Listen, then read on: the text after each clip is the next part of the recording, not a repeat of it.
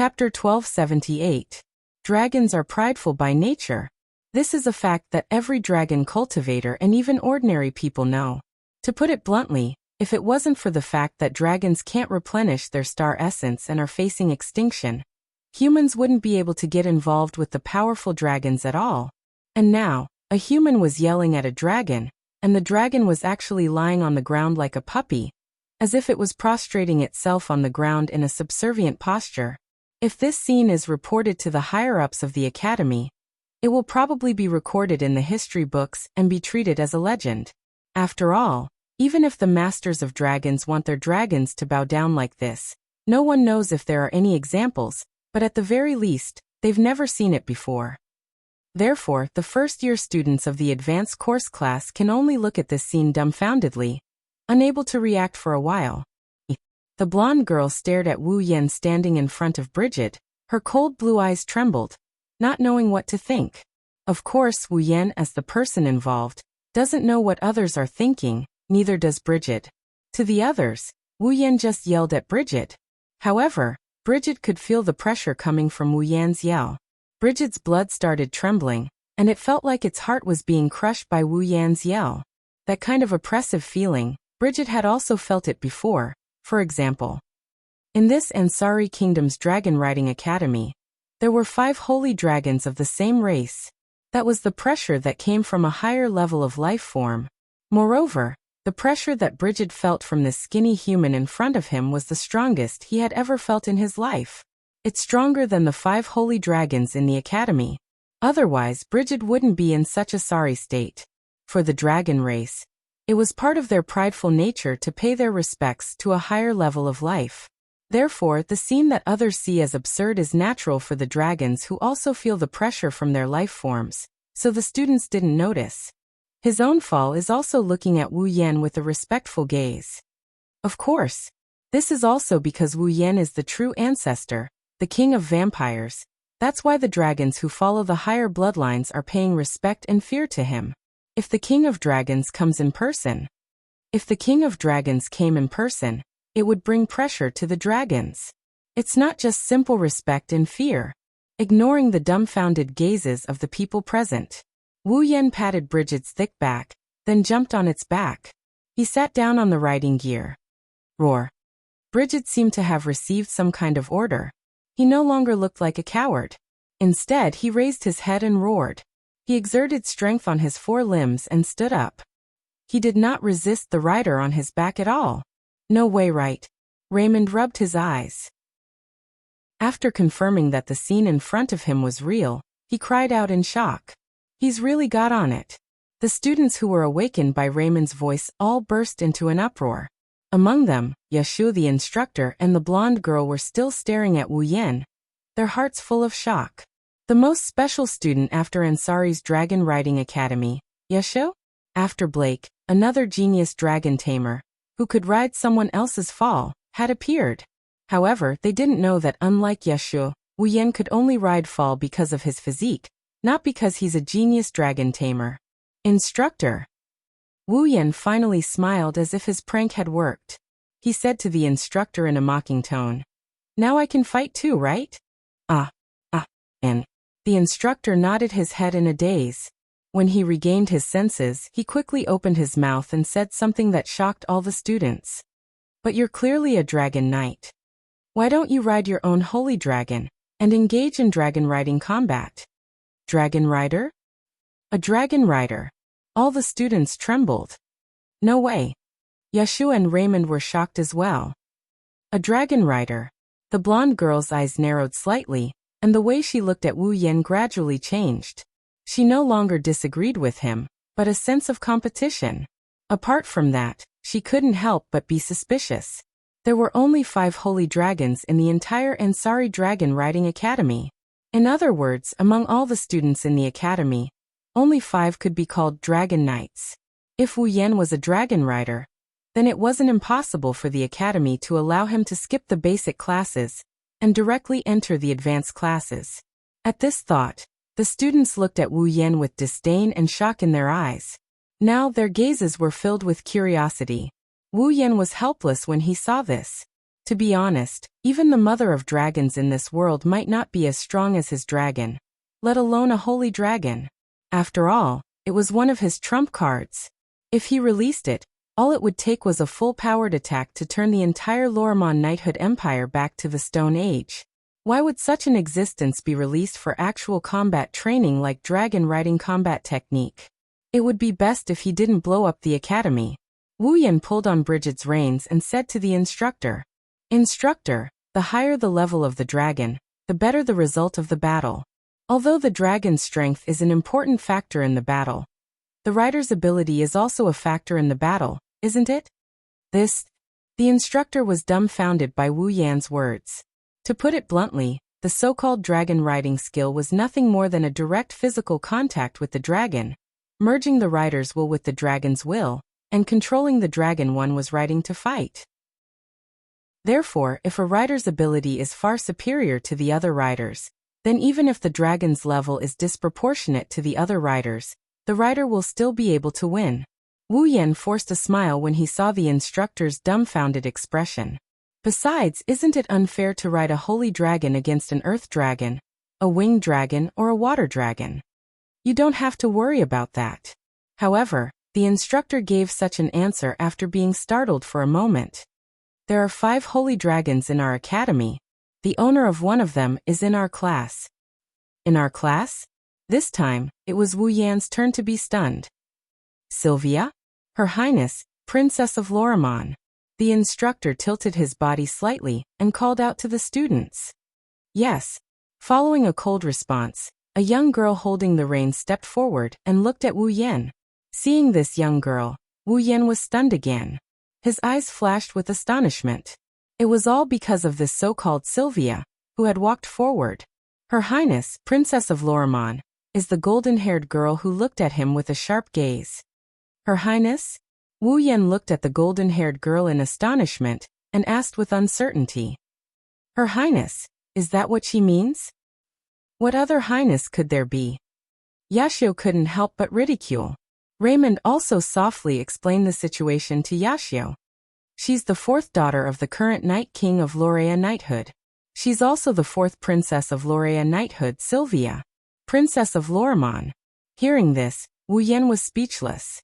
He didn't think that he would be able to meet the princess of this kingdom while attending school. Should he call himself lucky? Or dogshit luck?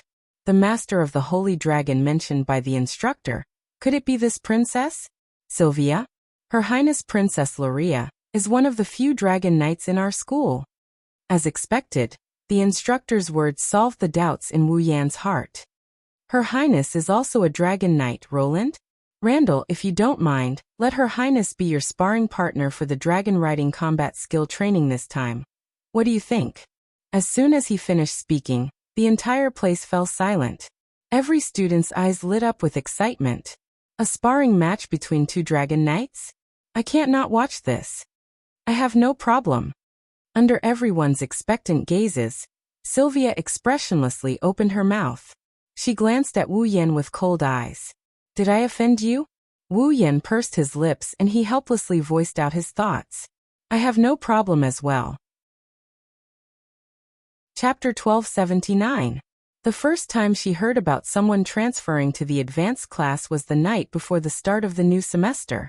That night, Sylvia learned about the matter from her maid who was in charge of taking care of her, and she was very surprised. Of course, Sylvia was not surprised that someone had transferred to the advanced class. Instead, she was surprised that her maid would mention such a trivial matter. After all, Sylvia was a princess. Although her maid was only a maid, she was still a princess maid. Why would she pay attention to the transfer of a student, and even tell her about it? However, after some questioning, Sylvia finally understood why her maid would tell her about such a matter.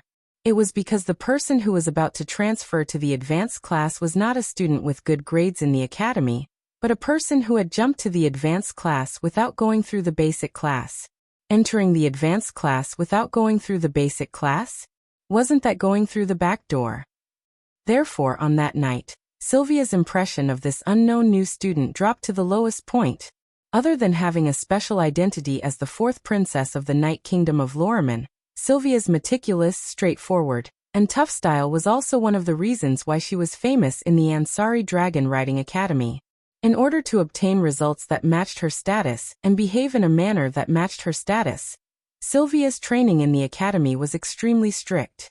Thanks to her hard work, Sylvia had successfully grown her foal, Lancelot, into a holy dragon while she was still learning the basics. Such results were not bad at all. Unfortunately, Sylvia's words and actions were too unreasonable due to her meticulous personality, causing her to receive a lot of negative comments. Therefore, Sylvia's results were good, her strength was strong, and she was a dragon knight. Her appearance was also second to none in the academy, but not a single student was willing to interact with her. It was also because of this that Sylvia, with her straightforward personality, had extreme feelings of rejection towards the students who came in through the back door. This was also the reason why Sylvia looked at Wu Yan with such a sharp and cold gaze. Originally, in today's dragon riding combat technique practical training, after learning that Wu Yan was a dragon knight, Sylvia's sense of disdain lessened significantly. However, the scene that appeared before Sylvia's eyes caused the fury in her heart to erupt.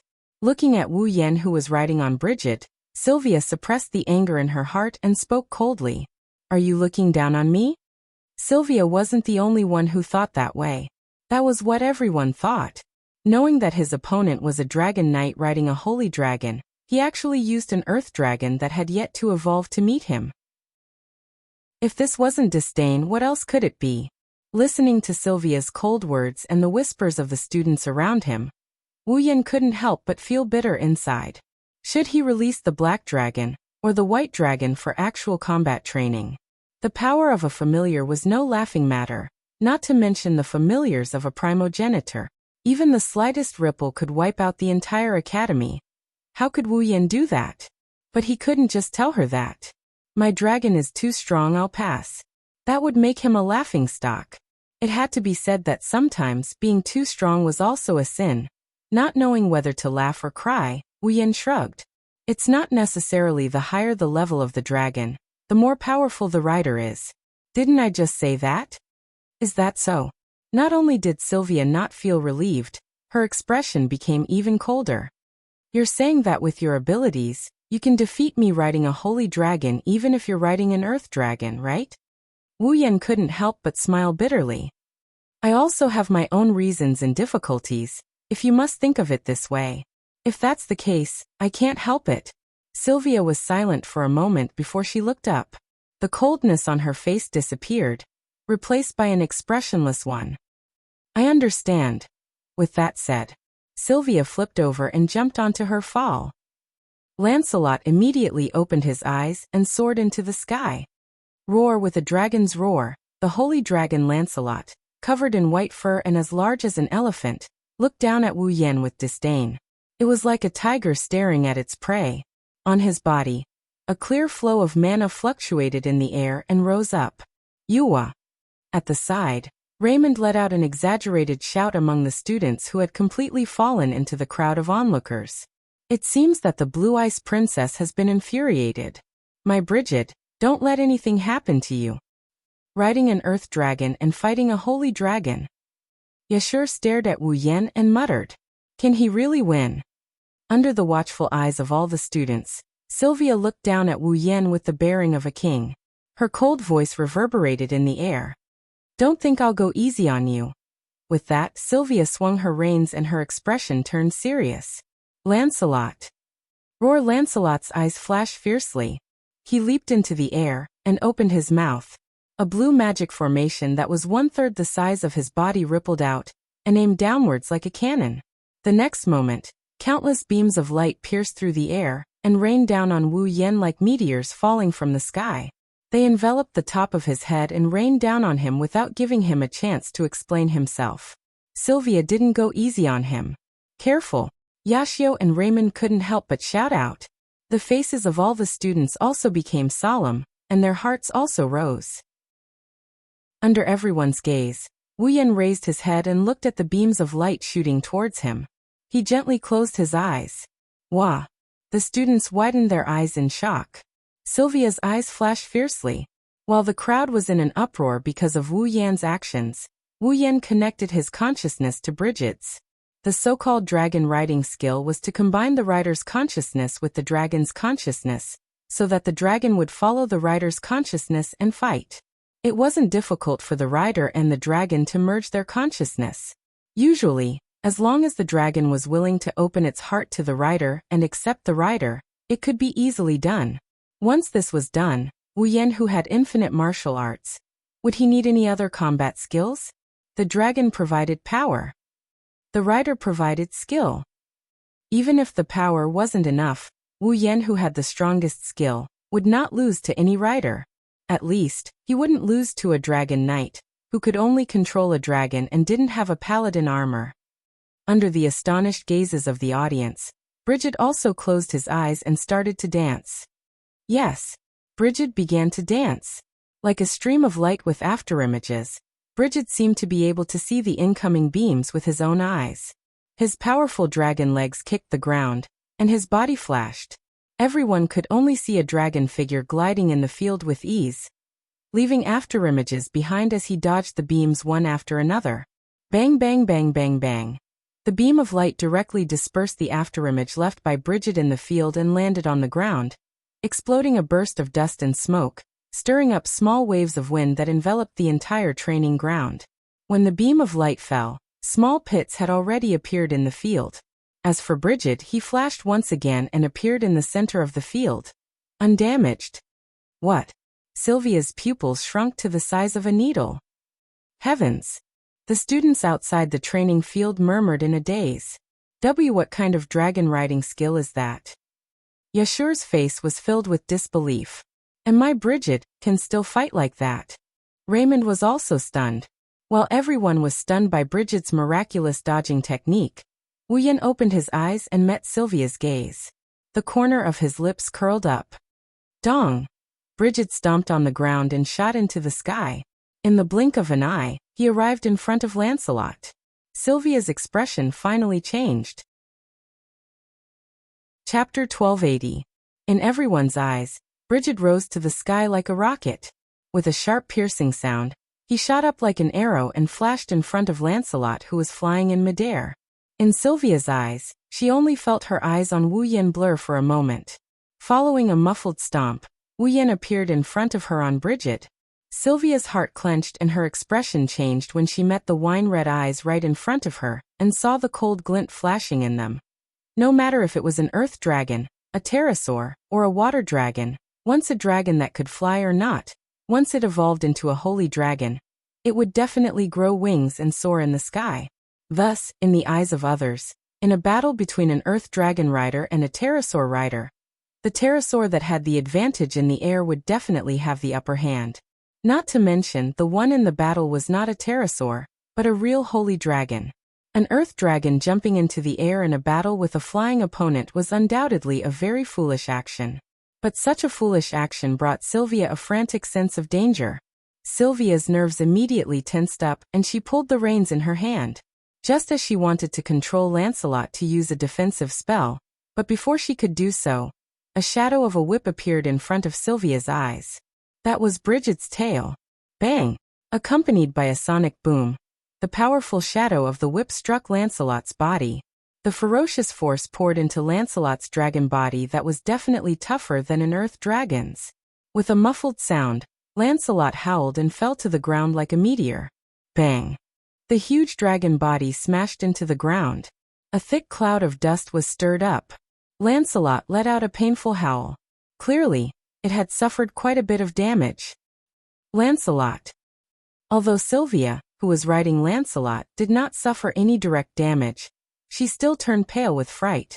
At this moment, a sharp whistling sound. It reached Sylvia's ears. Sylvia raised her head abruptly. She looked at the sky, and in the next second, Blyked's equally large figure was imprinted in her eyes again. In her eyes, it was as if a heavy mountain had smashed onto Lancelot's body. Boom! Roar!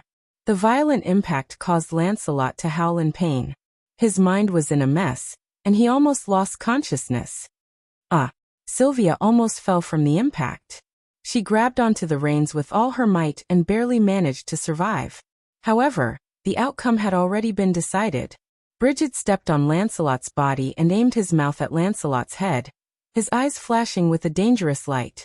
At this point, Sylvia and Lancelot understood. As long as Lancelot made the slightest suspicious movement, the other party would not hesitate to release the magic that they had been preparing and smash Lancelot's body. Looking at Wu Yen, who is riding on Bridget, and Bridget, who is stepping on Lancelot, the instructor regained his senses when he saw Sylvia's dazed expression. He quickly announced the order. The winner is Roland? Randall.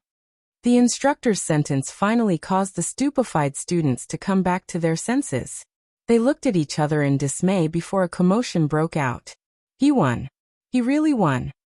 That Roland, riding an earth dragon, won against Her Highness, riding a divine dragon. Too amazing, as expected of President Lebecca's guard. In the short span of half an hour, everyone's opinion of Wu Yen has changed from disdain at the start to support him at the present moment. Yeah, sure. Did you see that? Did you see that? Raymond excitedly hugged Yashur and jumped up and down. My Blyket actually won against a divine dragon, and Her Highness Lancelot at that. The winner isn't Blyket, it's Roland. Yashur rolled his eyes at Raymond before looking at Wu Yen with excitement in his eyes. If I have Roland's superb riding skills, I won't be looked down upon even if Ball isn't born yet, right? To be able to display such strength while riding someone else's dragon. This is a true genius dragon tamer. You've worked hard. Riding Bridget down from Lancelot, Wu Yen also jumped down from Bridget's back. He patted Bridget's neck and Bridget whined like a spoiled child. Then Bridget raised its head and roared in excitement.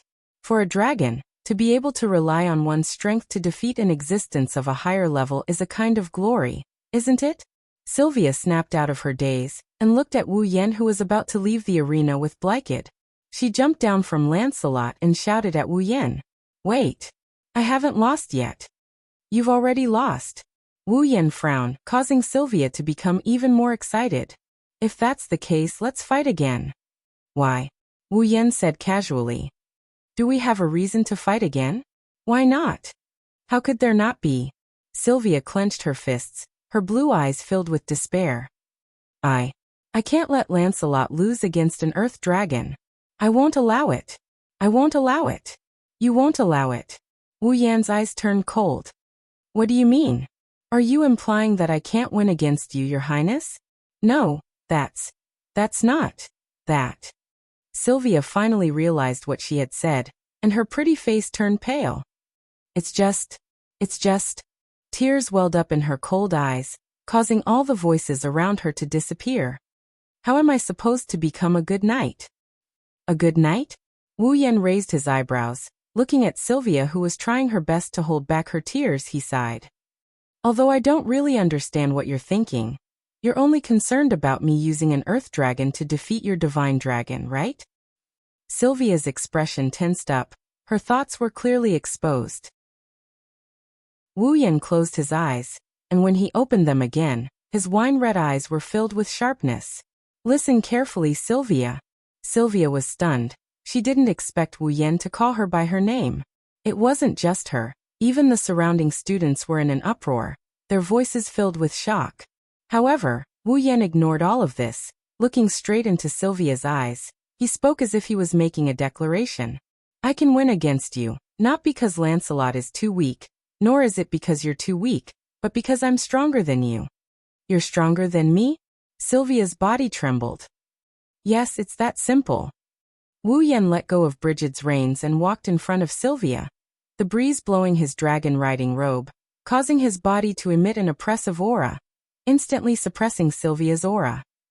If you're really stubborn and want to prove your strength, then you should go back and seriously absorb the experience of this battle, improve yourself, and when you're stronger, come and challenge me again, not like a stray dog, unwilling to accept your defeat and recklessly challenging me. Or do you think that I was the one who used underhanded means to win against you? No. No. Sylvia bit her lips, her eyes filled with emotions. Although she didn't want to admit it, anyone with eyes could see that Wu Yen had been fighting head-on, not using any underhanded means. Just like what Wu Yen said, he won because he was stronger than Sylvia. Since that's the case, do you think you can win if you fight me again? Wu Yan narrowed his eyes. If you dare to say that, then I can accept your challenge. Sylvia was silent, the surrounding students were silent as well. So if you want to win against me, then become stronger. When you become stronger, then challenge me again. When that time comes, I won't refuse. Wu Yan didn't say anything else. He turned around, took Brigid's reins, and walked out of the arena. Become stronger. Sylvia stared blankly at Wu Yan's departing figure. After a while, she clenched her fists, the despair in her eyes turning into determination. Yes, become stronger. Even if it's for him. I have to become stronger. Chapter 1281. The Student Council President, Lebecca? Randall's guard rune? Randall, the cheating student who entered the academy through the back door, was not only a dragon knight, but he also used his excellent dragon riding skills to defeat a dragon knight, who rode a holy dragon in actual combat training. The fourth princess of the Night Kingdom of Lorimon, Sylvia Randall, was also a dragon knight. Loria's knighthood. In less than half a day, such a rumor had swept through the entire Ansari State Dragon Riding Academy. Why was it that when the students heard such a rumor, their first reaction was to half believe it? That was only natural. Who was Sylvia? Not only was she the fourth princess of Loria's knighthood, but she was also a true dragon knight. Her grades were always first in the year, and no student of the same grade could surpass her. Although her interpersonal relationships weren't very good due to her personality, at least in terms of strength, there was no doubt about it. First in the year, another dragon knight. How could such an existence be defeated by an unknown guard using an earth dragon? If it wasn't for the advanced classes Princess Sylvia and Rune? The students in Randall's class repeatedly guaranteed that it was true, that they saw it with their own eyes. Almost the entire class said so. Then the students of Ansari Academy didn't just half believe it, they didn't believe it at all. Until the instructors used this as a textbook example to tell the students the importance of dragon riding skills, all the students had no choice but to believe it. It was indeed true. Realizing this, the students were both shocked and relieved. They were shocked by the miraculous nature of Wu Yan's dragon riding skills, and they also understood why Wu Yan could be taken in by the academy through the back door. And so in just half a day, the negative comments of taking the back door and cheating student all disappeared. In their place, there were positive rumors of miraculous dragon riding skills and another genius dragon tamer.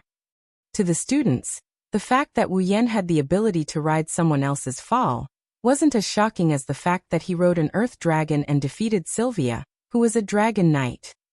As such, many of the aristocratic children who were studying in the Ansari Dragon Riding Academy were coveting Wu Yan's magical dragon riding skill that allowed an earth dragon to defeat a holy dragon. One by one, they rushed to pay him a visit. Hopefully, he can learn the skill that can turn something rotten into something magical from Wu Yan. Of course, it wasn't just the nobles. The rest of the students and even those outside the academy who had heard the news expressed their hope that Wu Yan would teach them the skill of riding a dragon. Because of this, they even offered a lot of tempting conditions. There are even a lot of people who want to be apprenticed to Wu Yan directly. The academy is also hoping to incorporate Wu Yan's dragon riding skill and teach it to the students.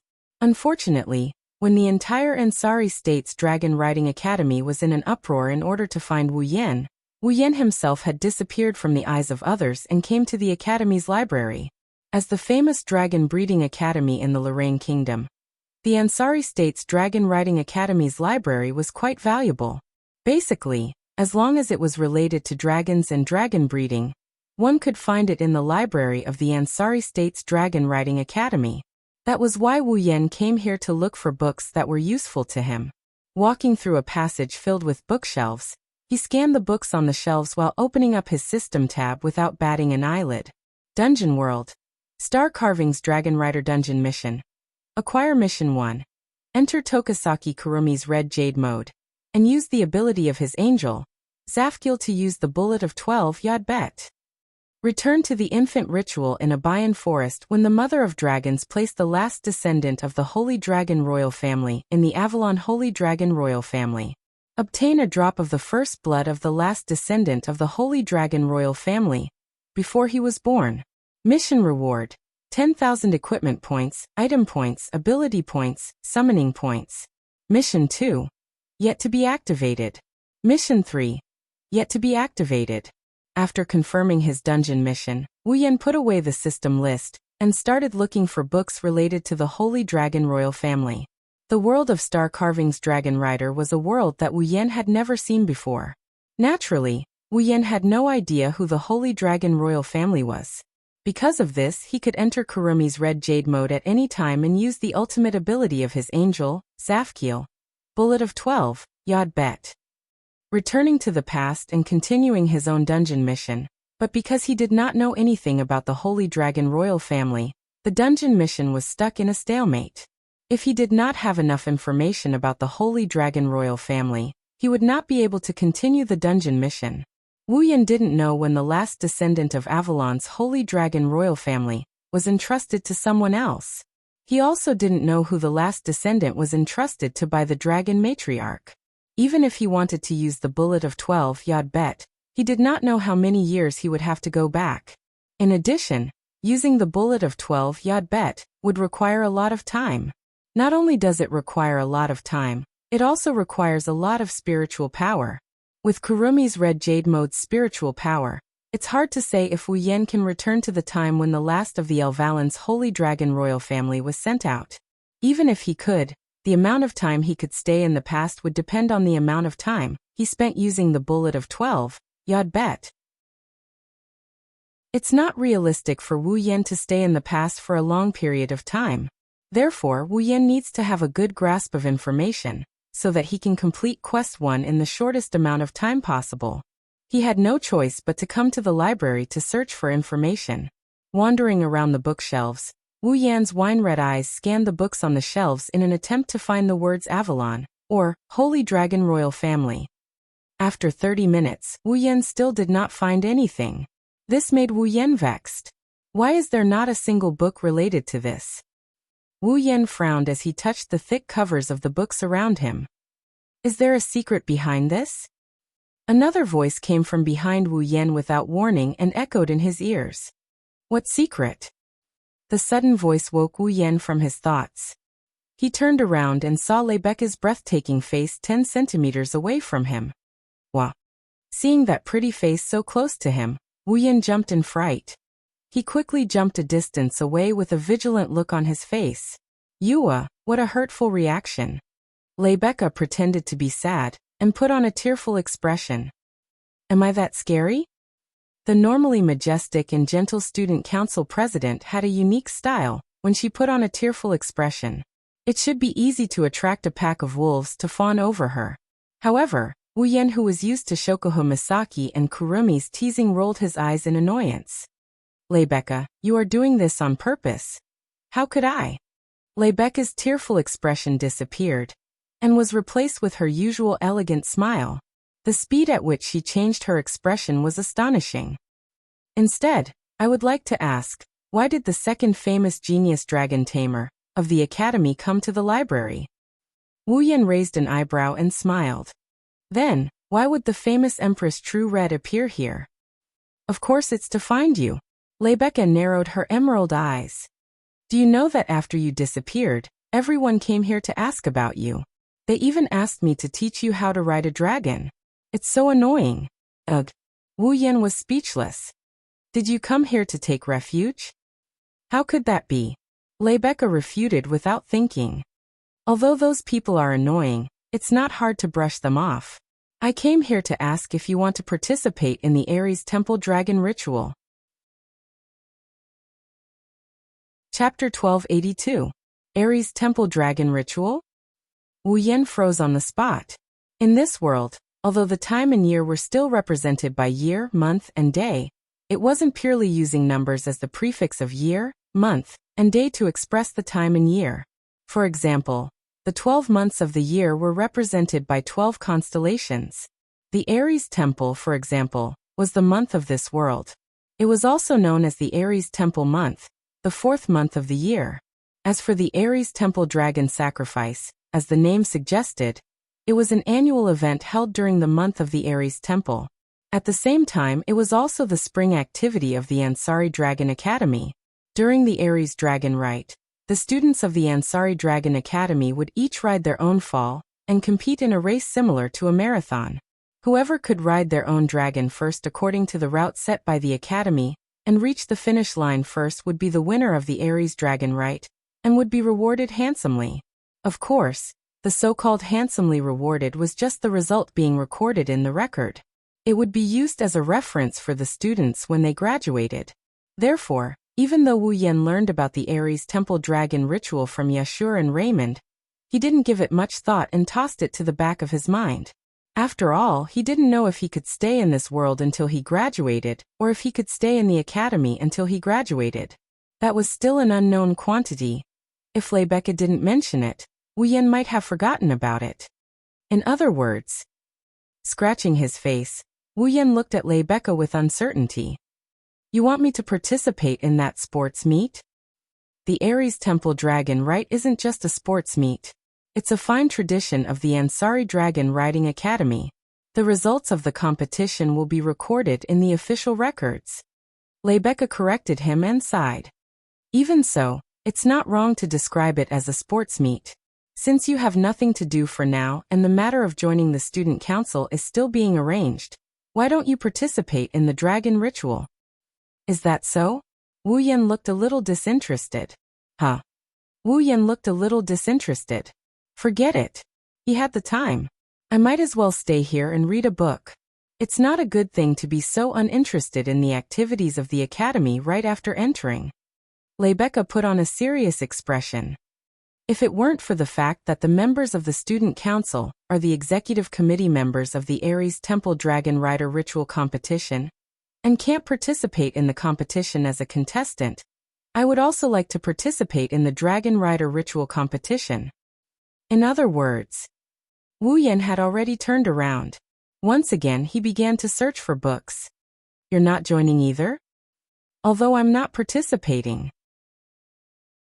However, the Aries Palace Dragon sacrifice this time isn't completely unrelated to me. Rebecca suddenly curled her lips into a smile. I have decided to announce it during the Aries Temple Dragon sacrifice.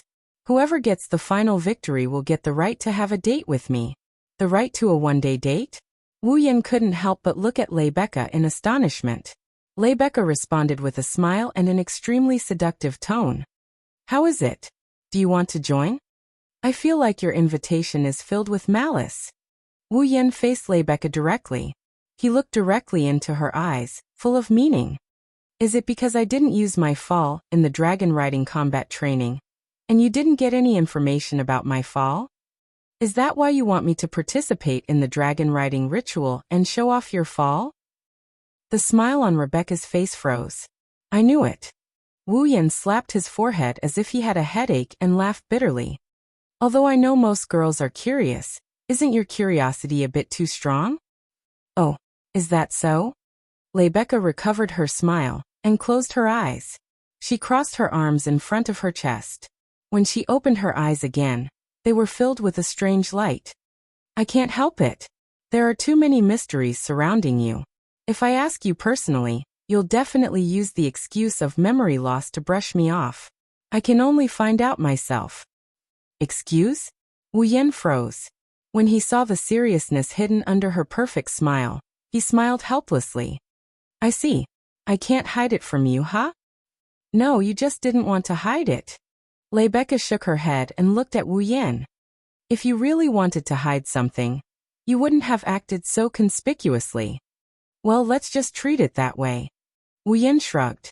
Rebecca clearly didn't want to stop the topic. She stared at Wu Yan. So you admit that you didn't lose your memory? Yes, I admit it. It's like you said, I didn't want to hide it. I just thought it would be more convenient. Wu Yan didn't hide anything. So if you want to ask me something, you'll have to think about it carefully.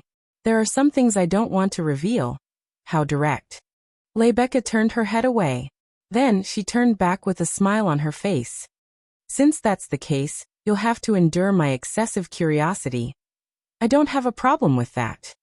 Wu Yan chuckled when he saw the provocative smile on Rebecca's face. If you can really obtain a certain position in my heart, then I will definitely not hide anything from you. In the end, the things that I hide are not that shameful. It's just that it's very hard to believe. I think so too. Rebecca nodded when she recalled the Star Essence's rampage. She seemed to have thought of something and looked at Wu Yan. You said you won't hide anything from me if I gain a certain position in your heart. Rebecca suddenly moved in front of Wu Yan with an indescribable smile. Her beautiful face slowly moved towards his face. Her emerald-like eyes began to glow with an alluring luster. Don't tell me I still don't have a place in your heart? If I have to say it, I'm your benefactor. However, Wu Yan remained calm in the face of Rebecca's actions. He didn't avoid her beautiful eyes that were getting closer and closer.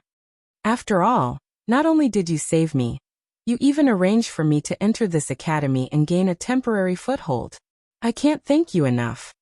Rebecca stopped when she saw Wu Yan's unmoved appearance. She stared at Wu Yan for a while. After a long while she sighed. You're making me doubt my own charm. I'm also starting to doubt if you're treating me as an innocent little boy. Wu Yan rolled his eyes at her. He turned around and continued searching for books on the shelves.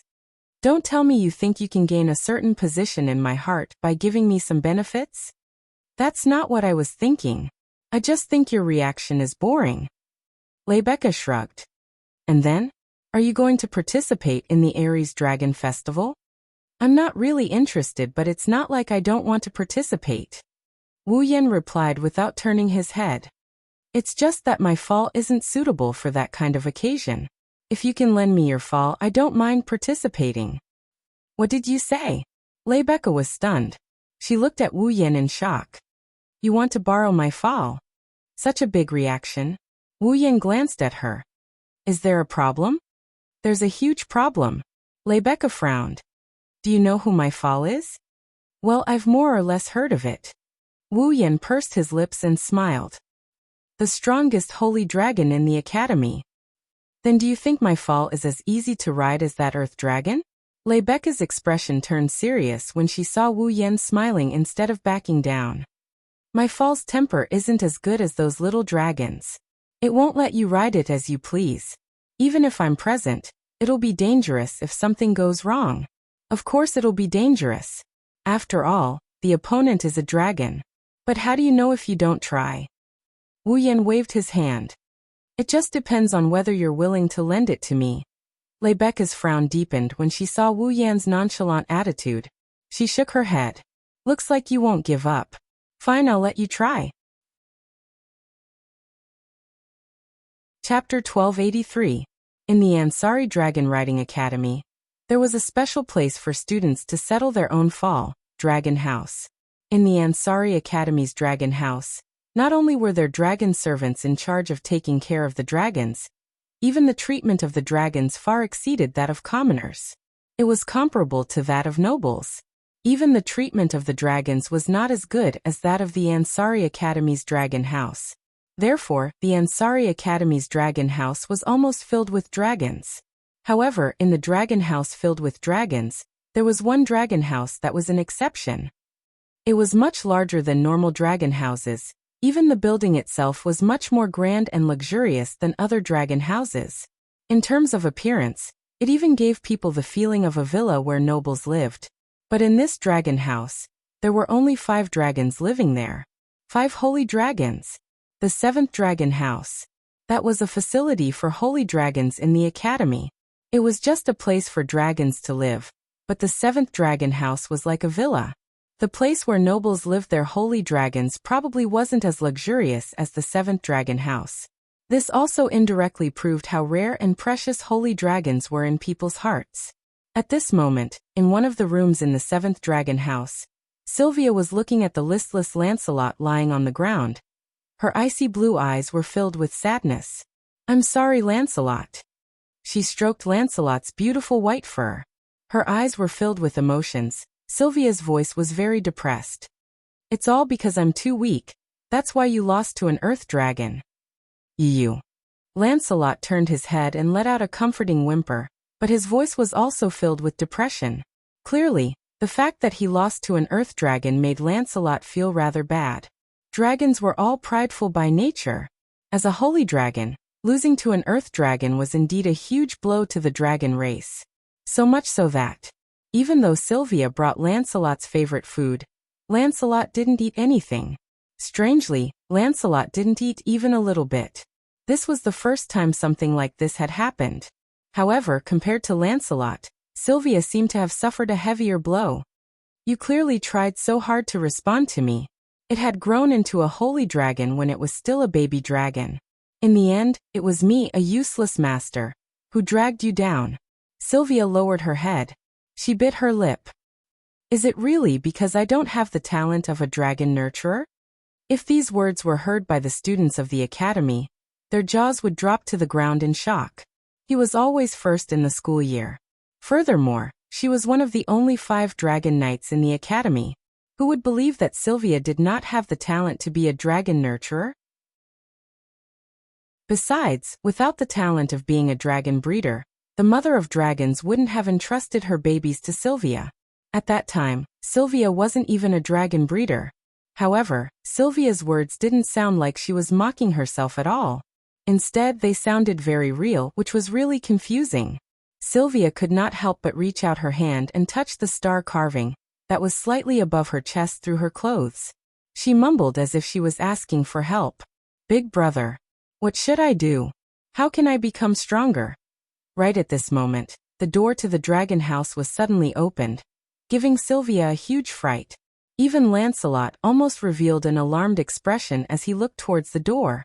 The next moment, both man and dragon were stunned. It's here? Standing next to Rebecca at the entrance, Wu Yan smacked his lips as he looked around the ridiculously luxurious dragon house. They made a dragon house look like a luxurious villa. This Ansari Academy sure is rich. That's why you better not provoke it later. Rebecca kept sighing as if she wasn't optimistic about Wu Yan's chances. If we cause a ruckus here, the reconstruction will require a lot of money. It wasn't easy for me to get the Academy's approval. They really approved it? Wu Yan pursed his lips. Looks like the teachers in the academy want to see if I can tame the strongest holy dragon in the academy. Tame the strongest holy dragon in the academy? Just as Wu Yan finished speaking, a shocked voice resounded from within the dragon house. It clearly entered Wu Yan and Rebecca's ears. Only then did they notice that there was another person present. Seeing the shocked Sylvia standing next to Lancelot in one of the dragon houses, Wu Yan and Rebecca were both shocked. Sylvia? Your Highness? Hearing 2 different names at the same time made Sylvia feel strange. This was the first time someone called her by her name in the academy. However, now wasn't the time to care about this. Compared to this, Sylvia was more concerned about what she just heard. Sylvia walked out of Lancelot's dragon room and stopped in front of Wu Yan. Before the two could react, Sylvia stared at Wu Yan's face and said in a low voice, "You did say that you want to tame the strongest holy dragon in the academy, right?" That's right. He just beat the crap out of him this morning, and now he's talking to him face to face. Wu Yan felt a bit uncomfortable, but he quickly recovered. I did say that. In other words, Sylvia sucked in a breath of cold air. You want to ride President Rebecca's fall? Well, that's what it is. You. Sylvia's eyes widened, and was instantly dumbstruck by Wu Yan's words. He actually wants to challenge a holy dragon as a mortal, and the strongest holy dragon in the academy at that. Does this person really have the ability, or is he just being arrogant? If it's the latter, Sylvia wouldn't even look at Wu Yan. But if it's the former, thinking back to his miraculous dragon riding ability in the morning, Sylvia felt extremely conflicted. Your Highness. Seeing that Sylvia had calmed down, Rebecca stepped forward and stood in front of her. We've already received permission from the teachers. As a precaution, Your Highness should take Lancelot away from the dragon house for the time being. Sylvia remained silent but still obediently walked into Lancelot's room. She took Lancelot's reins and walked out of the dragon house. However, she stopped at the entrance and didn't intend to leave. It seemed that Sylvia wanted to watch Wu Yan ride the strongest holy dragon in the academy. Rebecca only looked at Wu Yan after Sylvia walked out of the dragon house. Then be careful. I'll use star carving to comfort fall. If necessary, I'll make you give up. Rebecca's expression was extremely serious. So, are you sure you want to ride my fall? Wu Yan didn't say anything. Instead, he raised his hand. In that hand, an exquisite knight's sword was in his hand. The blade of the sword was flashing with a cold light. Don't worry, I can still protect myself. Rebecca shook her head with a bitter smile. She clearly took Wu Yan's words as a joke. Listen well. If you can't do it, don't force yourself. Wu Yan nodded nonchalantly. He raised his head and looked forward. In the depths of the 7th dragon house, dragon rooms were lined up side by side. They were separated by walls. Inside was an empty space. In the center of the row of rooms was an extremely large body lying there. It radiated a dangerous aura that made one's hair stand on end. It was a gigantic dragon the size of a house. Its fur was a deep red. The fur on its limbs was thick like armor. Its sharp claws flashed with a cold luster. Its eyes were closed as if it was taking a nap. Was that the Holy Dragon Knight, Rebecca? Randall's Fall. The Academy's strongest holy dragon, Gyuvlin. As if it was only natural, Gyuvlin, who was much larger than an adult holy dragon, occupied the center of the 7th dragon house. It was as if he was showing off his position as the Academy's strongest dragon. A dragon's might permeated the surroundings, indicating his extraordinariness. Apart from Gyuvlin, Sylvia brought Lancelot to the dragon house. The other 3 holy dragons weren't there either. It was unknown if it was a coincidence or a deliberate arrangement. In any case, this meant that Wu Yan could use his power as much as he wanted here. Since the Academy had given permission, even if the dragon house was destroyed, Wu Yan wouldn't be held responsible. Wu Yan's lips slowly curved upwards. He looked at the dragon sitting across from him and tightened his grip on his sword. His heart surged. The next moment he charged forward. Chapter 1284. President Rebecca.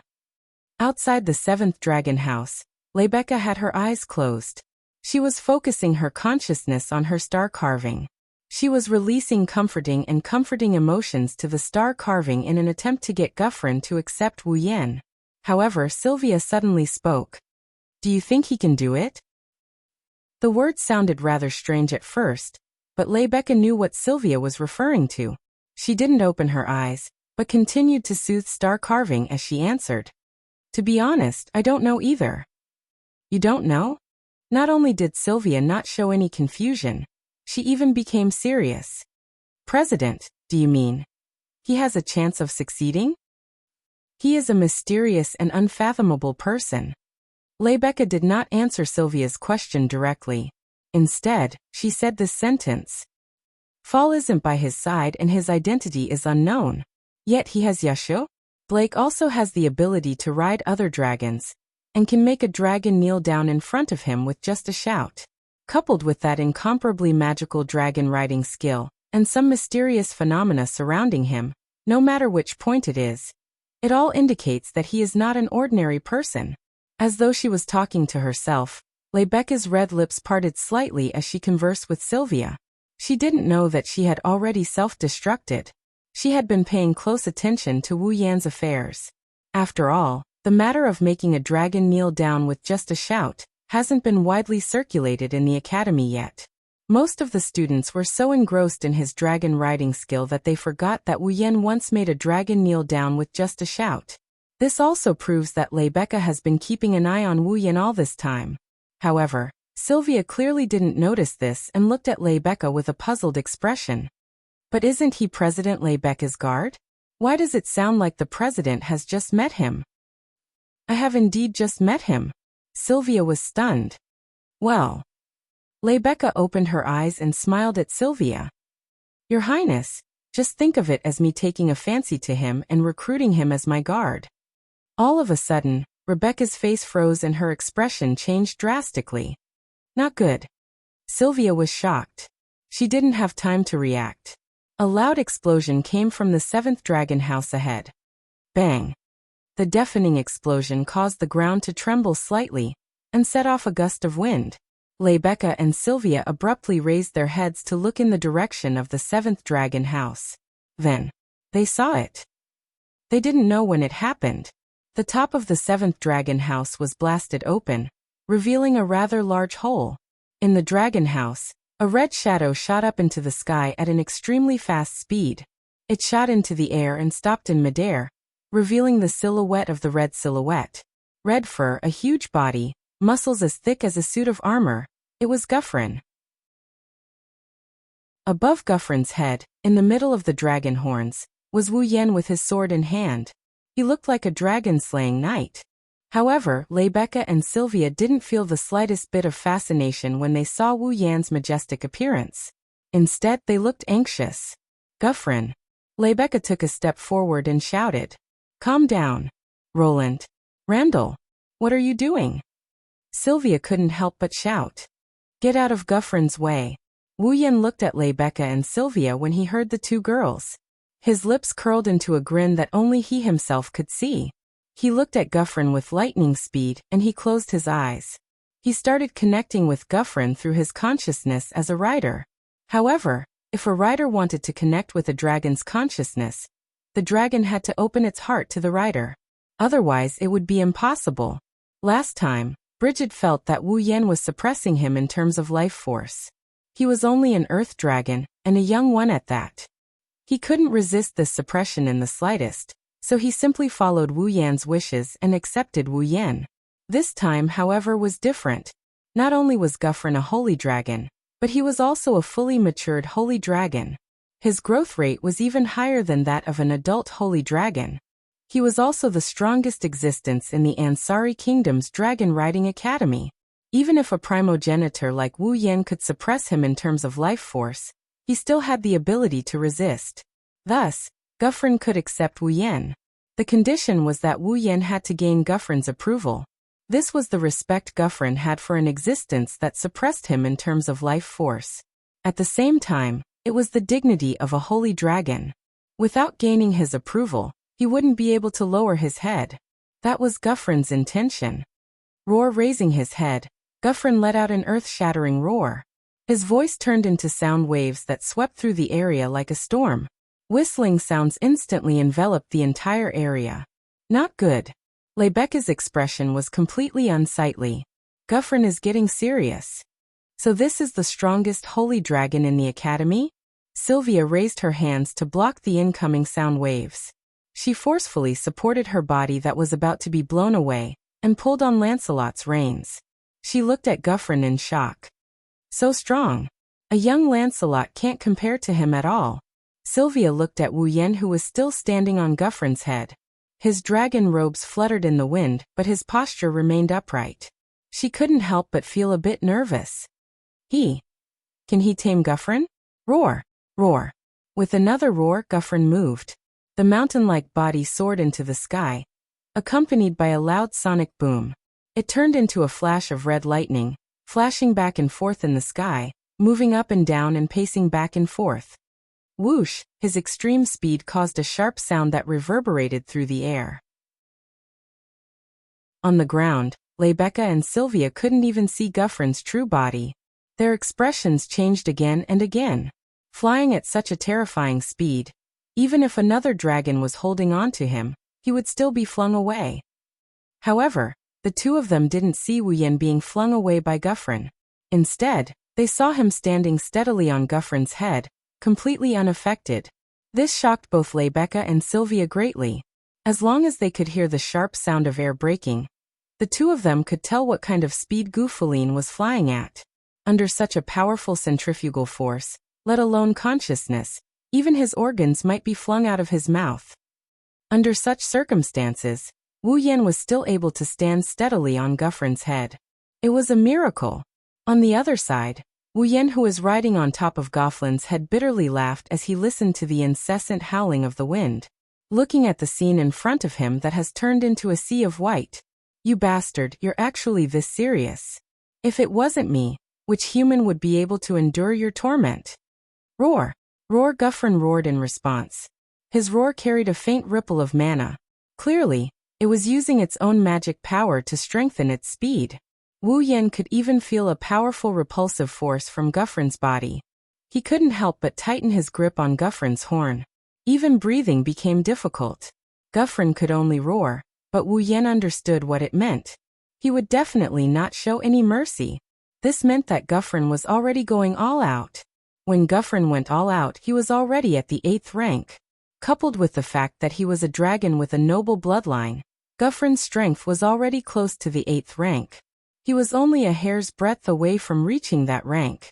Wu Yan, who had sealed all his power, only had the boundless martial refinement and the physical abilities of a true ancestor. He was also at the 8th rank. They were evenly matched. Ha ha ha ha. Sensing Guffrin's intentions, Wu Yan laughed heartily. I understand. Since that's the case, I'll go all out as well. Don't die, Guffrin. His voice reverberated throughout the battlefield, reaching Lebecca and Sylvia's ears. In the next moment, Wu Yan raised the knight's sword in his hand. Above it, a dense air current began to sweep up. The whistling air covered the blade of the knight's sword, condensing into a shining halo. Then Wu Yan slashed downwards. Chaotic returned to Horizon Dance. A dazzling saber light flashed and cut through the air. It was as if a saber had descended from the sky and landed on Gu Fulin's body. Boom! A blinding light exploded in the sky. Chapter 1285. Boom! The dazzling saber light slowly bloomed, as if it had cut the entire sky into 2 halves. The space seemed to have been cut in half.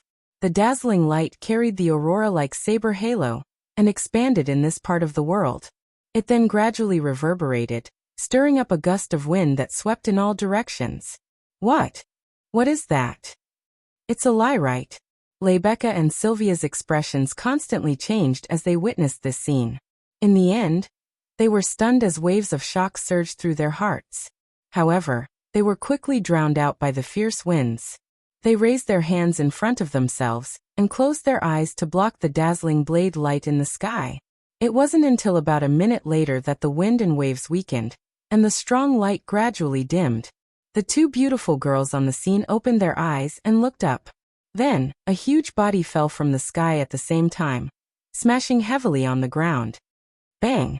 With a muffled thump, a gust of wind that was much weaker than before was stirred up. The falling figure was instantly hidden, and only when the dust settled did Lebecca and Sylvia finally see the true identity of the falling figure.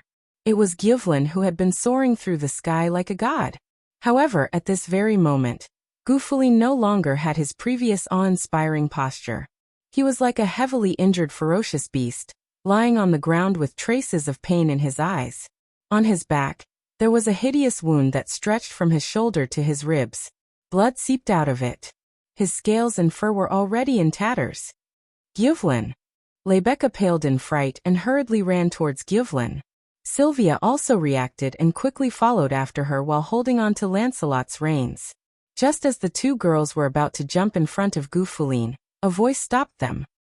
All right, don't be so nervous. Most of the damage was absorbed by Gyvlin's scales, fur, and the magic barrier around him. The wound on Gyvlin's body is very shallow and will only hurt a little. It's just a superficial wound. Lebecca and Sylvia abruptly stopped in their tracks when they heard this. Only then did they stop. The 2 girls saw Wu Yan standing on Guffrin's neck. He's patting Guffrin's mane with a bitter smile on his face. Looks like I was a little too serious. Roar! Gyvlin also roared, but it didn't have the same momentum as before. It was a cry of agreement. Although it sounded weak, it didn't seem to be in much pain. It was clearly fine. Lebecca sighed in relief when she heard Wu Yan's words and Gyvlin's cry. She ran to Gyvlin's side and imitated Wu Yan, stroking his hair. That's great. Looks like he's fine. Lebecca then asked Wu Yan with a frightened expression as she thought of something. Oh, what was that just now? Just now? It's the saber light that struck Guffrin down. Sylvia, who had caught up to them, added in a hurry. Her face was also full of shock. That was your attack, right? You're not a sacred sky dragon knight, are you? Lebecca looked at Wu Yan with a solemn expression. It was clear that Lebecca had the same thought. That was to be expected. When it came to attacking dragons with a human body, the first thing that came to mind was the Holy Sky Dragon Knights, equipped with the Holy Knight armor, and possessing extraordinary strength. If it was an earth dragon, pterosaur, or water dragon. then it wasn't impossible for a powerful human to fight it with their own strength. However, Gyuvlin wasn't an earth dragon, pterosaur, or water dragon. He was an adult sacred dragon. The Holy Sky Dragon Knight equipped with the Holy Knight armor was the #1 possibility for a human to fight a holy dragon head-on. Wu Yan's attack just now definitely came from his own body. It wasn't an additional effect from an item, it's a real head-on attack. Since that was the case, it was reasonable to interpret Wu Yan as a sacred sky dragon knight equipped with sacred knight armor. Unfortunately, Wu Yan only smiled helplessly at Rebecca and Sylvia's grave expressions.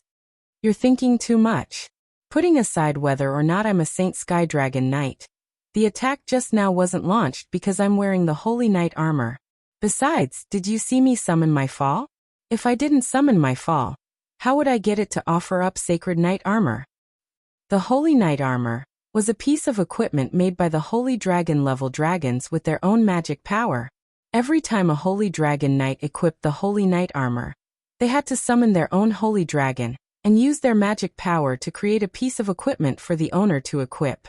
As a result, once the magic used to create the Sacred Knight armor was used up, the Sacred Knight armor would disappear. It could only be used again if the Sacred Dragon Knight created it and offered it up again. As a result, if a Sacred Sky Dragon Knight wanted to equip the Sacred Knight armor, they had to summon their fall and offer up the Sacred Knight armor. When the Sacred Knight armor ran out of magic, the Sacred Sky Dragon Knight would be able to use it. At that time, it wouldn't matter if fall left their Sacred Knight armor. Speaking of which, the Sacred Knight armor was quite similar to vassal beasts. Both were created from pure magic and had all sorts of unique effects. Vassal beasts had the ability to transform into anything, while Sacred Knight armor was dazzling 100 Blossoms' built-in magic device. Once it ran out of magic, it would disappear. The difference was that familiars existed in the blood of vampires and were released by the vampires with mana. The Holy Knight armor, on the other hand, existed in Fall's body. If one wanted to equip it, Fall would have to pay mana to construct it before they could successfully equip it. However, if a Sacred Knight armor wanted to equip it, he had to summon Fall first. This was something that couldn't be changed. He didn't equip the Sacred Knight armor? Rebecca was bewildered. If he didn't equip the Sacred Knight armor, then what was that attack just now? That was just a sword skill. Sword skill?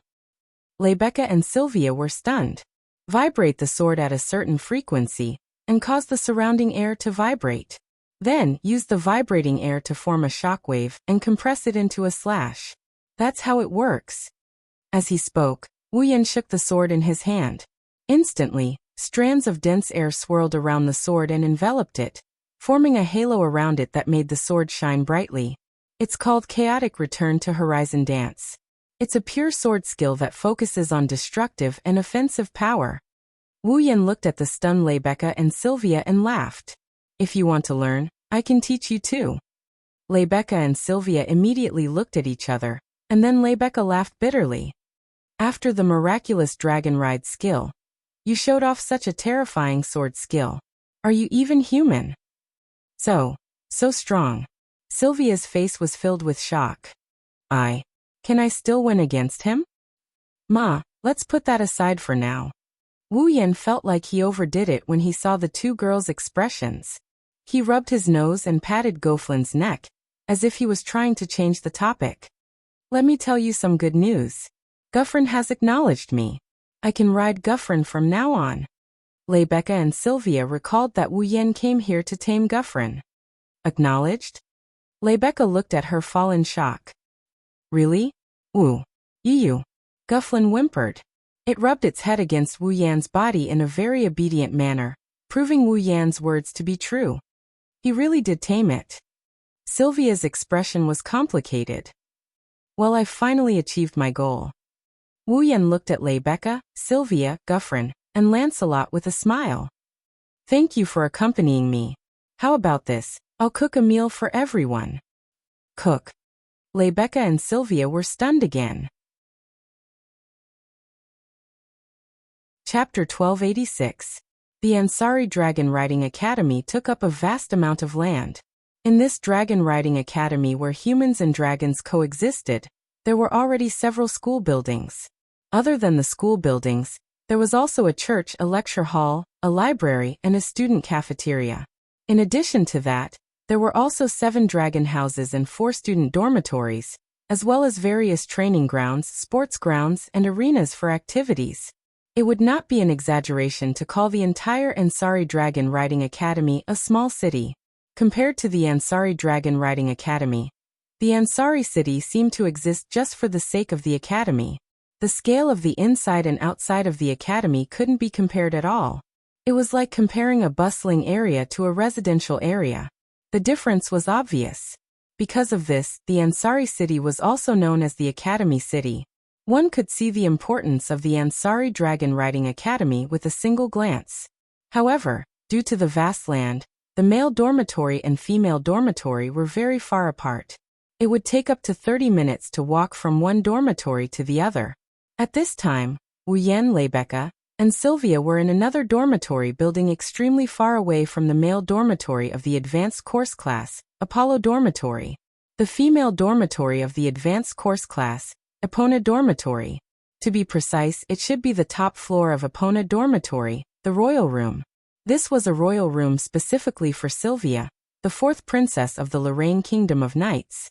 Not only was the activity space not inferior to the suites of 5-star hotels, it was also extremely luxurious. It wouldn't be an exaggeration to say that it was dazzling.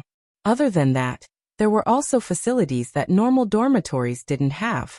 There was a living room with a fireplace, a dining room for eating, a study room for studying, a bedroom for living, a bathroom for bathing, a kitchen for cooking, etc.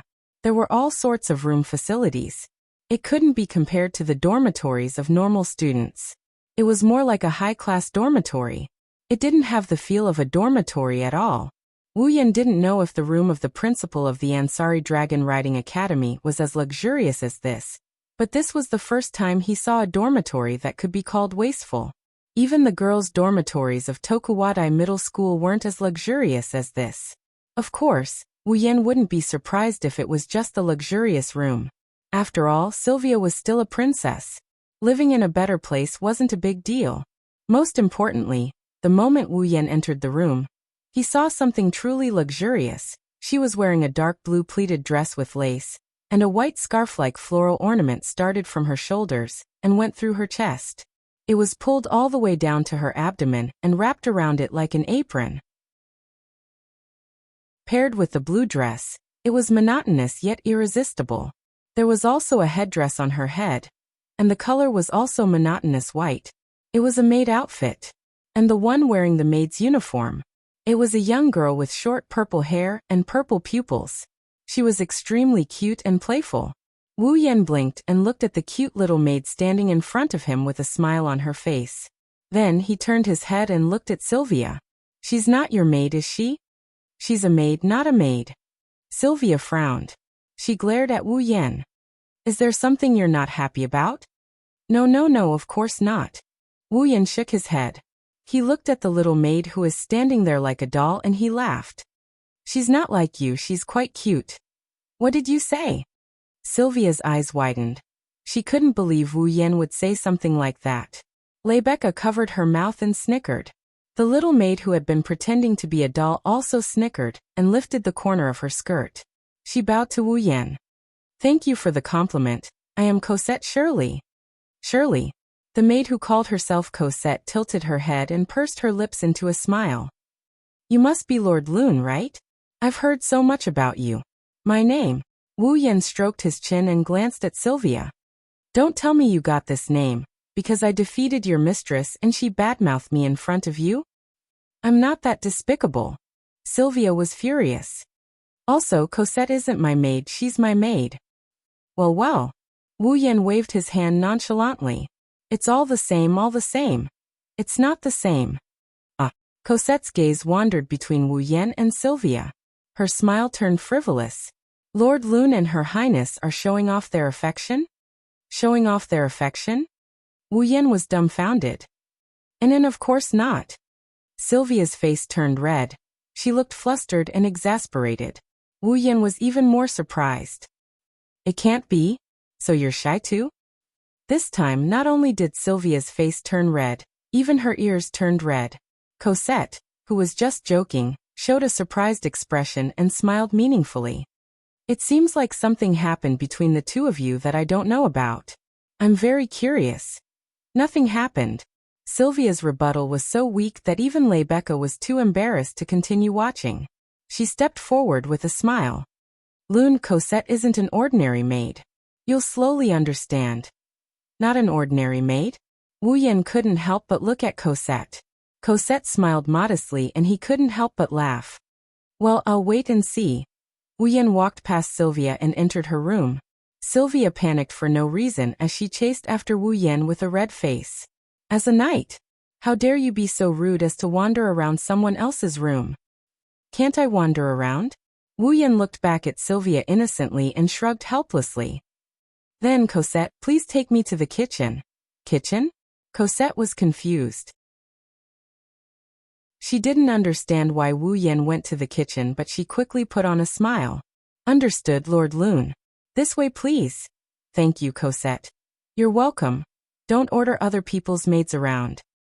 Sylvia shouted. Also, Cosette, don't be so obedient. Unfortunately, not only did Wu Yan ignore Sylvia's words, her maid also ignored her. She stood there in a daze and looked at Wu Yan and Cosette, who were talking and laughing as they walked into the kitchen. She lowered her head and the background was dark. I'm just a princess with no dignity. Not only can I not order my guards around, even my own maids don't listen to me. This? Rebecca saw this scene with her own eyes and her impression of Sylvia changed drastically. I didn't expect Princess Sylvia to be so innocent. She doesn't even know that she's being bullied. That's right, Wu Yan and Cosette have been bullying Sylvia since the start of the fight. In the kitchen, Wu Yan glanced at the luxurious scene and his heart twitched. Should I say, as expected of the princess's kitchen? Lord Lune, do you really want to use the kitchen? Cosette looked at Wu Yan in disbelief. I thought you only wanted to bully Her Highness.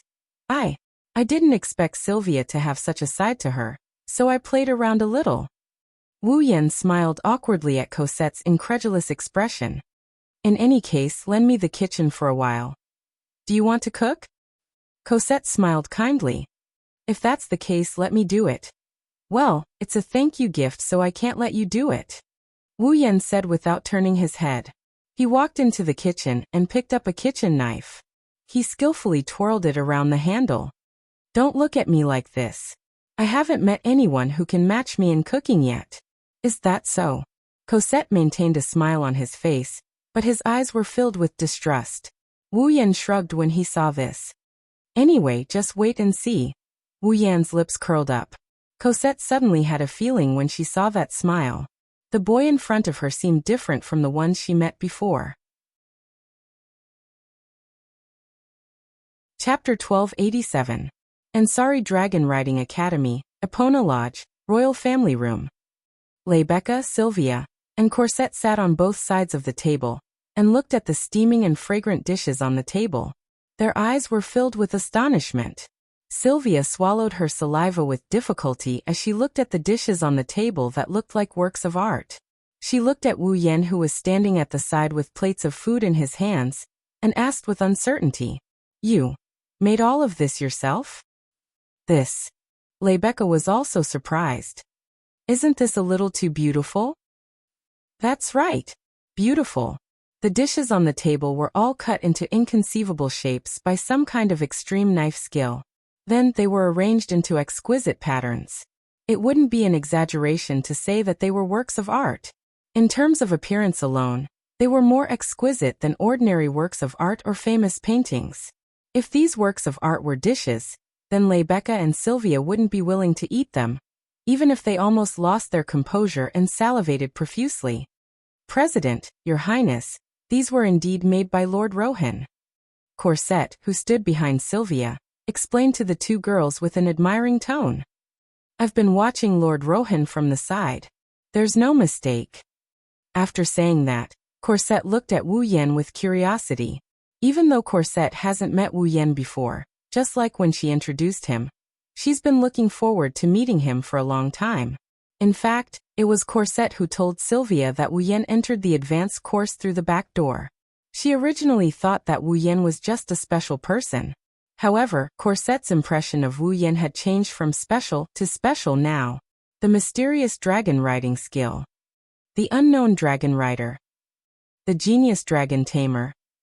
In the short span of a day, this student who only received a negative evaluation had suddenly changed. He had countless halos on him. Now he even made a dish that even Corsette praised. Just the surface alone made her admit that she was inferior. Of course, these weren't the most important things for Corsette. These were the characteristics mentioned above. Apart from being able to make good dishes, none of them could deepen her impression of Wu Yan. The most important thing was this special boy. He directly called her master by her name. Cosette, who was familiar with Sylvia, naturally knew that this was the first time Sylvia had met someone who directly called her by her name since she came to the academy. Furthermore, it seemed that Sylvia had removed her cold mask and revealed her true personality. Corsette couldn't help but take note of this. Corsette, who knew that Sylvia never had any friends, felt that this boy who suddenly barged into the academy might change Sylvia's life. Who knows? Wu Yan, who didn't know that Corsette was thinking so deeply, placed the last dish on the table with a disapproving expression. He clapped his hands and walked into the kitchen while speaking. No matter how beautiful the dishes are, they are all for eating. Don't be shy. Eat as much as you want. I'll go make Guffarin and Lancelot's portions first. After saying that, Wu Yan disappeared from the scene. Rebecca and Sylvia looked at each other and picked up their knives and forks in tacit understanding. They picked up a piece of meat and put it into their mouths. In the next moment, they felt an electrifying pleasure in their mouths, causing the two girls to widen their eyes and be stunned on the spot. President? Your Highness? Corsette faintly felt that something was wrong when she saw the two girls doing something that was completely different from before. It didn't fit their image. Pardon my rudeness. Cosette picked up the cutlery and forked the meat that Rebecca and Sylvia had just eaten. After taking a small bite, Cosette finally understood why his master and the perfect president of the student council was in such a state. So delicious. Corsette blurted out from the bottom of her heart, without even thinking about it. She recalled the arrogant declaration that Wu Yan made in the kitchen, and now believed it. In this world, there shouldn't be anyone who could compare to him in terms of cooking. As a maid of the princess, Wu Yan's cooking is the most delicious dish she has ever tasted. She has tasted a lot of delicacies since she was a child. She can also make excellent dishes herself. Wu Yan's cooking is the most delicious dish she has ever tasted. When they came back to their senses, the three girls exchanged glances. Then Rebecca and Sylvia began to eat silently. Their movements were still graceful, but their speed was unbelievably fast. Beside her, Corsette also quietly went against her principle of waiting for Sylvia to finish her meal, and secretly left some food for herself. Phew! Even with their graceful movements, Rebecca and Sylvia couldn't hide the contorted expressions on their faces. Wu Yan, who had just bribed Guffarin and Lancelot with food, had a hard time breaking free from their entanglements. Wu Yan couldn't help but feel embarrassed. Although I am very confident in my cooking, I didn't think that the perfect president of the student council and the fourth princess would become like this just because of a meal. What a surprise. Rebecca and Sylvia blushed when they heard Wu Yan's teasing words. They coughed dryly and turned their heads away, pretending like they didn't hear anything. Wu Yan couldn't help but ridicule them for it. Forget it. Wu Yan pursed his lips and he sat in front of Rebecca and Sylvia. He poured them a cup of black tea he just brewed. Have some black tea, it'll make you feel better. Rebecca and Sylvia resentfully looked at the black tea. They reached out and picked up the cup. After a moment of hesitation, they took a small sip. Their eyes lit up. What a fragrant black tea. Sylvia couldn't help but praise. Rebecca looked at Wu Yan with a puzzled expression, and said something that almost made Wu Yan stumble. Rune, are you really a boy? I really want to ask you why you would ask such a question. Wu Yan's mouth twitched. How can you tell that I'm not a boy? Can a boy really make such delicious food and black tea? Rebecca gave a reason that seemed reasonable, but was actually quite unreasonable. If you're a girl dressed as a boy, Please don't hide it anymore. We won't look down on you. If we have time, we can go shopping and take a bath together. Wu Yan wanted to retort, but when he heard the words take a bath together, his expression wavered and he almost admitted that he was a girl dressed as a boy. However, to prove that he was a man, he endured the pain and forced a smile. It's best if you don't question my gender. Otherwise, I'll definitely do something irrational to prove my body. Sylvia's face flushed red once more when she heard those words. Then she put on a stern face and snorted threateningly. If I had guards by my side right now, you would have been sent to prison for being rude to the princess. That's scary. Wu Yan pursed his lips and tapped the messy tableware in front of him. I spent so much effort to make so many dishes. I didn't think there would be people in this world who would turn their backs on me. I'm so pitiful. Who's turning their backs on me? Sylvia couldn't take it anymore. Kindness must be repaid. This is the family rule of the royal house of Lorimon. In other words, Wu Yan smirked as if he was waiting for Sylvia to say that. Your Highness, you admit that you've accepted my kindness, right? Of course. Sylvia stuttered. Speaking of which, since you're already calling me by my name, then don't call me Your Highness anymore. No problem. Wu Yan agreed without hesitation. He suddenly stopped smiling and looked at Sylvia. Then, Sylvia, I have a question for you. Do you know what the Avalon Holy Dragon royal family is? Chapter 1288. Avalon's Divine Dragon Royal Family? Other than Wu Yan, everyone else was startled for a moment before a doubtful expression appeared on their faces. Avalon's Divine Dragon Royal Family. Sylvia frowned. I've never heard of such a family name before. Where is it from? No, they shouldn't be a human family. Wu Yan shook his head and he mused for a bit before replying. It should be related to the dragon race. Related to the dragon race? This time Rebecca and Sylvia were both surprised. Is there a family system within the dragon race? Sylvia's face was filled with confusion. I've never heard of it before.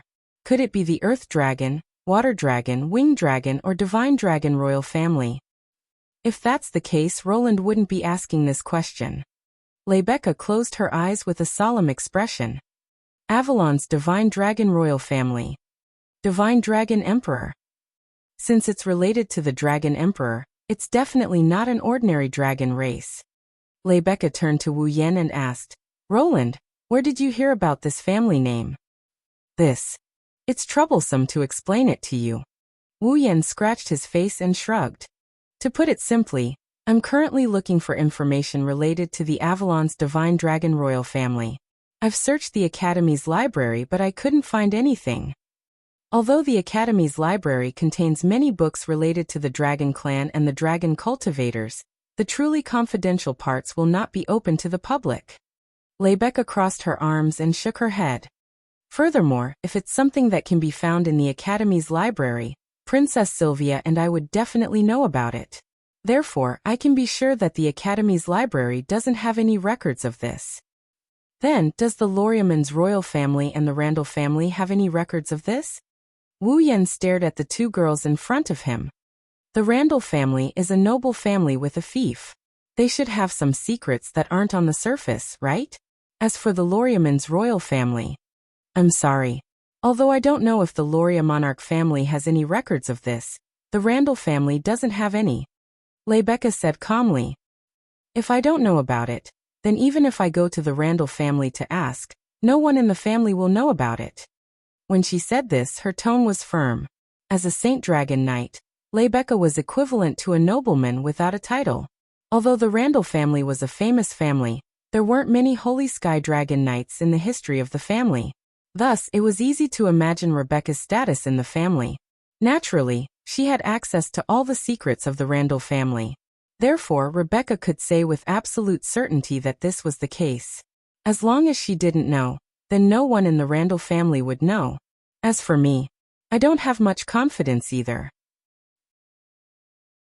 Sylvia, on the other hand, was a little uncertain. Her attitude was a little hesitant. Since it's a secret, there aren't many people in King Loriamon's family who have the right to read it.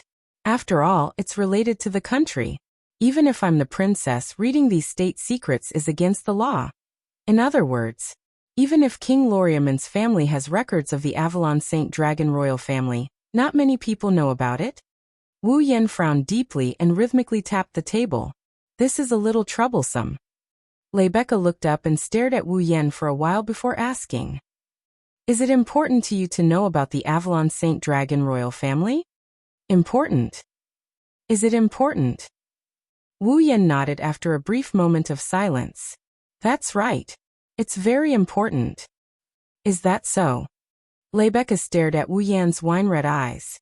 After a while, she smiled and looked up. I understand. As the student council president of the Ansari Dragon Academy, I have quite a bit of power and authority. I will help you find information about the Avalon Saint Dragon royal family, and keep an eye out for you. Hearing this, Wu Yan's eyes lit up and looked at Rebecca gratefully. Thanks, Rebecca. Well, it's a small matter. No matter what you do, you must give it your all. This is King Loriaman's family rule. Sylvia became serious. Since I owe you one, I will do my best to find information about the Avalon Saint Dragon royal family. Cosette. Before Wu Yan could react, Sylvia turned around and looked at Cosette behind her. Sorry to trouble you. Yes. Cosette lifted the corner of her skirt and bowed slightly, revealing a witty and shrewd smile. As long as it's within my ability, I will give it my all. That's good. Sylvia's serious expression relaxed a lot. Rebecca also gave Cosette a reassuring look. Wu Yan was slightly surprised and looked at Cosette. Didn't I just say? Cosette is not an ordinary maid. Seeing Wu Yan staring at Cosette, Rebecca shook her head with a smile. Cosette belongs to the Shirley family. They have been known for their combat skills and espionage skills since ancient times. They have served the Loriaman's king family for generations, and are specialized in assisting the Wang family. They are the indispensable left and right hands of the Wang family. Rebecca glanced at Cosette and explained in amazement. Cosette is one of the few elites in the Shirley family. It is not an exaggeration to say that she is the most outstanding member of the Shirley family. With her help, this matter will most likely succeed. That's that strong. Wu Yan smiled wryly as he stared blankly at the adorable Cosette, who had a harmless smile on her face. So that's how it is. A wise man doesn't show his true colors. You're the real boss. I've made a fool of myself. Cosette held her cheeks with both hands and fidgeted as if she was shy. However, there was a sly smile hidden in her eyes. Wu Yan, who saw this scene, clearly felt a chill in his heart. This cute maid is definitely not as naive and romantic as she looks. She might even be more two-faced than Rebecca. Just as this thought rose in Wu Yan's heart, Cosette looked at Wu Yan with a smile and muttered to herself. Why do I feel like Lord Rune is thinking of something rude? You're thinking too much. Wu Yan's heart clenched as he put on a fake smile. I'm just thinking about the Aries dragon ritual tomorrow. I'm not thinking of anything rude. Aries dragon ritual. Rebecca blinked her eyes. Right, now that you can control Guffrin, you should be participating in the Aries dragon ritual, right? Controlling Guffrin to participate in the Aries dragon ritual? Before Wu Yan could react, Sylvia was startled. She turned to Wu Yan in shock. You want to control Guffrin to participate in the Aries dragon ritual? Wu Yan raised an eyebrow at Sylvia's shocked expression. Judging from your reaction, are you also participating in the Aries dragon ritual tomorrow? Also means that you admit to it? Sylvia's mind was starting to wander. Guffrin is my opponent. Oh, you're wavering. Wu Yan said with a half-smile. Sylvia, are you afraid of losing to me? Who's afraid of losing to you? Sylvia raised an eyebrow. You have to give it your all no matter what the competition is. That's the Loriman Wang family's motto. This is interesting. Wu Yan's eyes lit up as he looked at Sylvia with a meaningful look. Since that's the case, do you dare to make a bet with me? Bet? Sylvia was stunned. If I win tomorrow's Aries dragon ritual, you have to agree to one of my conditions. At this moment, Wu Yan's expression is like a big bad wolf looking at a cute little bunny jumping into its mouth. Sylvia shuddered and instantly became alert. What if I win? If you win, I'll teach you the dragon riding technique and the chaotic return to Horizon dance that defeated you. How about it? Sylvia's expression changed instantly. If she could learn that mystical dragon riding technique, and the sword technique that could even injure the strongest holy dragon in the academy, her strength would increase by leaps and bounds. This was a huge temptation for Sylvia. Sylvia clenched her teeth. All right, it's a deal then. Wu Yan grinned. His grin is deceitful. Chapter 1289. Boom, boom, boom. The sound of fireworks exploding reverberated throughout the academy. Oh, cheers shook the entire place. Today was a rare sunny day. In terms of organizing the competition, it was undoubtedly a very suitable day. Early in the morning, many students wearing dragon riding uniforms had gathered on the sports field of the Ansari State Dragon Riding Academy. They held the reins in their hands and lined up neatly on the field with their dragons. Oh, on both sides of the sports field, there were fences that looked like spectator seats. The fences were filled with students who did not intend to participate in the Ares dragon ritual and only wanted to watch the fun. Waves of cheers were heard, causing the surrounding air to vibrate slightly. One could imagine just how high the mood of the students was at this moment. The Ares Palace's Dragon Rider ritual was a spring celebration. Although many students did not intend to participate, their enthusiasm for the Dragon Rider ritual was even higher than those who intended to participate. Amidst the endless cheers, the students who were holding fall lined up neatly and looked forward. Over there was a temporarily built high platform that served as the main venue for the announcement of the Ares Palace's dragon sacrifice. Instructors stood on both sides of the stage. They were in charge of supervising the entire tournament. They maintained the basic rules of the tournament and didn't allow anyone to cause trouble. Backstage, Wu Yan, Sylvia, and Lebecca stood there in their dragon riding uniforms. Compared to the grinning Lebecca and the serious Sylvia, Wu Yan's expression is one of helplessness. Why do I have to go on stage and give a speech? Sylvia is the representative, isn't she? The representative has always been chosen to be the top student of the year in the past. It wasn't Lebecca who answered Wu Yan but Sylvia. Glancing at Wu Yan, Sylvia calmly continued. But, you used an earth dragon to defeat me yesterday. You should be the representative of this declaration. I should be the one who is acting strange. Why do I get the chance to give a speech? Your Highness is overthinking things. Lebecca smiled calmly. She replied slowly. Even if someone defeated Your Highness's position as the top student of the year is still unshakable. Combat isn't the only factor that determines results. What about me? Wu Yan raised his voice as if he was trying to make his presence known. Logically speaking, I'm not just a student who got in through the back door. I'm also a newbie who entered the academy less than 2 days ago. You're letting me go on stage just like that? I'm afraid eggs will be thrown at me.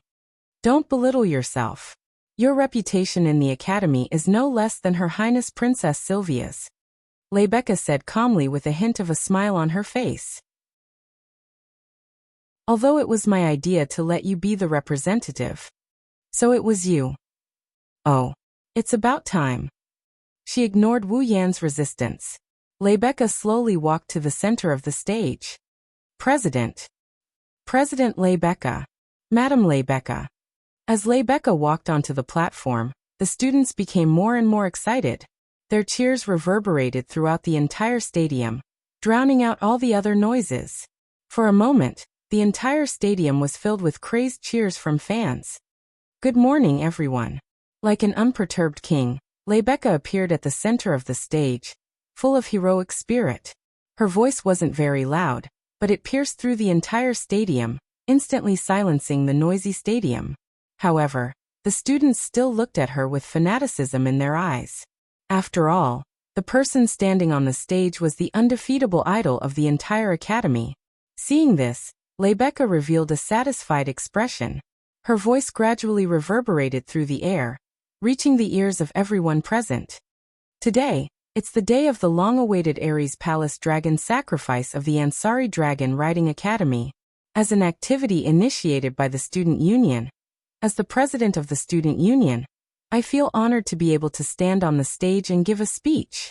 After her speech, Rebecca looked around the stadium. Dear students, the dragon riding ritual is not just a simple sports meeting, but a fine tradition of the Ansari Dragon Riding Academy, and even the entire Ansari city. The results of the competition will be officially recorded and become the glory of the winner. Therefore, since you have chosen to participate in the competition, of course, I hope that your goal is to stand on this high platform and receive the award personally from me. At this point, Rebecca suddenly closed her eyes with a helpless smile on her lips. That may be the case, but I know very well that this level is not enough to stimulate everyone's will to win.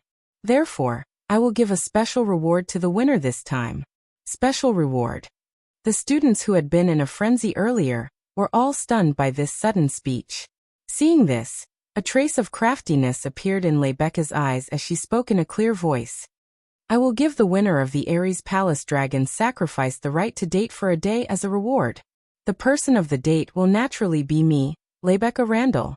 I'll be Rebecca Randall. The stadium suddenly fell silent. All the students stared dumbfoundedly at Rebecca, who was exuding a noble aura, as if they couldn't believe their ears. They looked at each other in dismay, as if they were suppressing something, and their faces swelled. Oh! In the next second, cheers louder than ever before filled every corner of the stadium, and almost caused a riot. Silence. Rebecca's smile didn't diminish as she spoke again. The stadium returned to its original silence. Her popularity and influence made even Wu Yan sigh in admiration.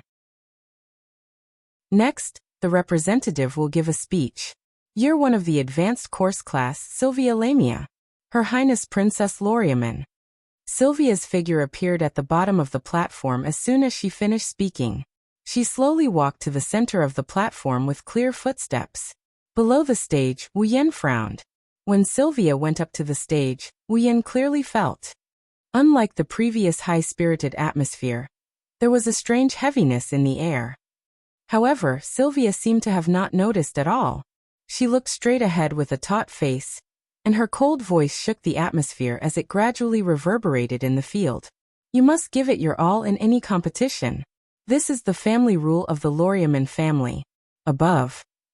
After saying that, Sylvia walked off the stage by herself. Her aggressive aura brought about a sense of nervousness. Below the stage, all the students fell silent. Not long after, there was a burst of whispers. What? She seems so amazing. Yeah, the truly outstanding one is Lancelot, not her. Is everyone from the Wang family so arrogant? I can't bear to watch this. Wu Yan's frown deepened as he looked at Sylvia, who was walking towards him. Looking at the other party's frosty face, his wine-red eyes wavered slightly. Next, let's welcome the most famous newcomer in the academy, Roland Randall. Randall. Hearing Rebecca's words, Wu Yan took a deep breath and walked up to the stage. When he passed by Sylvia, Wu Yan abruptly opened his mouth and said this. I don't like the current you at all. Sylvia's footsteps paused. Her cold face, which hadn't changed since the beginning, crumbled and turned into a complex expression. Standing at the center of the stage, Wu Yan first glanced at the smiling Rebecca, then at the contestants below before sweeping his gaze across the crowd. I won't waste any more words. Everyone. Wu Yan's lips curled up as he spoke. Come and try chasing me. If you can catch me, I'll agree to any request you make. But don't expect me to go easy on you. Hearing that, the crowd fell into a deathly silence once more. However, in the next instant, a stifling wave of enthusiasm accompanied by deafening cheers reverberated throughout the arena. Although those words sounded extremely arrogant, it was exactly what many people wanted. After all, they were still thinking about Wu Yan's miraculous dragon-riding ability. Rebecca held her forehead as if she had a headache, but the corners of her lips also curled up slightly. Sylvia stared blankly at Wu Yan, who was receiving everyone's cheers. His words echoed in her mind. She was speechless for a long time. Chapter 1290. The order of the contestants for the Ares Draconic Rite had its own rules as well. In the Ares Temple Dragon Rite, there was no such thing as a fair starting line. The starting line of the contestants was based on the results of their training sessions, and the starting line was very orderly, divided into front and back. In the past, the starting line for the Aries Draconic Rite was set so that the contestant with the best results and fastest speed would be at the front, and so on. The lower the results, the slower the contestant would be at the back of the starting line. However, this year's Draconic Rite was different. The contestants at the very front weren't the ones with the best results, but the ones with the worst results. This was Rebecca's suggestion. The reason was simple: it was more exciting this way. Therefore, according to the new rules of this year's Aries Dragon Sacrificial Competition, Sylvia, who had won the first place in the mock competition, obediently lined up at the back of all the contestants on her holy dragon Lancelot. Aside from Sylvia, Wu Yan was also at the very back of the line. This is to be expected. After all, Wu Yan has only been in school for 2 days and he hasn't participated in any mock competitions, so he doesn't have any results to speak of. However, due to the fact that he once performed a miraculous teleportation dragon riding skill during the dragon riding combat training, the students in the academy unanimously agreed that his speed isn't any lower than Sylvia's. Thus, Rebecca arranged for him to be at the very back of the line. Of course, there was another reason as well. No way, right? Outside the arena, inside the arena, everyone present, regardless of whether they were teachers or students, was staring at a huge figure in the last row of the contestants. They looked at the figure riding on top of that huge figure, and their faces were filled with shock. A fur as alluring as fresh blood. His chest and limbs were as thick as armor.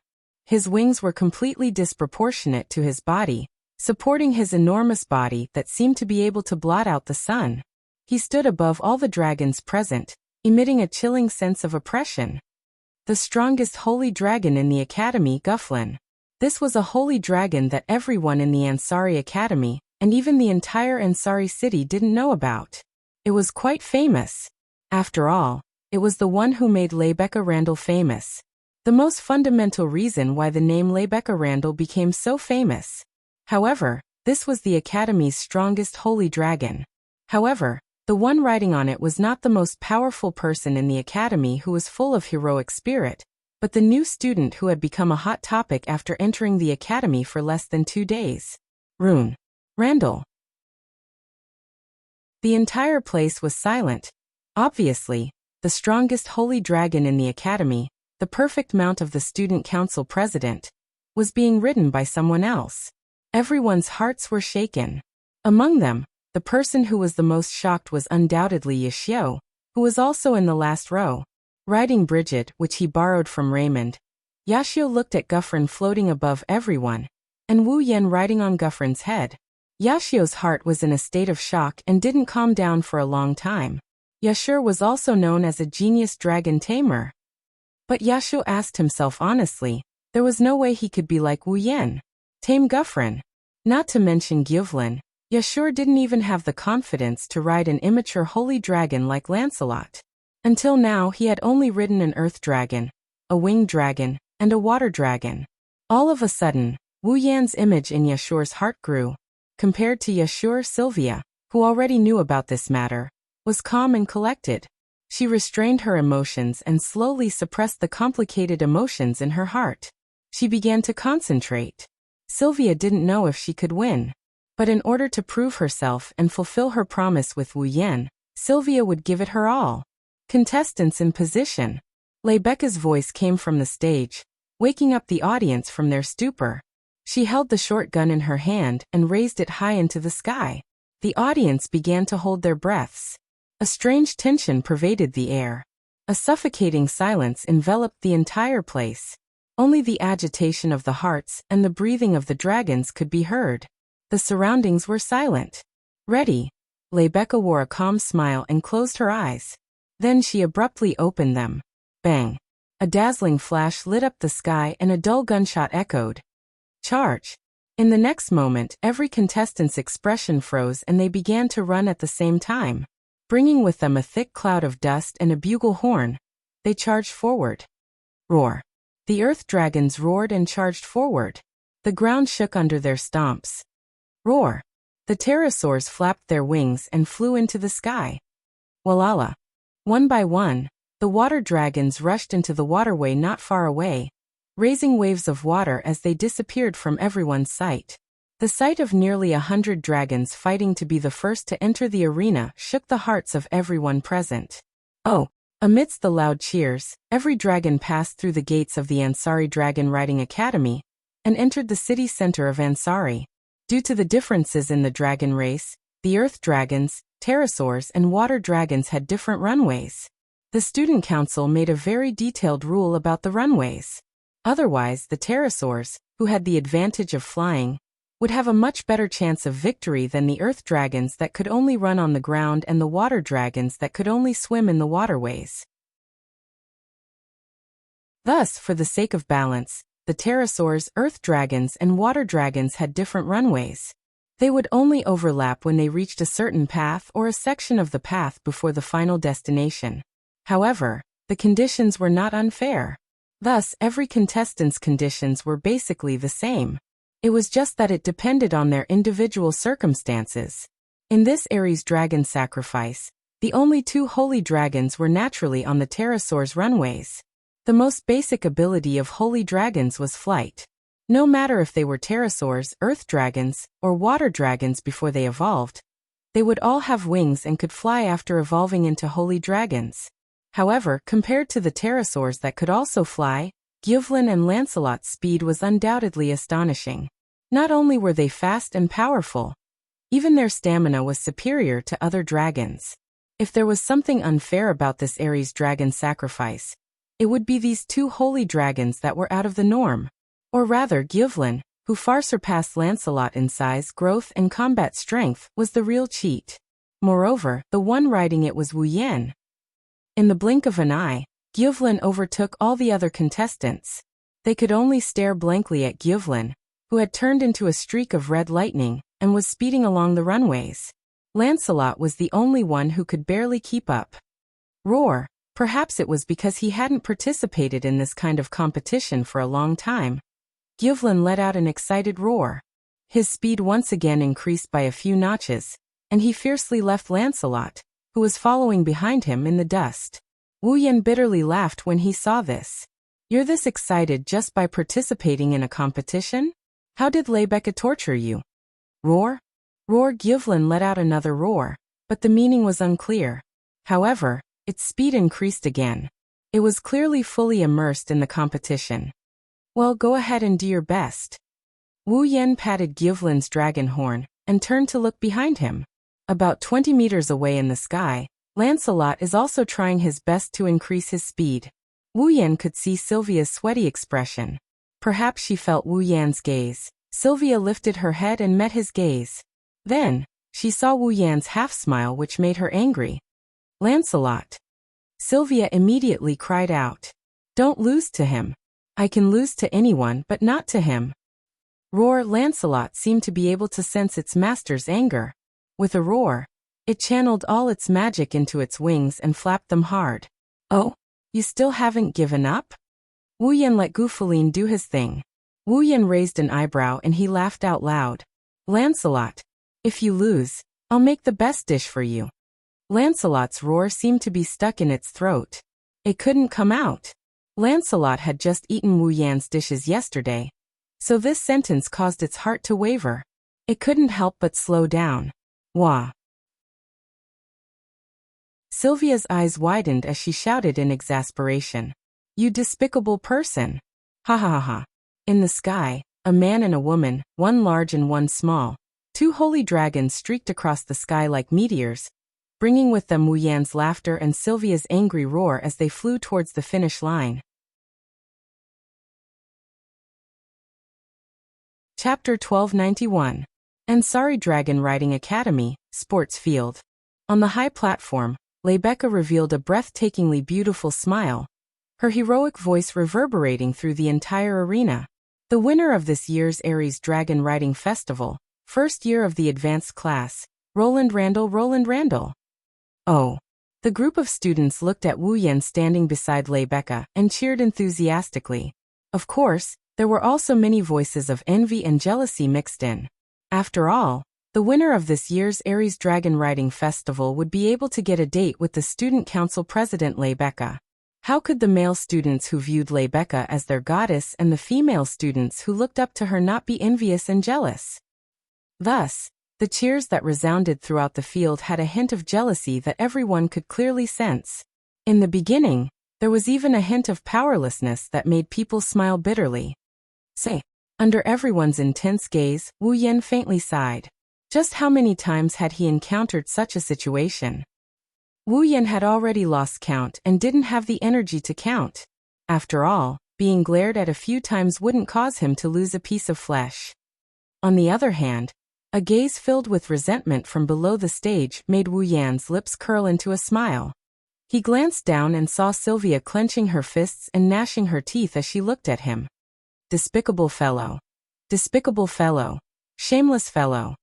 Sylvia's domineering appearance was completely different from before. She didn't have a cold expression on her face. Instead, she was like a resentful woman holding Lancelot's reins as she kept nagging. Since you use such a method, don't think I'll be satisfied. Ugh. On the side, Lancelot couldn't help but let out an aggrieved whimper. His dragon eyes were filled with pity. Although at the beginning, Lancelot did indeed slow down due to Wu Yan's enticing words, it only slowed down for a short few seconds. Later on, Lancelot got rid of all distracting thoughts and focused on flying. But in the end, Lancelot still couldn't defeat the strongest in the academy, Holy Dragon Guflin. He was defeated without any suspense. However, Sylvia seemed to think that Lancelot had been tempted by Wu Yan's feeding attack, which led to his defeat. That's why the Grand Princess Blue Ice, the fourth princess of the Night Kingdom of Lorimon, is acting like a resentful wife.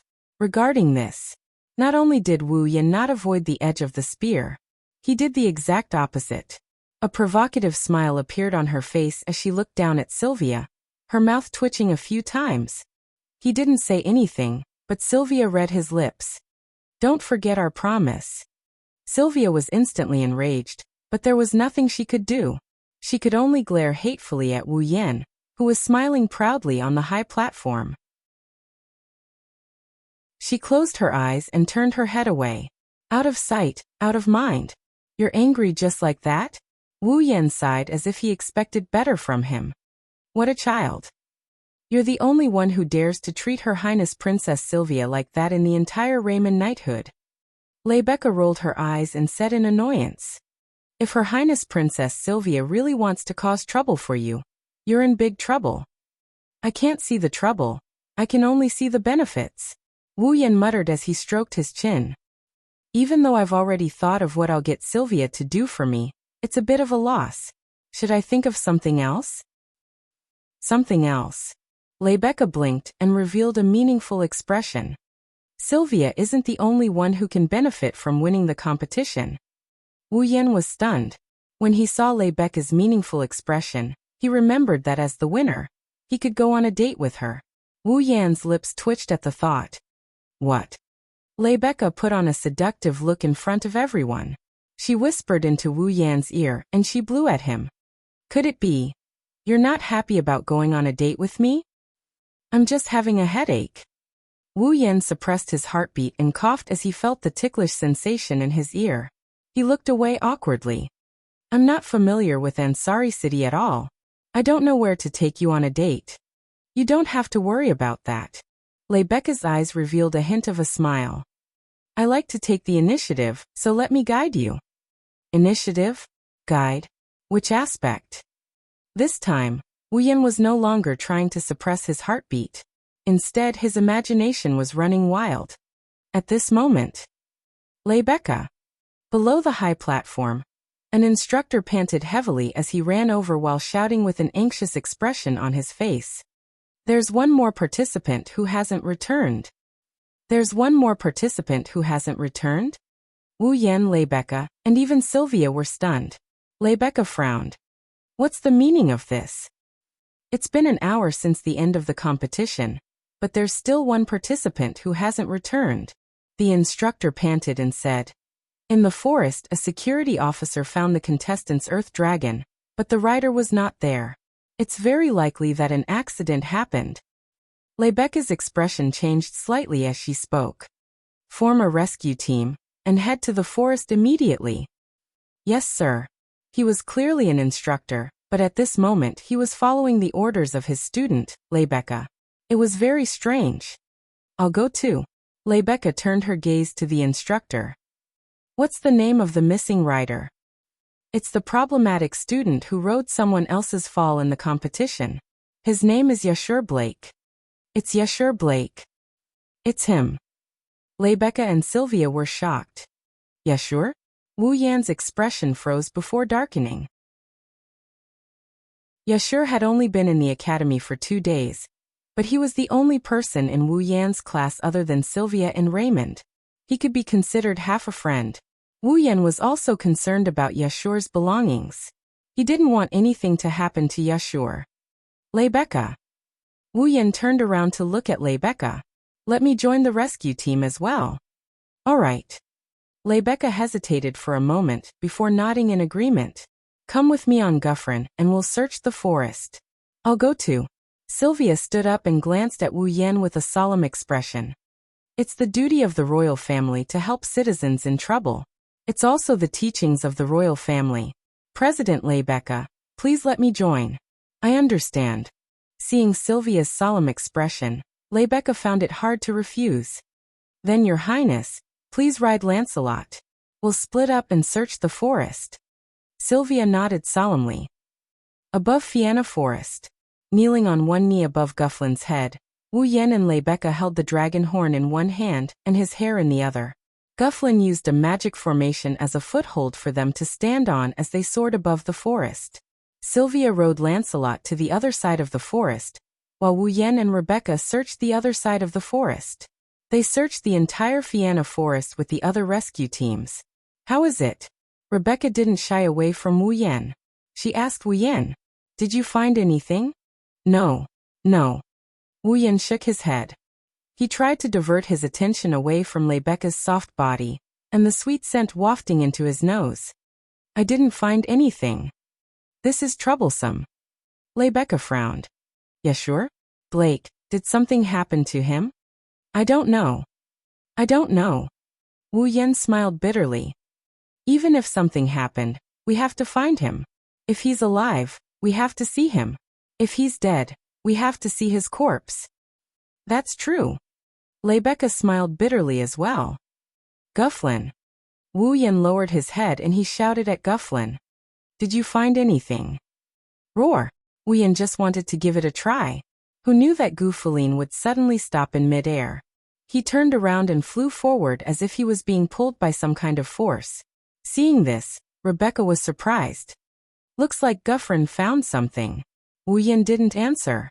Instead, he looked in the direction Gufflin flew with a glint in his eyes. He could feel that there was a very strange power that was sprouting there. Chapter 1292. In the sky, a red streak of light shot over from the distant horizon and appeared above a canyon. Rebecca stood on the magic formation above Gufflin's head and slowly opened her eyes. She couldn't help but close them due to Gufflin's extreme speed. There was still a trace of lingering fear on her face. There was no helping it. Gufflin didn't listen to Rebecca's orders at all and flew over at his fastest speed. He didn't care about his master at all. If it wasn't for Wu Yan grabbing her shoulder, she would have been flung away long ago. Gufflin. Rebecca took a deep breath and forced herself to calm down. Her eyes flickered with uncertainty. Why didn't you listen to my orders? Don't blame Gufflin. Wu Yan swept his gaze over the canyon below. There seems to be something under this canyon. Gufflin must have sensed it. That's why he's acting so strangely. Under the canyon? Rebecca was taken aback. She lowered her head and looked at the valley below.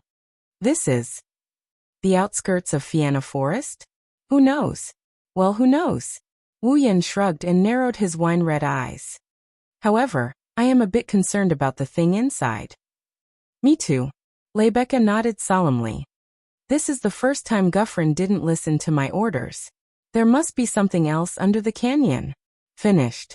Rebecca turned her gaze to Wu Yan. When their eyes met, Wu Yan immediately nodded. Let's go down and take a look. Rebecca hesitated for a moment. She seemed a bit apprehensive about going alone. However, in the end, she couldn't bear to return empty-handed. She clenched her teeth and agreed. Guffrin. Roar. Guffrin let out a small dragon's roar. He flapped his wings and descended into the canyon below. The canyon wasn't very wide, and with Guffrin's huge body, it could barely fit inside. He was barely able to squeeze in. Under Rebecca's careful instructions, Madame Guevlin slowly descended along the cliff in the middle of the canyon, almost touching the sharp rocks on his body. His body was wrapped in a layer of mana, so his movements were extremely slow. Fortunately, the deeper they went into the canyon, the more space there was, the larger the space inside. In the end, the space here was enough for Gufeline to land with ease. Rebecca hurriedly had Guffrin speed up. It continued to descend. Just as Wu Yan, Rebecca, and Guevlin were about to reach the ground, a sweet female voice that they had never heard before rang out from the bottom of the canyon. The voice turned into an echo that clearly reached their ears. I am your owner. As this voice rang out, the entire canyon fell into a deathly silence. Not long after, a voice filled with astonishment rang out. Huh. Hearing the astonished voice, Wu Yan and Rebecca's eyes lit up. It's Yashio. Wu Yan affirmed. This is Yashure's voice. Is it really Yashur? Blake's voice. Rebecca perked up and patted Guevlin's dragon horn. Guevlin, go down. You. However, Guevlin disobeyed Rebecca's order again. His huge body seemed to be frozen in the air. He only let out a slightly fearful roar before falling silent. Guevlin. Rebecca's face was filled with confusion when Guevlin disobeyed her order again. Wu Yan bitterly smiled and patted her shoulder. There must be something below that forced Guevlin to disobey your order. Don't mind it too much. I understand. Rebecca retracted her dazed expression and regained her composure. But how are we going to go down? Hug me. Huh. This time, it was Rebecca's turn to be astonished. In exchange, Wu Yan looked annoyed. Are you going to hug me or not? You're not going to hug me and go down by yourself? Rebecca panicked slightly when she heard that. She extended her hands out of reflex and hugged the body that was inches away from her. Only when she felt the scorching heat from his body did Rebecca realize what she had done. Her face actually blushed, which was a rare sight for her. Wu Yan focused his attention on the bottom of the canyon. He casually grabbed Rebecca's slender waist and jumped down. The whistling wind blew past her ears, and only then did Rebecca realize what kind of situation she was in. Wu Yan actually jumped down the canyon. Rebecca couldn't help but close her eyes. Her arms around Wu Yan's waist tightened subconsciously. She only opened her eyes when the wind disappeared. Rebecca was a little surprised when she finally felt her feet on solid ground. She looked around her and took in the scenery around her. Finally, she cast her gaze to the front. But when she did, she froze on the spot. Let alone Rebecca, even Wu Yan was stunned. In front of the two of them, a man and a woman were standing there as if they were confronting each other, staring at each other as if they did not notice that someone was approaching. The man was the missing Yaksu. As for the woman, she was a petite girl. She was about 14 or 15 years old. Her face was as delicate as a doll's and she was only about 1.5 meters tall. Her breasts were only slightly bulging. The girl had long pink hair that resembled cherry blossoms. It emitted a gentle glow under the canyon. Her white and smooth skin also flickered with a pearl-like luster. She was astonishingly white. Of course, this wasn't the most shocking part. What was truly shocking and what stunned Wu Yan and Rebecca was that the girl was completely naked. Yes, she was completely naked. Luoang. President Rebecca. Only now did Yaksu notice Wu Yan and Rebecca's arrival. A trace of joy appeared on his face, and he called out happily, waking up Wu Yan and Rebecca from their daze. Wow. Rebecca let out a small cry of surprise. Then a smile appeared on her face as if she was watching a play. Others have been painstakingly searching for you outside, worried that something might have happened to you. Who would have thought that you would be hiding in a place like this, alone with a naked girl? It seems that I have to re-evaluate my impression of you. Yashio. Wu Yan looked at Yashio with an expressionless face. His tone was devoid of emotion. I'm sorry to disturb you. With that, Wu Yan grabbed Rebecca's hand, turned around and pretended to leave. This made Yaksu pale with fright. Wait. This is a misunderstanding. This is a misunderstanding. She's my fall. She was just born. Fall. Wu Yan suddenly stopped. Rebecca frowned and looked at Yaksu with distrust. She pointed at the girl. You're saying that she's your fall? Yes. Yes. Yaksu nodded. I know it's hard to believe, but it's true. She just came out of my body and became independent. There's no mistake about it. Hey, what do you mean by born from your body? Wu Yan and Rebecca didn't react to Yaksu's words. The girl glared at Yaksu and she yelled at him in a very shrewd manner. I'm just borrowing your body. Don't get carried away. After being yelled at by the girl, Yashure's neck shrunk and he muttered, What's wrong with being a little proud? What did you say? The girl's gaze turned fierce and she tilted her head slightly. When the girl raised her head, Wu Yan and Rebecca saw two round protrusions on the sides of the girl's head. The protrusions gave off a soft glow like ivory. That's... Rebecca's face was filled with shock. The horns of a young dragon? Isn't it? Isn't it? Everyone says she's a dragon. Seeing that Rebecca finally understood him, Yaksu beamed with joy. He glanced at the girl and hurriedly looked away, blushing. In any case, President Rebecca, please let her put on some clothes first. Huh? Why do I have to put on clothes? Unfortunately, not only did the girl not appreciate his kindness, she even puffed out her chest without concealing anything. Clothes are just something created by humans to hide their ugly nature. The honorable dragon race doesn't need that kind of thing. I don't care if you need them or not. Just let me put them on. Rebecca smiled as she watched Yaksu and the girl confront each other again. She felt a headache coming on. Wu Yan, who didn't say anything, stared at the girl who was punching and kicking Yaksu and frowned. Chapter 1293. Ugh. I'm so tired. I'm going to sleep. Wait. That bed is mine. What? You're fighting over a bed with your owner. Since when did you become my owner? Besides, if I give you the bed, where am I going to sleep? Aren't you a pet? A pet should sleep on the floor and watch the door. Go lie down there. Who's a pet? You're so noisy. I'm going to stomp you flat. Even if you say that. Wah. Don't suddenly take off your clothes. I told you that a noble dragon doesn't need clothes. So shut your mouth. Woo. The demonic noise seeped through the walls and ravaged his ears. Lying on the bed, Wu Yan clutched his head in pain. He almost went hysterical. It was only now that Wu Yan realized Yasha's room was right next to his. Why am I so unlucky? Wu Yan wanted to cry but had no tears. He pulled the blanket over his head and tried to reduce the noise. Unfortunately, neither Yasha nor his humanoid fall were louder than normal people. His efforts were futile. If this continued, he wouldn't even have a moment of peace, let alone sleep.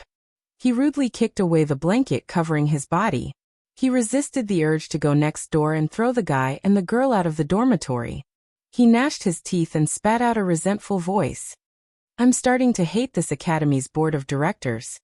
Although it was just a matter of today, the most troublesome problem student in the Ansari Dragon Riding Academy was Yashure. Blake had met with an accident during the Ares Dragon ritual, but it was a blessing in disguise. The news of the birth of Fall in his body quickly spread throughout the entire academy. It was natural. Everyone also knew that Yasha's Fall, who had refused to be born for so long, was now born as a young girl in this world. The entire Ansari Dragon Riding Academy was in an uproar.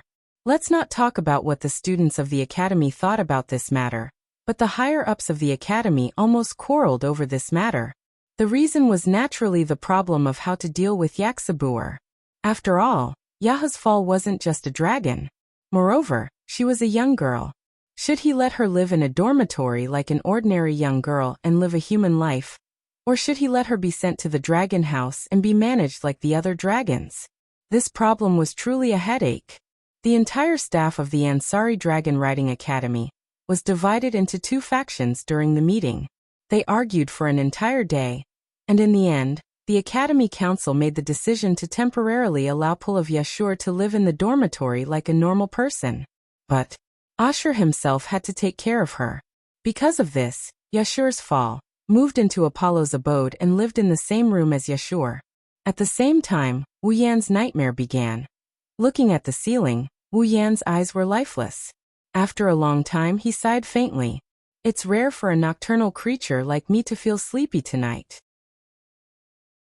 Now it's impossible for me to sleep. In that case, why don't you have a chat with me, Lord Rune? As soon as Wu Yan finished, a voice suddenly rang out from Wu Yan's room. It startled Wu Yan. He quickly looked for the source of the voice, and his brows twitched.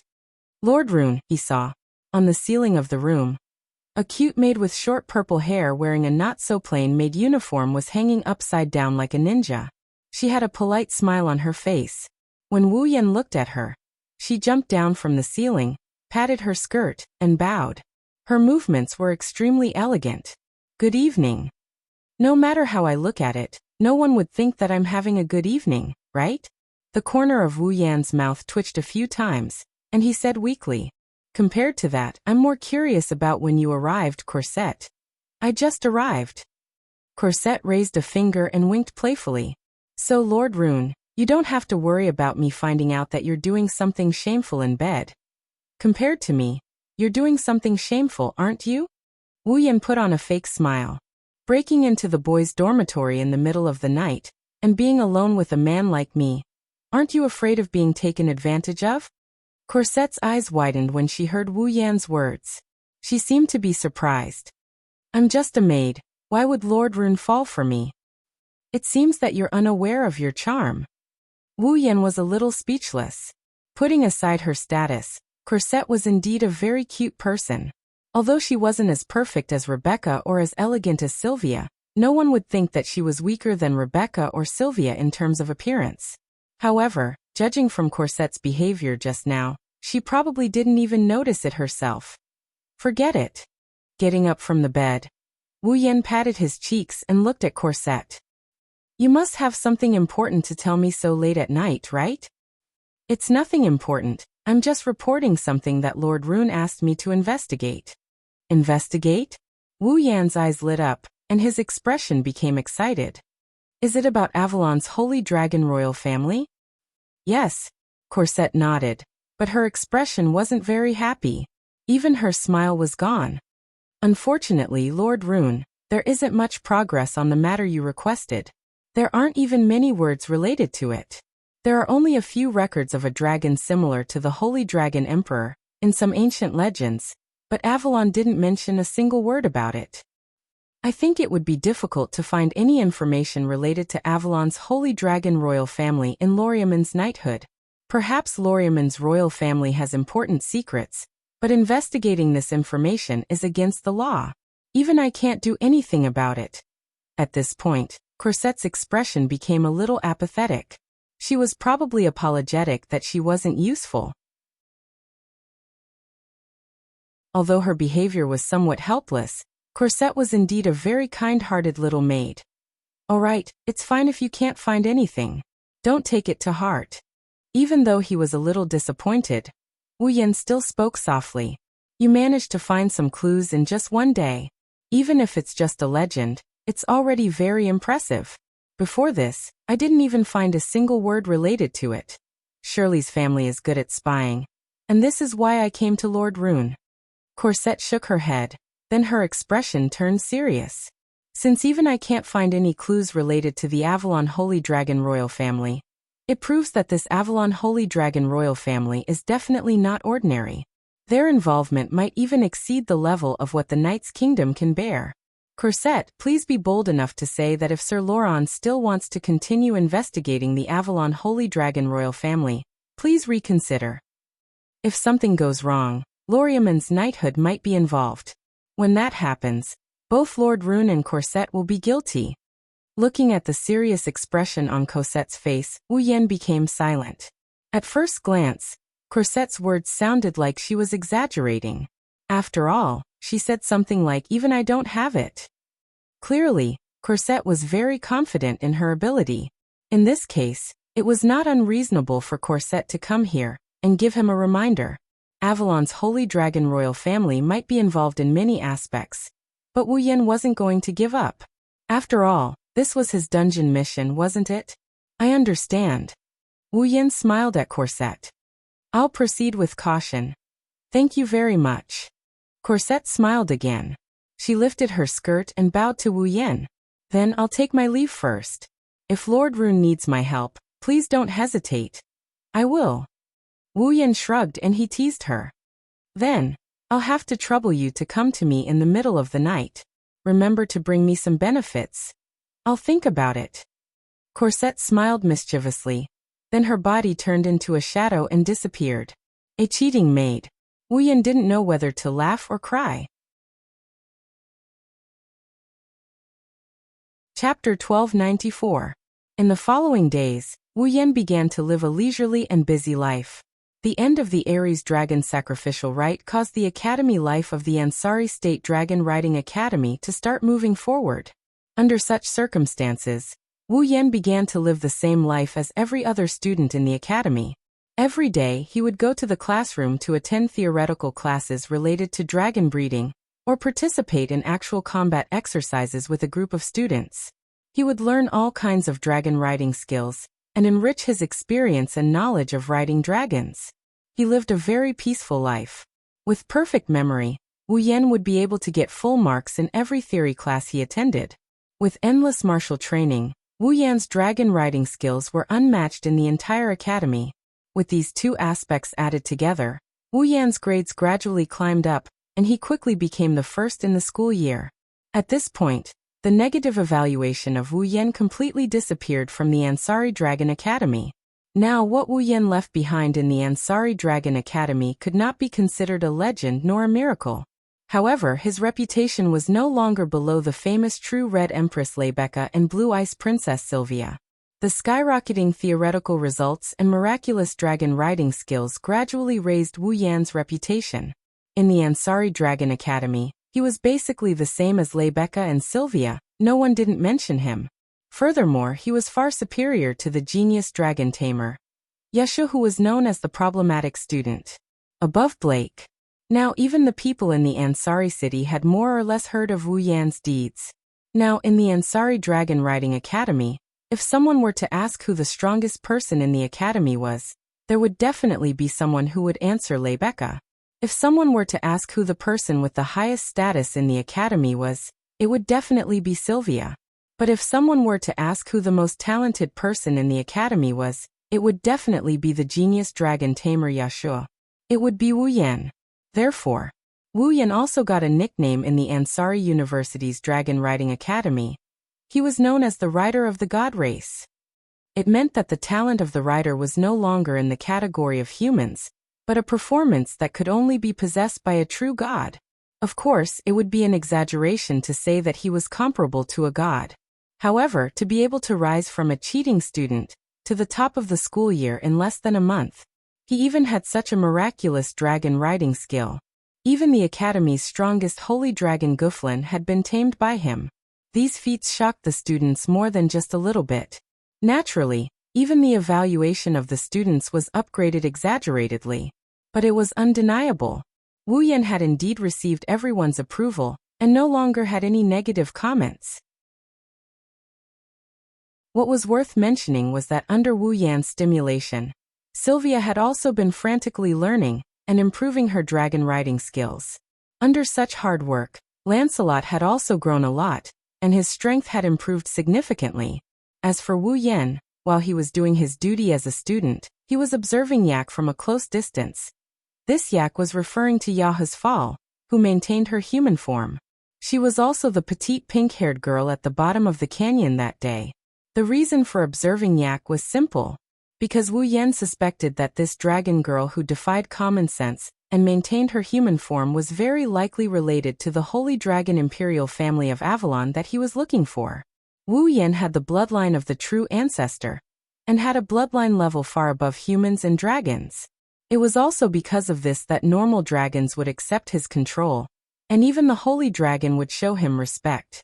After recognizing Wu Yan, they made an exception and allowed him to ride, just like Guflin. However, Yak, this girl who looked even weaker than the weakest dragon, not only ignored the faint bloodline pressure on her body, she was completely unaffected by it, and would even roar at him with a face full of arrogance sometimes. The respect that normal dragons had for Wu Yan could not be seen from this girl at all. This alone was enough to make Wu Yan suspicious. Maybe it's because Ai Ku is too weak, she's as weak as a human. She couldn't sense the bloodline pressure coming from Wu Yan. But there was one time when Ai Ku told him about it in front of him.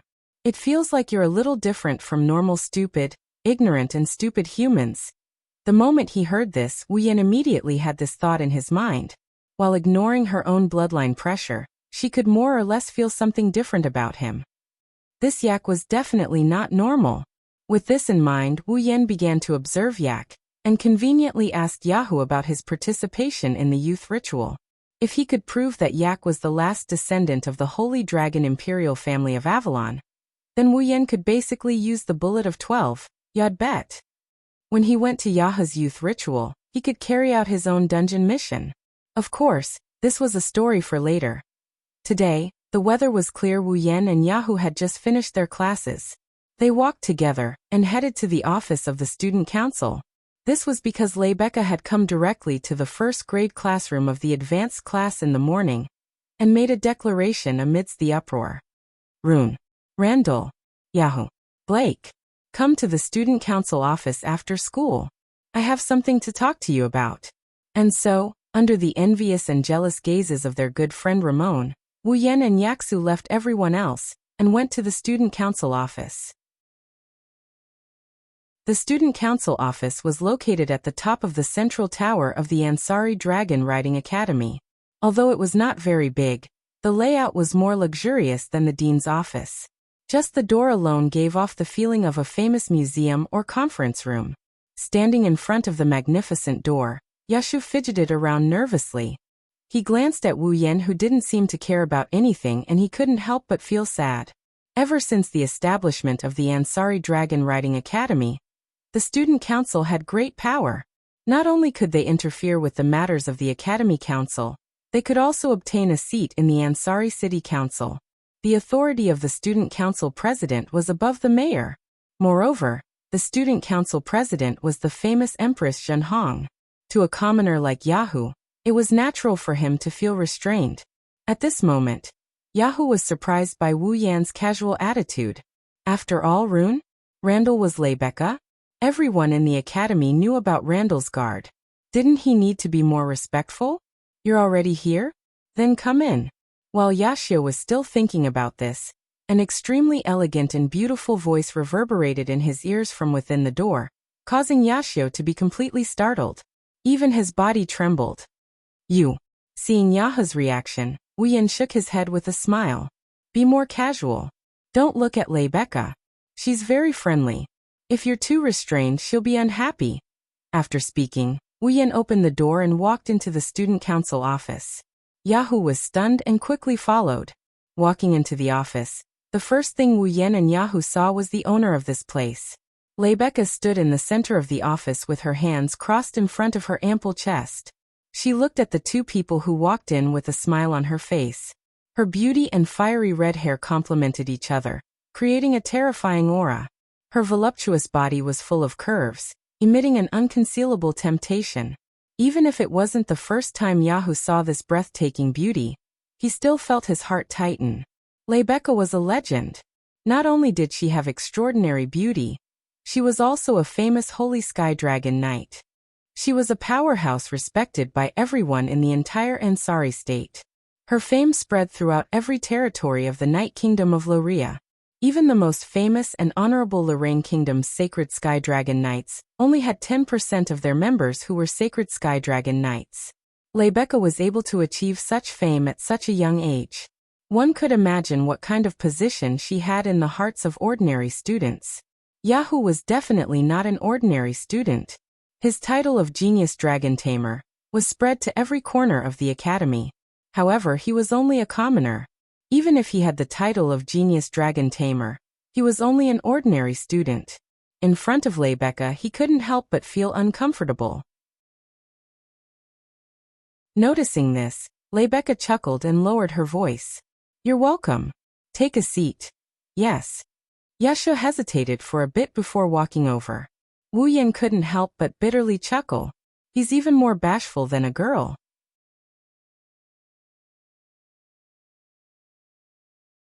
Chapter 1295. Inside the student council office, Rebecca opened up the tea set and the teapot. She smiled at Wu Yan and Yashu, who are sitting across from her. Is black tea okay? Not only did Yashu's expression stiffen, even Wu Yan didn't look too happy about it.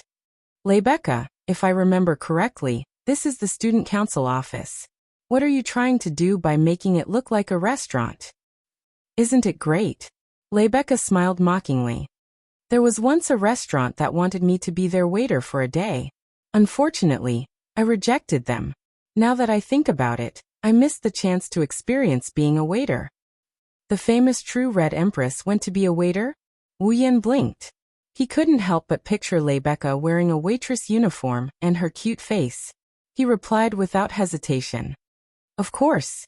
As soon as he said that, Rebecca gave Wu Yan a knock on the head. I'm sure that your imagination is different from a proper waiter's. Wu Yan facepalmed when he heard that. His expression turned a bit bitter. Didn't you say it was great? I'm talking about the experience of being a waiter, not being a female lead in your delusional imagination. Come up with some weird imaginations. You know that too. Oh, so there really is. Ahaha. That. Yashu raised his hand weakly when he saw Wu Yan and Rebecca leaving him behind and showing off their love. President Rebecca, you called me. You called us here. Is there something you need? Well, it's just some trivial matters. I hope you can relax. Rebecca seemed to have realized that she was playing around with a boy. She coughed and stopped smiling. She went straight to the topic. That par of yours is called Ache, right? How is she now? Yashu was stunned. He scratched his face. He answered with some uncertainty. It should be considered very good, right? Should. Rebecca raised her eyebrows, causing Yaksu, who had just relaxed, to tense up again. He hurriedly explained.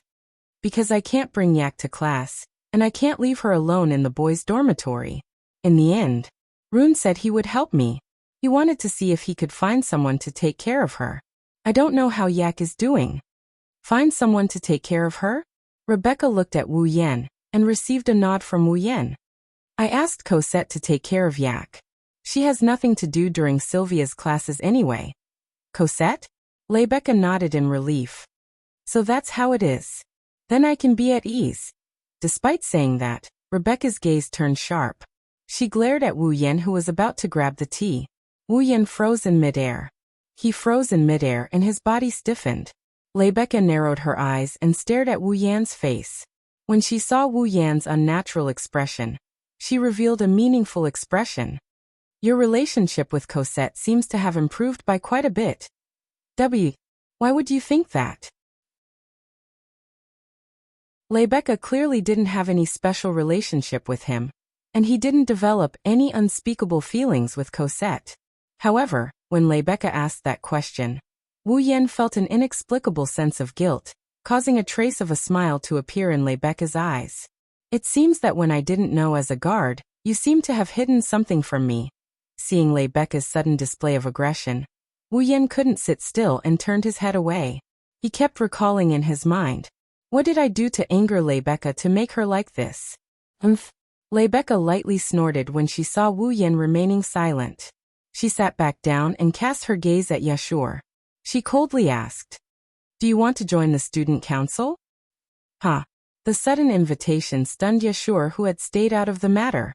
He didn't react for a long time. Join? The student council? Yashu stupidly muttered.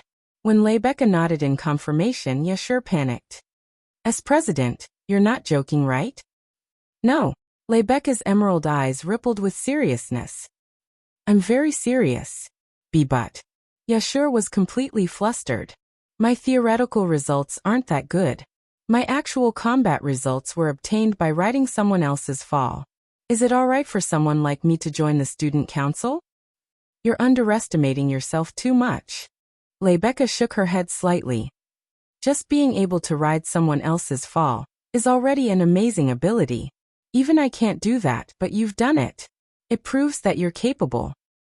Does Long have the ability to ride someone else's fall too? Yashur took a deep breath and directed his attention to Wu Yan, who was drinking his black tea innocently as if it had nothing to do with him. Furthermore, his dragon riding technique can be said to be the best in the academy. His theoretical results are also the best in the entire year. He even managed to tame Guffrin, president.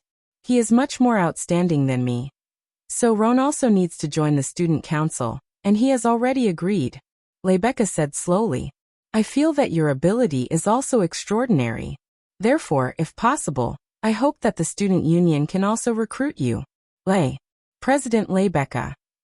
Please consider it carefully, Rebecca said with a solemn expression, causing Yashio to hesitate. Right at this moment, woo, woo, woo.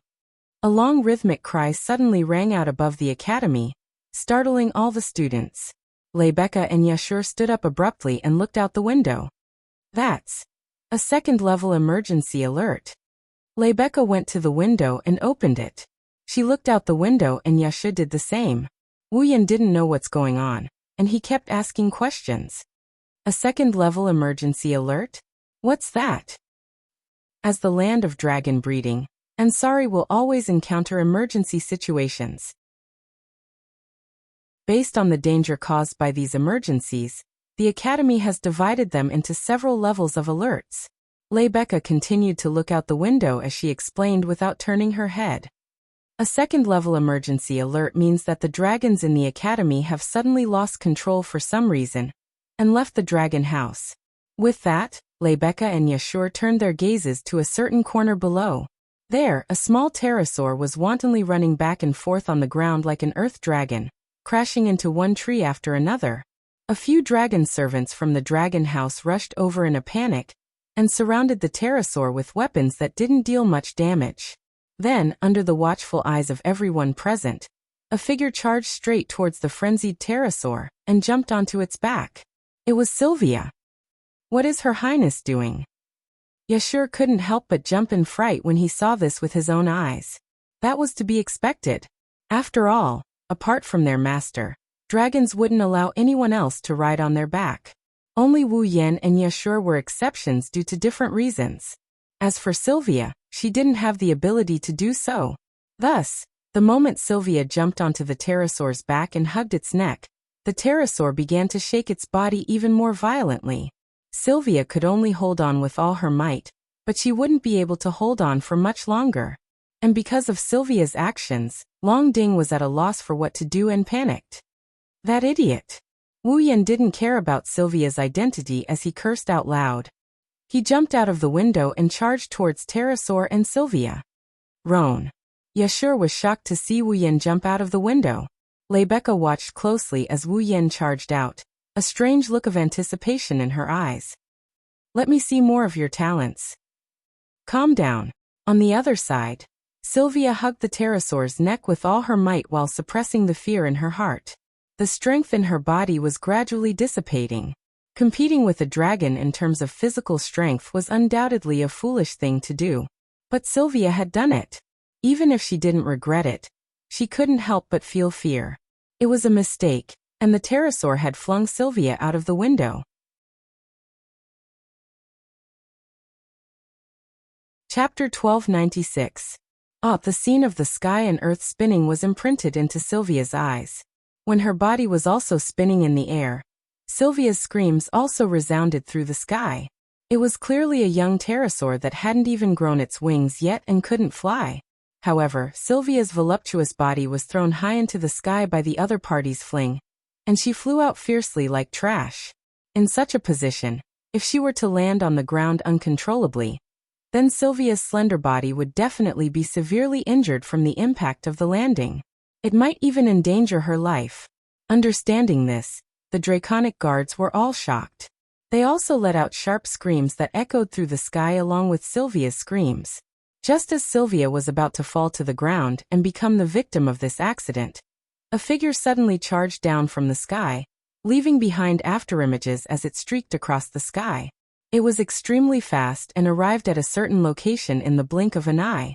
Sylvia's body also flew towards the figure and was picked up by the waist. Then, the figure lightly landed on the ground as if it was weightless. Sylvia, who had closed her eyes and was about to endure the pain of landing, slowly opened her eyes with lingering fear. A face close to her entered her field of vision. Her expression froze in place. Humph. Seeing Sylvia open her eyes, Wu Yan coldly snorted and put her on the ground. I'll teach you a lesson later. After saying that, Wu Yan stomped on the ground and flew in front of the pterosaur. He then jumped high into the air and landed heavily with a sharp explosion. Below him was the berserk pterosaur. Boom! Woo! A muffled sound rang out. The berserk pterosaur felt as if a heavy mountain had smashed down on its back. It almost hit the pterosaur. The pterosaur thought that someone had overestimated themselves and rode on its back. It was about to explode when a cold voice seemed to freeze the air and entered its heart. Don't mess around. Don't blame me for being merciless. As these cold words were spoken, a wave of pressure from a higher existence pressed down on the pterosaur from above. This caused the pterosaur's body to tremble, and the madness in its heart instantly collapsed. Woo! The pterosaur, which was as crazy as a beast a second ago, let out a soft moan as if it was begging for mercy. At this moment he suddenly became like a puppy. He opened his teary eyes and laid on the ground, not daring to act rashly anymore. For it, who was still young and had yet to grow, Wu Yan's pressure was really a burden. Therefore it had no choice but to be obedient. Stop. It stopped. The group of draconians who witnessed this scene stared blankly at Wu Yan, who was standing on the back of the pterosaur. Then, as if they had thought of something, they exclaimed in surprise. He's Luoang? Is it Randall? Really? That young rider of the Protoss. No wonder he could subdue the pterosaur so easily. Too powerful. The excited cheers of the dragon's subordinates were all heard by Sylvia, making Sylvia feel a little uncomfortable. Why can't I do it? With that thought, Sylvia's eyes welled up with tears. She turned around and wanted to leave the scene. However, as soon as Sylvia turned around, a hand grabbed her and pulled her back. Then slap! A crisp sound echoed in the air. Sylvia was stunned. It wasn't just Sylvia. The draconians, Lebecca and Yashur, who were standing by the window of the student council office, as well as the scattered staff who heard the alarm and rushed over, were all stunned. Sylvia stared blankly at Wu Yan, who was standing in front of her with his hand in the air. She reflexively touched her cheek with her hand. The next moment, a strange stinging sensation spread to her nerves. She finally realized she was just slapped by Wu Yan. Sylvia stared in disbelief at Wu Yan, who casually withdrew his hand as if nothing had happened. She rubbed her cheek and muttered in confusion. You slapped me? Yes. I slapped you.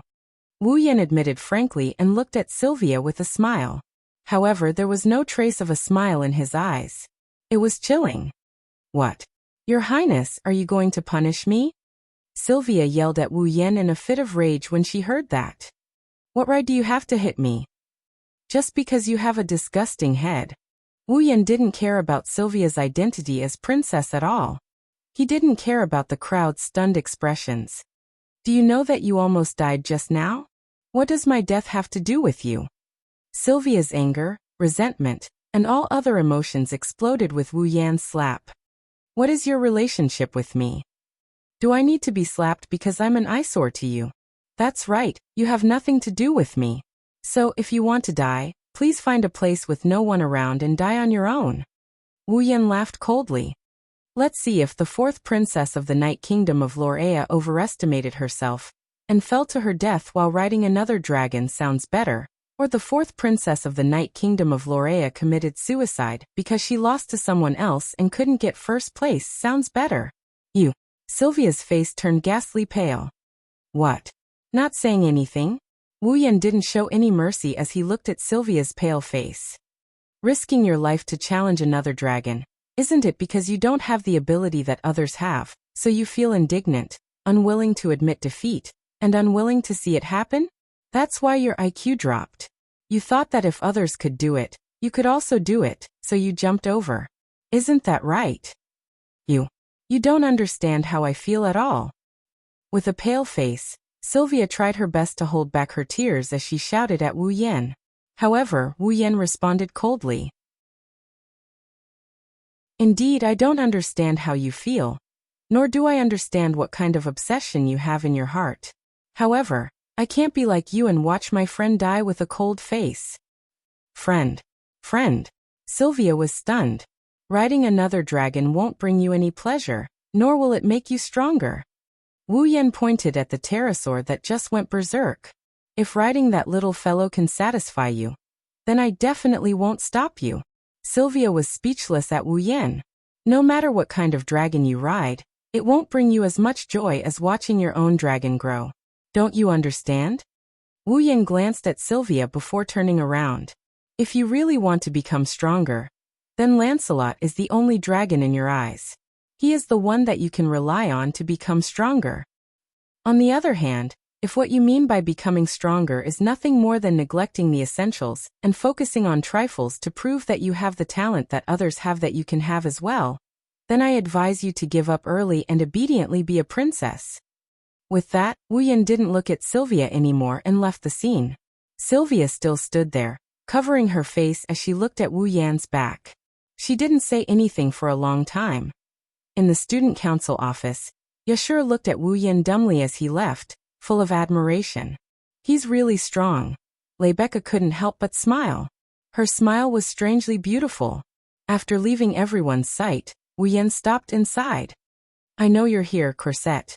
I'm afraid you're the only one in the academy who slapped Her Highness, Lord Roland." Behind a tree on the side, Kersel walked out with a bitter smile. "After being slapped by you, Her Highness will be disappointed for a long time. Her head is as hard as an ox's." Wu Yan snapped at Corset. "So please keep an eye on her. Don't let her go down a dead end." "Thank you for your concern, Lord Roland.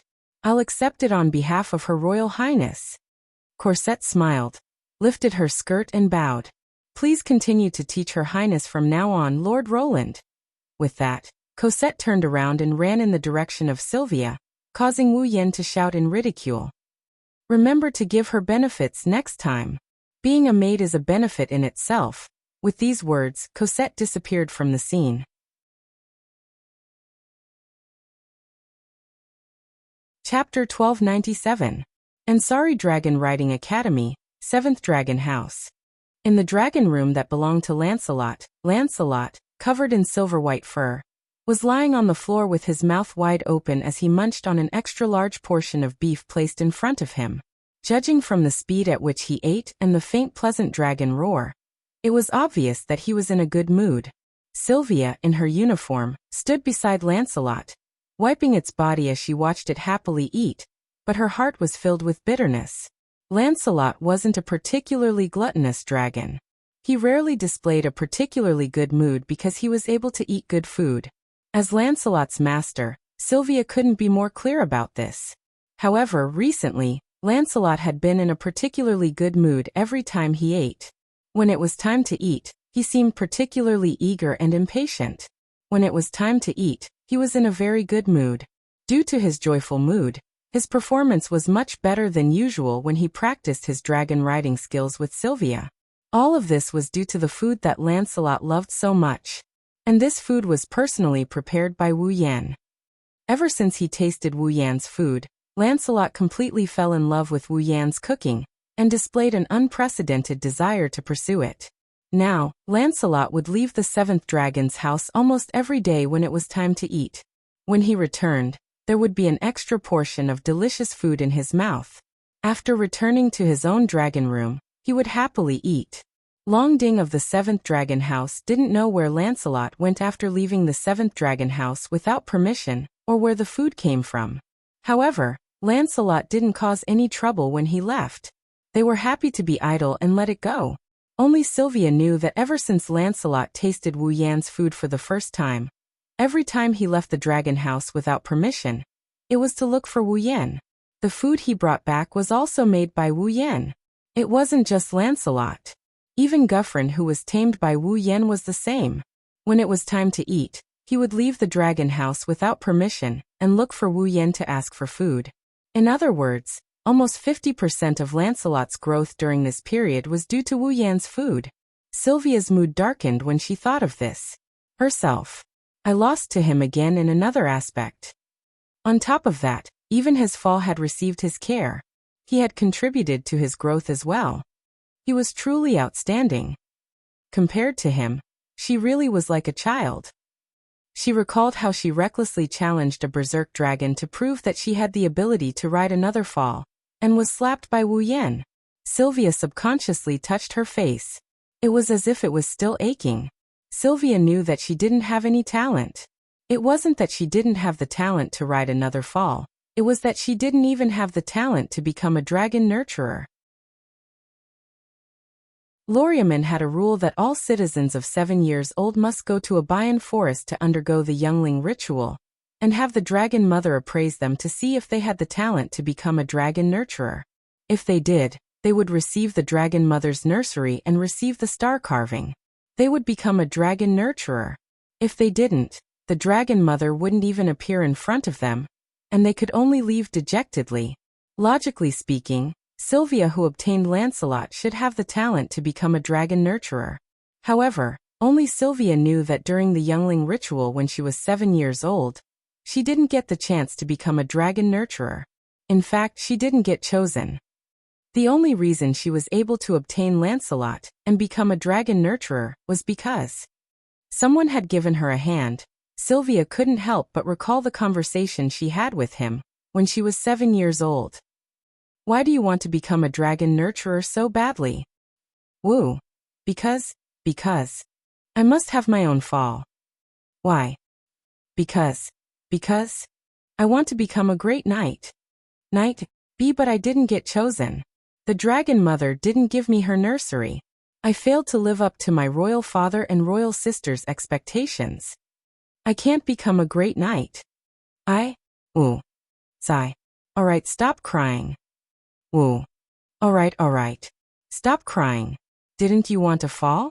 I'll give you one, alright? Give me one. In the dimly lit forest, he pressed a mysterious ball of light into the body of the 7-year-old Sylvia. In that instant, Sylvia felt that some sort of change seemed to have occurred in her body. Then a star carving appeared on Sylvia's body. I have fall now? Amen. I've given you fall. So stop crying, okay? But is this okay? Well, it's useless to give it to me. I don't really need it anyway. If you need it, I'll give it to you. Alright, I'm leaving. Remember, stop crying. Wait. Big brother. What's your name? Me. My name is Wu Yan. Sylvia muttered subconsciously, calling out that name that was etched in her heart. Then, she thought of her own performance, and her bright and beautiful eyes were filled with heart-wrenching gloom. She even began to mock herself. If Big Brother sees me now, he'll be very disappointed, right? As Sylvia said that, she even had an extreme thought.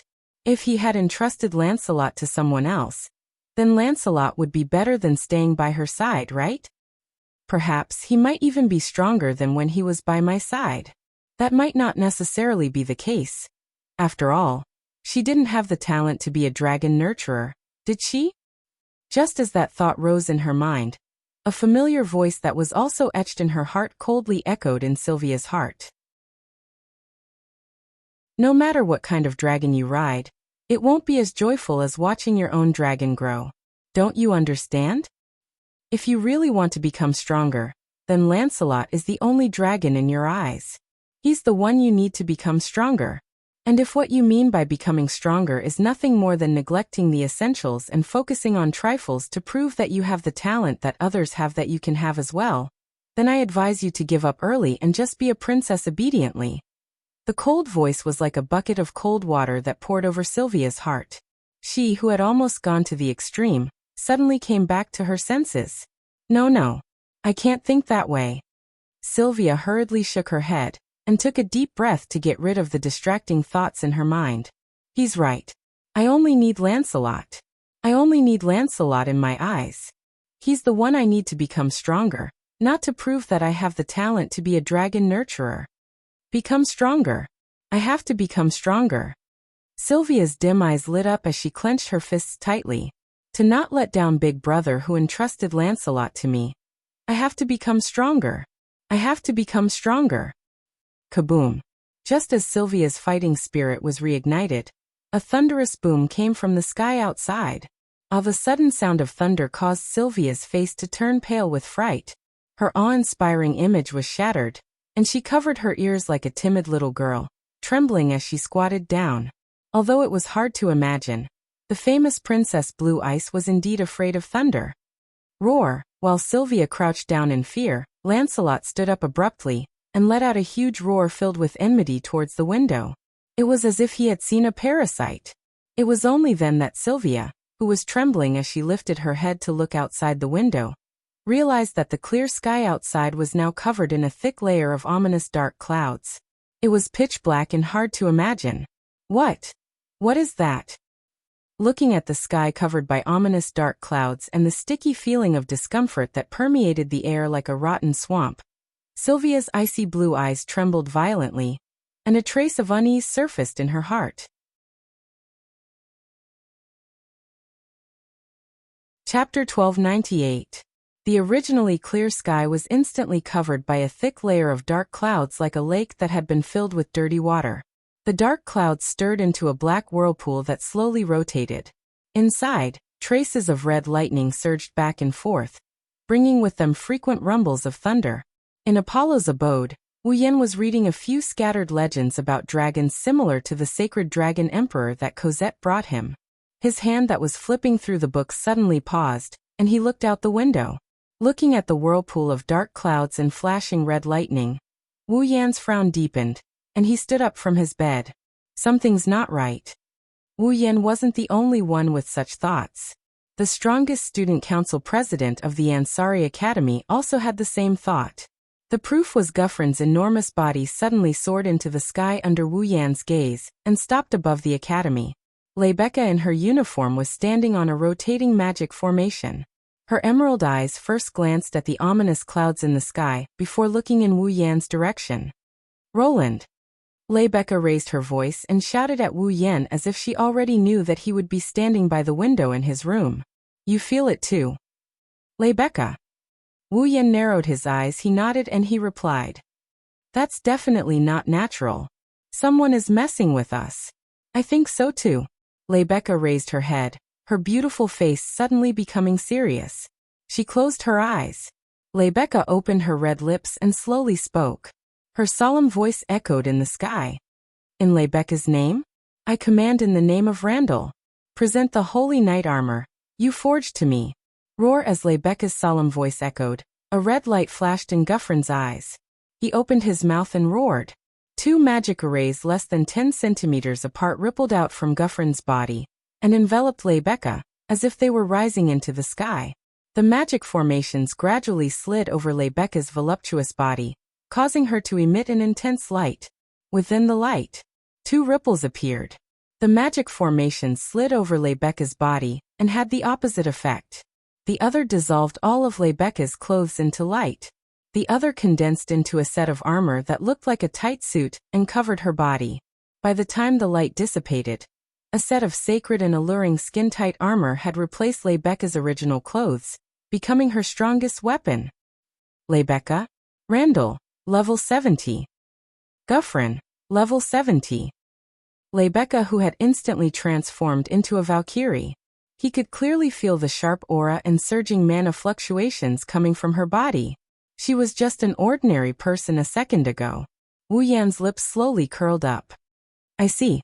So this is the magic equipment of this world's sacred knight armor. Rune.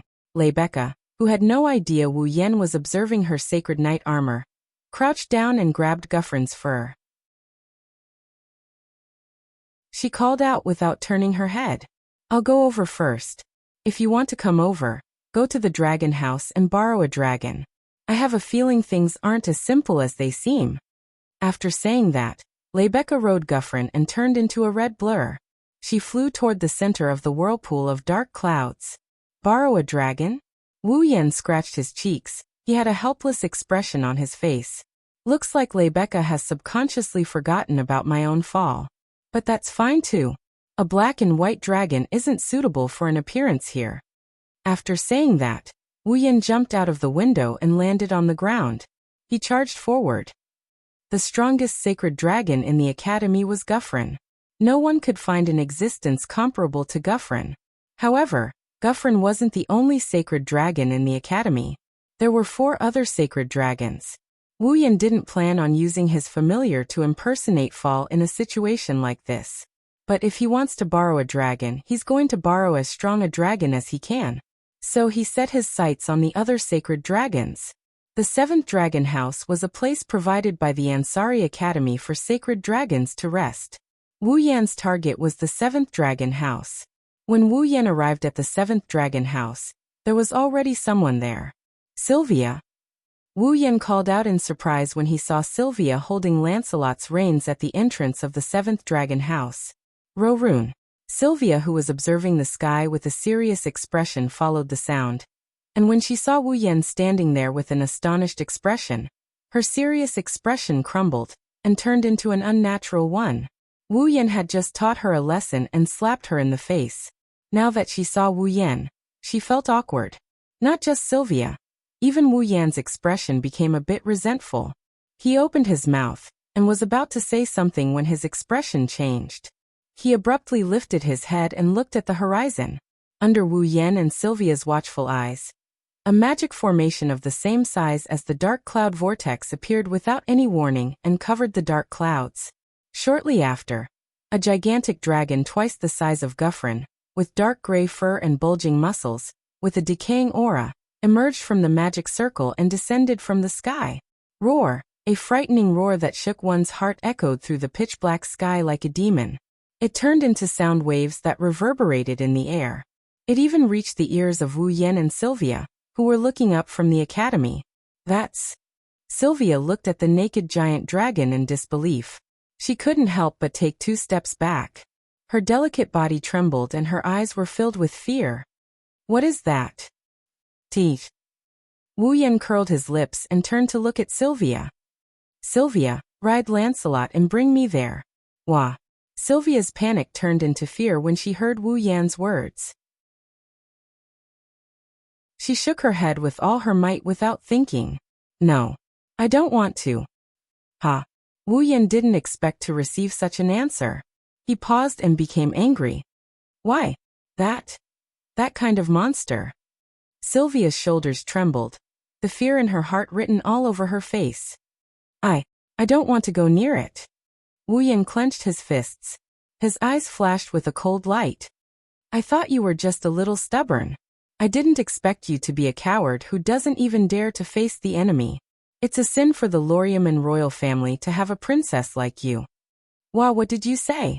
Sylvia's body trembled. She was stunned on the spot. That dragon is clearly very dangerous to Ansari City. It's even destroying it. Wu Yan looked at the giant dragon that was spitting dragon breath to destroy Ansari City. His mocking voice reverberated towards Sylvia. The citizens of Ansari City are facing danger. A princess like you actually doesn't care about the safety of your own country's citizens. You plan to hide here like a coward. What an eye-opener. Sylvia's body trembled again and again. Her pretty face was as white as paper. Forget it, it's the same if I go alone. Wu Yan glanced at Sylvia and walked to Lancelot's side. Lend Lancelot to me. Lend Lancelot? Sylvia was stunned again. She quickly shook her head. No. How can Lancelot fight that kind of monster? He can't even compare to it in terms of size. Huh. Wu Yan laughed. His laughter was unusually sarcastic. You want to impose your own incompetence on your Fall? You're really something, aren't you? No. It's not like that. Aren't you the one who knows Lancelot the best? Wu Yan coldly interrupted. In your heart, is Lancelot a holy dragon that can't even defeat that disgusting reptile? Seeing Sylvia's confused look, Wu Yan sighed. He turned around and patted Lancelot's head. Lancelot, since that's the case, let us show your owner just how strong you are. Roar! Lancelot roared without hesitation, and obediently lay down in front of Wu Yan. Lancelot. Sylvia was stunned when she saw Lancelot's expression of submission. Now is not the time for you to be in a daze. Wu Yen grabbed Sylvia by the waist and jumped onto Lancelot's back amidst Sylvia's shriek of surprise. Come and see for yourself. See how strong Lancelot is. Roar! Lancelot let out a hot-blooded dragon roar. He kicked his four limbs and soared into the sky with a muffled sound.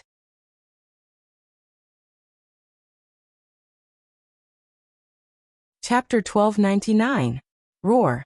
The roar that turned into a strong storm swept through the entire area, instantly blowing the glass and wooden tiles of all the surrounding buildings into pieces. Like garbage, the sound waves shot out like bullets, destroying all the buildings on the scene. Boom! The dark gray dragon stomped its foot on the ground. With its foot as the center, the ground cracked inch by inch, bringing with it a nauseating stench that filled the square below. What is that? Wah! Run! It wasn't until this time that the crowd in the square began to flee in panic, fleeing aimlessly into the distance. Although the security officers of Ansari State suppressed the fear in their hearts, tried to maintain order, evacuate the crowd, and seek refuge, it was still difficult to control the panic of the crowd. The huge square was like a battlefield. Countless guests rushed out of the surrounding buildings and scattered crazily with the fleeing crowd. They completely ignored a portion of the people who fell in panic. Some of them even cruelly stepped on their bodies in order to escape the scene. The plaza was already in a state of panic. Riding on a guffrin, Rebecca saw this scene as soon as she arrived.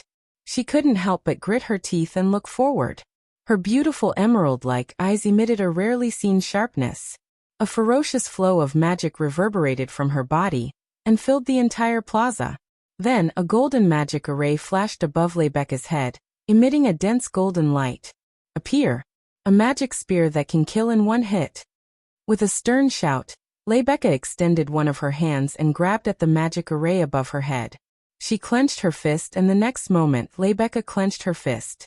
A huge black and red spear that looked like a drill appeared in her hand. It was a magic device unique to every Holy Knight's armor. If the elves' defensive barrier was spiritual equipment, and the true power of the elves lay in the angel, then the Holy Sky Dragon Knight's defensive barrier would be the Holy Knight armor, and the true power of the Holy Sky Dragon Knight lay in the Holy Knight armor. This was the intrinsic magic device of the Holy Knight armor. Its name is Kai Borgu. Rebecca opened her eyes and a sharp glint flashed through them.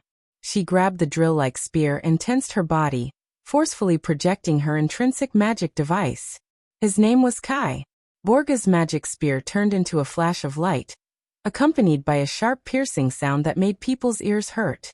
It was as if it had traveled through space, and before the dark gray dragon could react, it struck its head. Bam! A dense flash of light pierced through the entire area, and the loud rumble caused the atmosphere to tremble. The giant dragon's head was easily pierced through, and it exploded into pieces, causing a burst of black smoke. It shrouded the dragon's missing head. Phew! Rebecca involuntarily let out a sigh of relief, but her expression soon changed. The black smoke slowly dissipated, exposing the ferocious and terrifying headless appearance of the giant dragon in the air. Not a single drop of blood flowed out of the wound on its neck. There were only pieces of rotten flesh. However, the piece of flesh on the decaying wound suddenly seemed to come alive. It began to squirm and quickly spread into the shape of a dragon's head. In the next second, the dragon returned to its original form. What? Witnessing this surreal scene with her own eyes, even Rebecca's expression changed abruptly, and she cried out in alarm. Roar! At this moment, the decaying dragon's ferocious eyes revealed traces of madness. It tilted its body, and the tail hanging behind it swept out like a giant whip. A sharp sound reverberated, and the tail that had turned into a black shadow swept towards Rebecca. Rebecca's eyes narrowed, and with a delicate cry, she reached out with her slender hand. Of course, Rebecca didn't want to use her own hand to receive the dragon's attack. Otherwise, even if she had the Holy Knight armor, she would be sent flying and heavily injured. After all, no matter how ugly her opponent was, it was still a dragon, and it seemed to be a holy dragon that had matured to a higher level than Guffrin. Receiving its attack with her bare hands was definitely a foolish thing to do.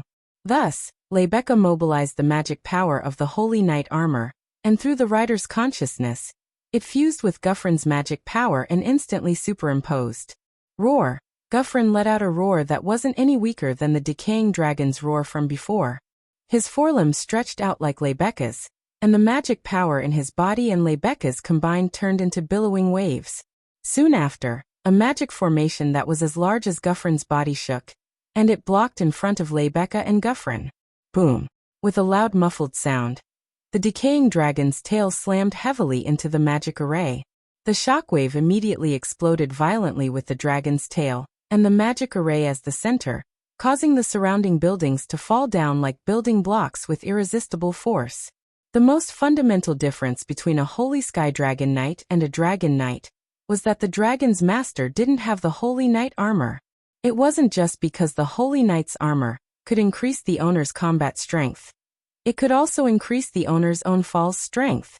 Under such circumstances, 1 + 1 was definitely more than just 2. This was the true strength of a Holy Sky Dragon Knight. Thus, even though the decaying dragon's growth rate was higher than Guffrin's, its attack was still firmly blocked. Ha! Lebeka let out another shout, and the magic formation that blocked the decaying dragon's tail madly spun, creating a powerful repulsive force.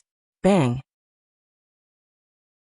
As if struck by a heavy hammer, the repulsive force fiercely passed through the dragon's tail and landed on the decaying dragon's body. Following a shockwave, the decaying dragon was forced back without any explanation. Its body tilted and heavily smashed into the ground. With a boom, the ground trembled and cracked open inch by inch. Guffrin. Lebeka had no intention of showing any mercy. Together with Guffrin, she was about to pursue the decaying dragon and destroy it once and for all. However, President Lebeka. Stop! Below the square, a sharp cry rang out, causing Lebeka to subconsciously stop her attack. She looked towards the source of the voice, and immediately, the image of a male student in academy uniform appeared before her eyes. Lebeka was shocked. Yashur. President Lebeka. You can't attack directly. As Yashur ran over, he shouted his reason at the top of his lungs. Yak. Yak was sucked into that guy's body. What did you say? Lebeka cried out in shock. Roar. In the time it took to cry out, the decaying dragon on the ground suddenly raised its head and opened its toothless mouth at Lebeka and Guffrin.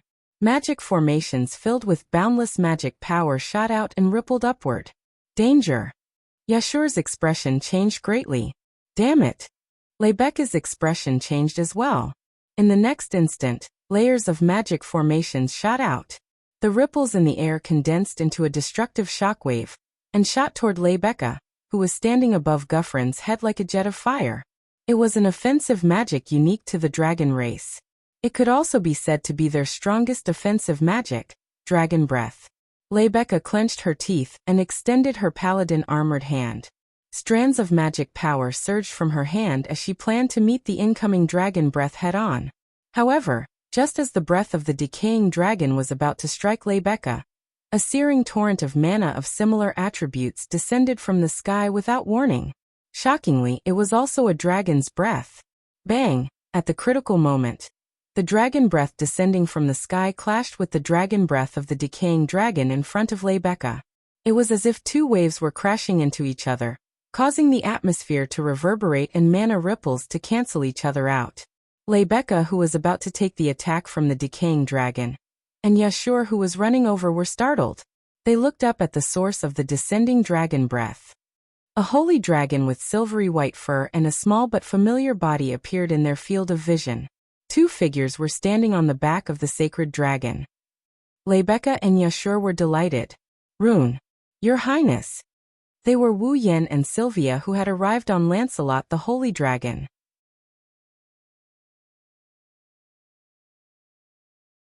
Chapter 1300. Corpse Ash Dragon. Level 72. Wu Yen rode on Lancelot with one knee on the ground. He held the reins with one hand and carried Sylvia with the other. She didn't dare to look at the Corpse Ash Dragon. He glanced at the Corpse Ash Dragon and obtained its information through the system. Then, he looked at Lebeka with admiration in his eyes. Wu Yen didn't see the entire battle between Lebeka and the Corpse Ash Dragon. However, Wu Yen saw the scene of Lebecca suppressing Corpse Ash Dragon from afar while he was riding on Lancelot's back. Although Lebecca was able to suppress the Corpse Ash Dragon, whose level was higher than hers, not only because of Gyvlin's assistance, but also because of her powerful intrinsic magic device.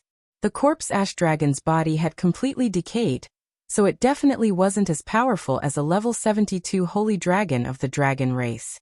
However, the fact that she was able to suppress the Corpse Ash Dragon in such a short time was enough to prove her strength.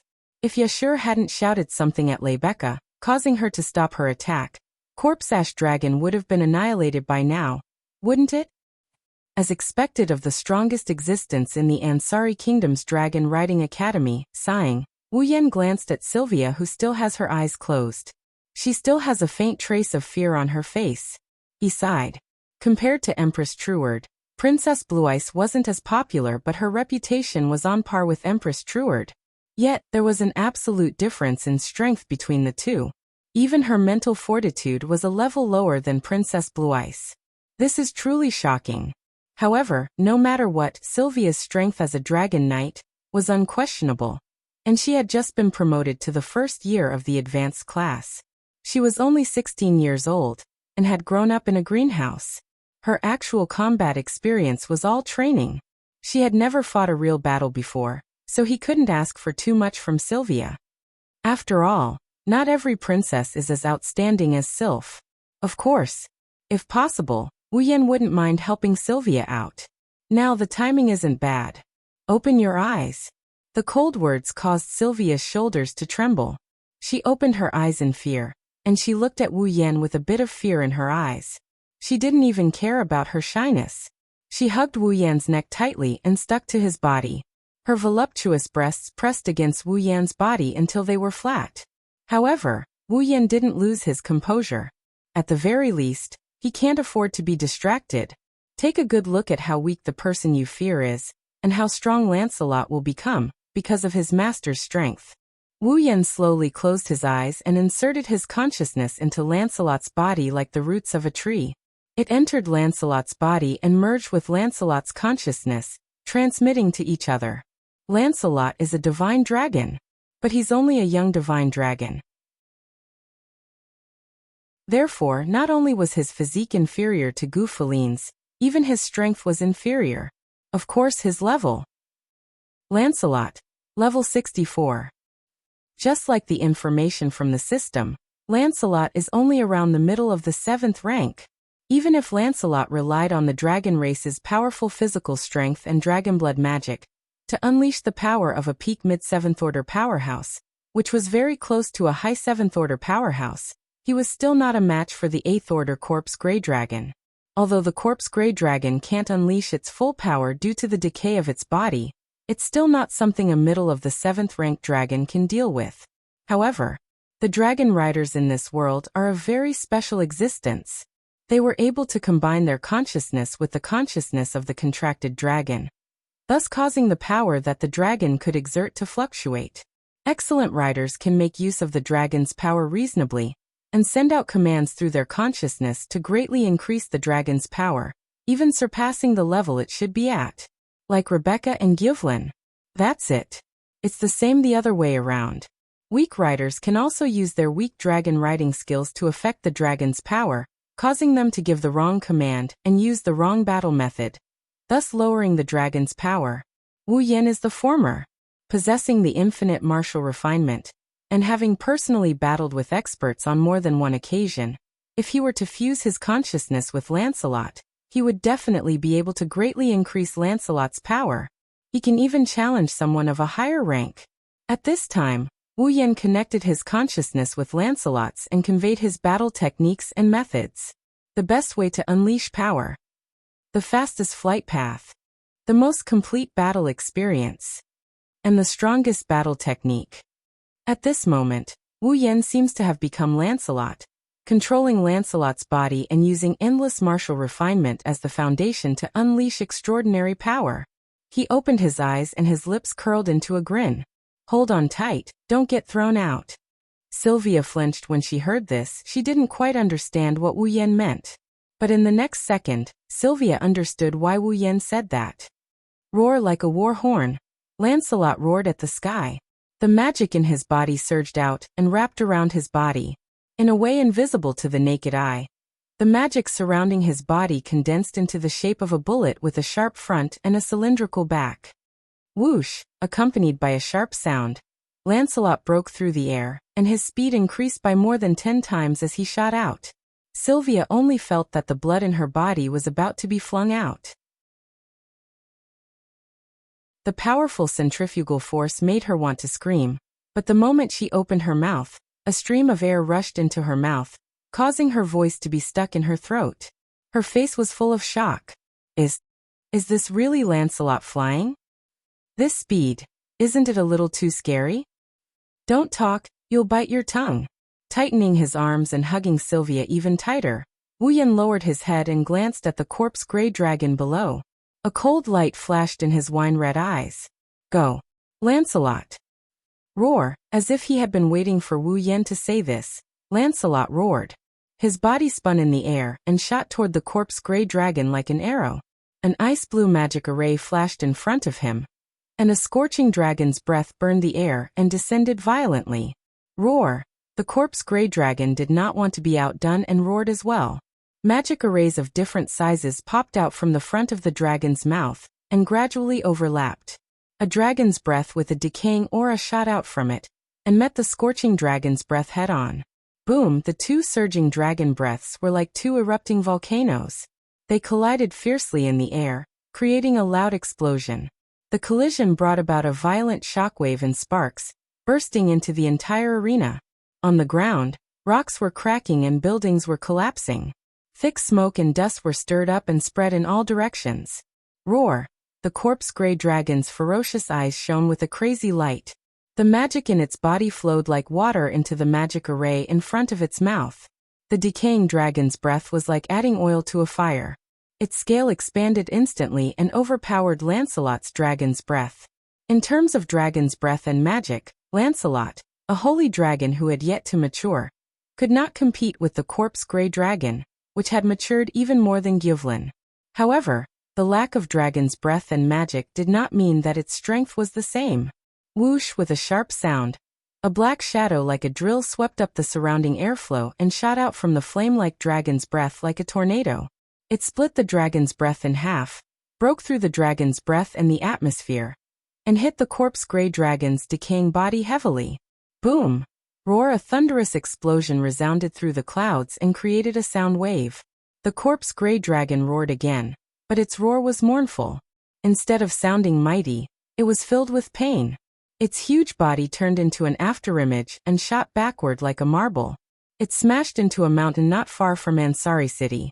With a muffled sound and dust filling the air, the corpse-gray dragon's body was embedded in a layer of rock, forming the shape of a dragon. It was only then that the rapidly spinning drill bit stopped spinning after the dragon's breath was broken. A dragon's silhouette appeared, and it flew upward in a spiraling manner.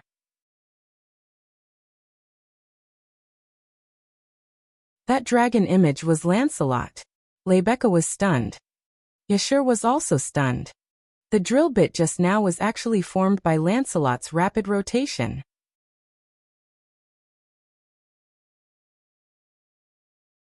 Chapter 1301. Using the body as a weapon had always been a dragon's specialty. However, Rebecca and Yashur didn't think that Lancelot's method of spinning his body into a drill bit was his fighting style. No, it should be said that no dragon would want to do such a thing. It was no longer a matter of whether or not a dragon wanted to do it. It was a matter of whether or not they could do it. Even though it seemed very powerful, there was a fundamental problem. With the rotation of the dragon at such a high frequency, would the rider be able to ride the dragon stably in such a situation, let alone the feeling of the dragon itself? Naturally, the answer was no. However, Wu Yan, who was still riding steadily on Lancelot's back without a change in expression, told Rebecca and Yashur that he had done it.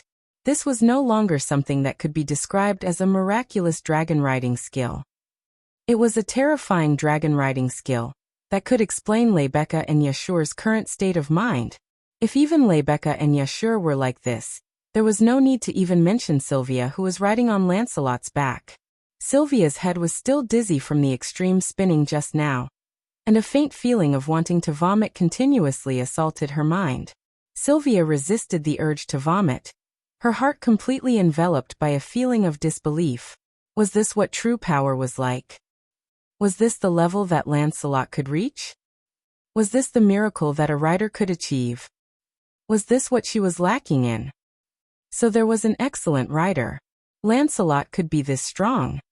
Sylvia's fear of the corpse-ash dragon was overshadowed by these thoughts.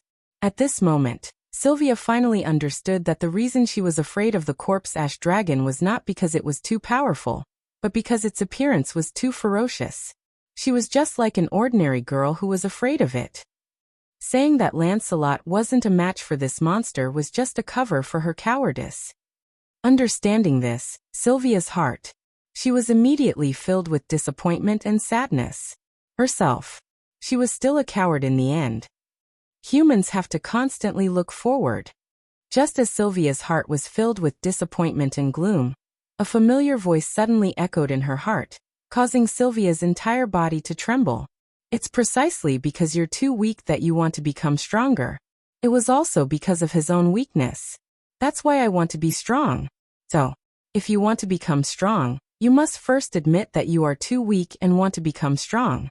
You have to admit your weakness. Since you've made a mistake, you should bravely admit it. Isn't that the Wang family's teachings? Like the light that pointed out the path, the stern yet gentle words pierced deeply into Sylvia's heart like a sharp sword, shattering all the confusion in her heart and enlightening her. That's right. Since you've made a mistake, you should bravely admit it. Isn't that the Wang family's teachings? I was too muddle-headed. The dizziness and nausea disappeared along with the confusion in her heart, and Sylvia's icy blue eyes regained their original luster. Seeing this scene, Wu Yan smiled. His smile was very gratified. At least he didn't waste all his saliva. He raised his head and looked forward.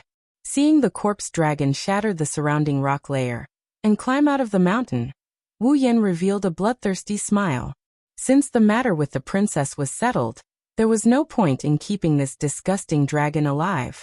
Lancelot! Roar as Wu Yan coldly shouted. Lancelot's eyes flashed with a bloody light. He raised his head and forcefully inhaled towards the sky with his large mouth. Streams of air that could be seen with the naked eye followed Lancelot's roar like flowing water, surging towards Lancelot's dragon head and rapidly rotating. An ice-blue magic array shook the air and suddenly expanded. Together with the swirling airflow, it condensed into a halo and covered the fluctuating magic array wheel. That's... Rebecca and Sylvia's pupils shrank at the same time, exerting a certain frequency of vibration to cause the surrounding atmosphere to vibrate, and using the vibrating atmosphere to form an impact. Wasn't that the sword skill Wu Yan used to tame Guffrin? Chaotic return to Horizon Dance? The corners of Wu Yan's mouth slowly curled up, and his expression turned serious. Roar! Lancelot roared fiercely, and the scorching dragon's breath once again burst out from the magic array in front of his dragon head. With an irresistible force, it rushed down toward the corpse-gray dragon. However, this dragon breath was different from the ones before. Not only did it form a high-pressure spiral of concentrated dragon breath, but there was also a dazzling halo around the spiral of concentrated dragon breath. Roar! The corpse dragon seemed to sense a strong sense of danger from the dragon breath, and its roar seemed to contain traces of fear. It hurriedly set up overlapping magic formations, and used dragon breath with a decaying aura to meet the spiraling dragon breath. Boom! A violent explosion shook heaven and earth. The two dragon breaths collided with each other in the most violent way possible, and at that moment, even space itself seemed to ripple. However, unlike the previous collision, this time, Corpse Ash Dragon did not even have the chance to replenish his mana and increase the power of his dragon breath. The spiral-shaped dragon breath with glowing edges pierced through the incoming dragon breath like an arrow piercing through cloth, shattering Corpse Ash Dragon's dragon breath. Boom! Another muffled sound rang out. The spiraling dragon breath descended from the sky and heavily struck the corpse dragon's decaying body at close range. The chaotic mana shattered the corpse dragon's body. The corpse dragon didn't even have the chance to scream. Its entire upper body was reduced to minced meat by the spiraling dragon breath. And it was incinerated without a trace. Its attack power was comparable to an attack from Rebecca's intrinsic magic device. Lancelot, who used this attack, was only at the intermediate 7th rank. Rebecca, Sylvia, and Yashur widened their eyes in shock, and in return Wu Yan chuckled softly. The principle behind the chaotic return to horizon dance was to apply a certain frequency of vibration to the sword, causing the surrounding atmosphere to vibrate, and using the vibrating atmosphere to form an impact to condense and compress the attack. Here, Wu Yan changed the medium of vibration from the sword to Lancelot's dragon breath, and condensed the dragon breath into a spiraling shape, causing the atmosphere to vibrate and form an impact. In that case, the dragon breath unleashed by using the principles of the chaotic return to horizon dance would be the power of Lancelot's own dragon breath combined with the power of the chaotic return to horizon dance to form a brand new dragon breath. Its name was Perforate Dragon Breath Dance. Done. Perforate Dragon Breath Dance. Sylvia muttered as if she was sleep-talking. What power? Rebecca and Yashur exchanged glances. Follow up the victory. While everyone was still immersed in the might of the Perforate Dragon Breath Dance, Wu Yan rode on Lancelot and raised his head to take a deep breath. He planned to use the Perforate Dragon Breath Dance again and directly eliminate the corpse gray dragon. Wait, Rune. Yashur hurriedly shouted when he saw Wu Yan's intention. You can't. Yak is in that dragon's body.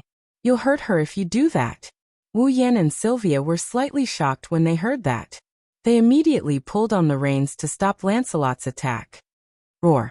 The moment Lancelot stopped attacking, the corpse ash dragon, which had lost its upper body, let out a furious roar from an unknown part of its body. The flesh on its body wriggled and instantly expanded, condensing into the shape of a dragon. In just a moment, the corpse gray dragon returned to its original state. Before Wu Yan, Rebecca, and Sylvia could react, the corpse gray dragon opened its mouth and set up a dragon breath formation. It launched a violent attack at Yashur, who was still rooted to the spot after shouting, "Watch out!" Wu Yan, Rebecca, and Sylvia were shocked when they saw the corpse gray dragon's dragon breath fall on Yashur without warning.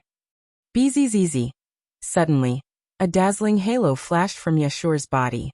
It shattered the dragon breath into primal magic power and scattered it all over the place. Wu Yan and the others were slightly stunned. At the same time, the halo gradually revealed its original form. It turned into a dazzling knight's armor that appeared on Yashur's body. Traces of magic power surged on it. Holy knight's armor. The three of them couldn't help but cry out in surprise.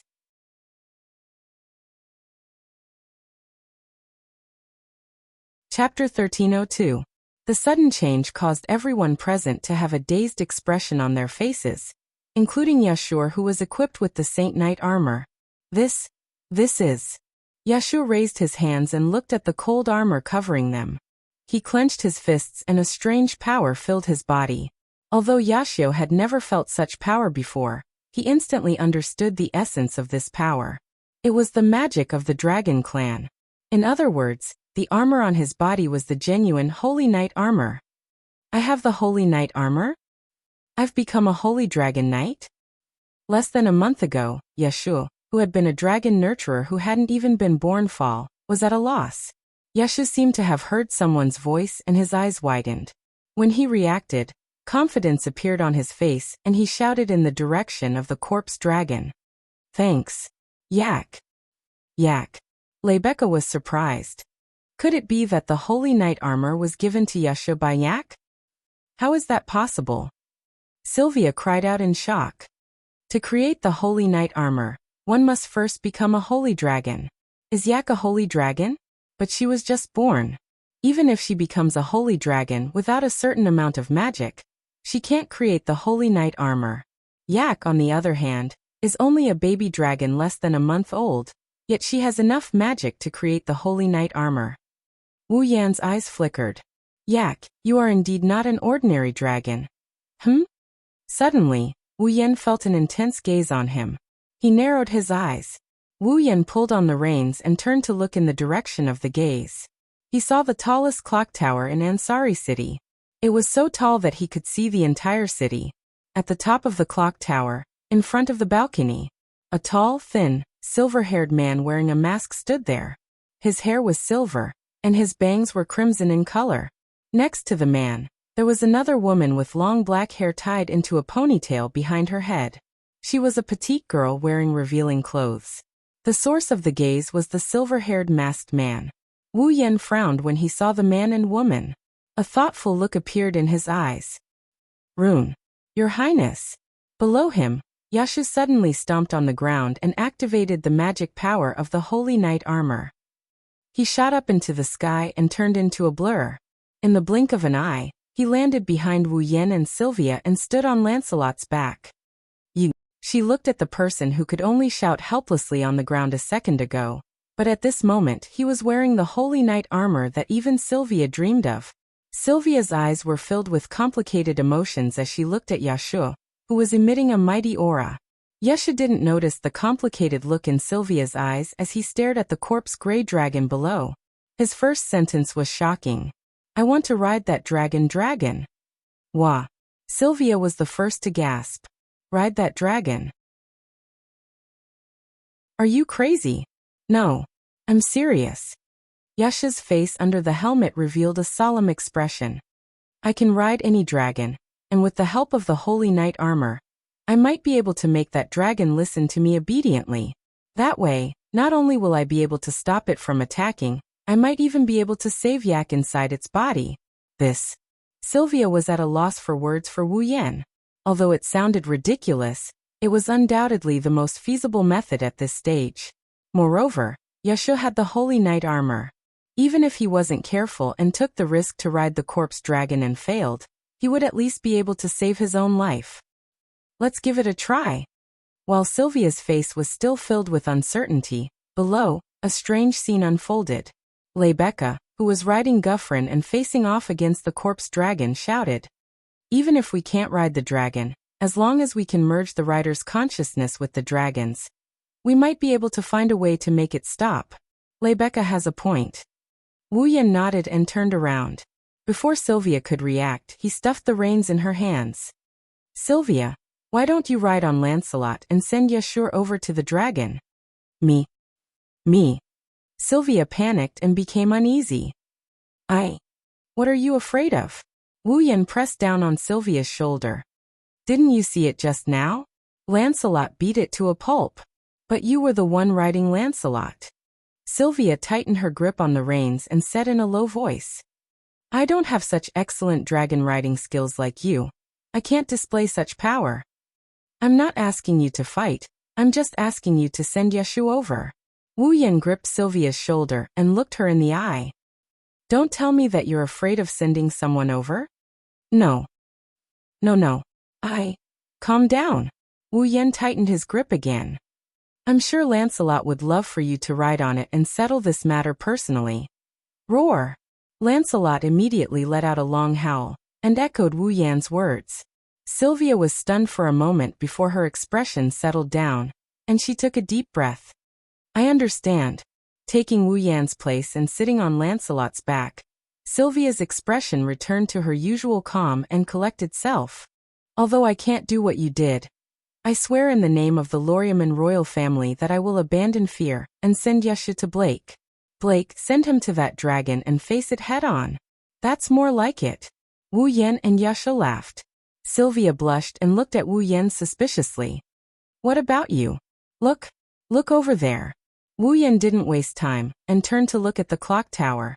Sylvia and Yashu followed Wu Yan's gaze and looked over. Then, a man and a woman on the clock tower entered their sight. That's suspicious. Wu Yan lowered his voice.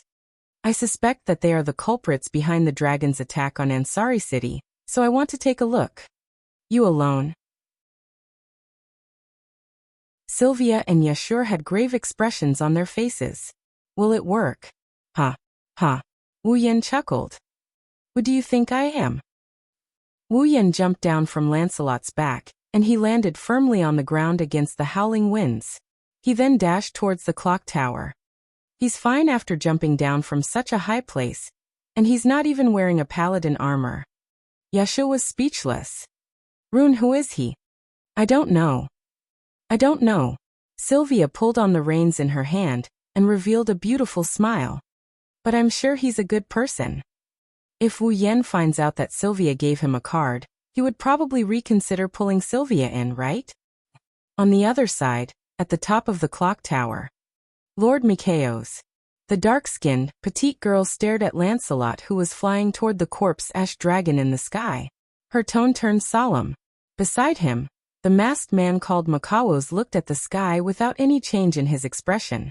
His voice was indifferent. Looks like we met with an unexpected accident. In his hand was a huge black sword that was more than half the size of his body. It was a giant sword that was as black as ink, with blood-like veins running through it. It gave off an ominous aura, as if it was a tainted holy sword. Upon closer inspection, one could see traces of mana fluctuating on the pitch-black greatsword. The experiment failed Anya. Mikaos watched with his own eyes as Yaksa jumped onto the corpse grey dragon's back and successfully steered the corpse grey dragon into the sky. He immediately turned around and spoke without any reluctance. When we get back, investigate that boy and girl. Girl? Anya showed a doubtful expression when she heard Mikao's words. She knew the boy. He was referring to the one who successfully controlled the corpse dragon. But who was the girl? Saint Heavenly Dragon Knight Lebecca? Randall? Or the fourth princess of House Lorimon, Sylvia? Mikaos didn't answer Anya's questions. He picked up the black greatsword and walked towards the entrance of the clock tower. Retreat. Yes. Despite her doubts, Anya still obeyed Mikaos's arrangement. However, Mikaos and Anya, who were walking towards the entrance, quickly stopped in their tracks. That was because there was already a person standing at the entrance.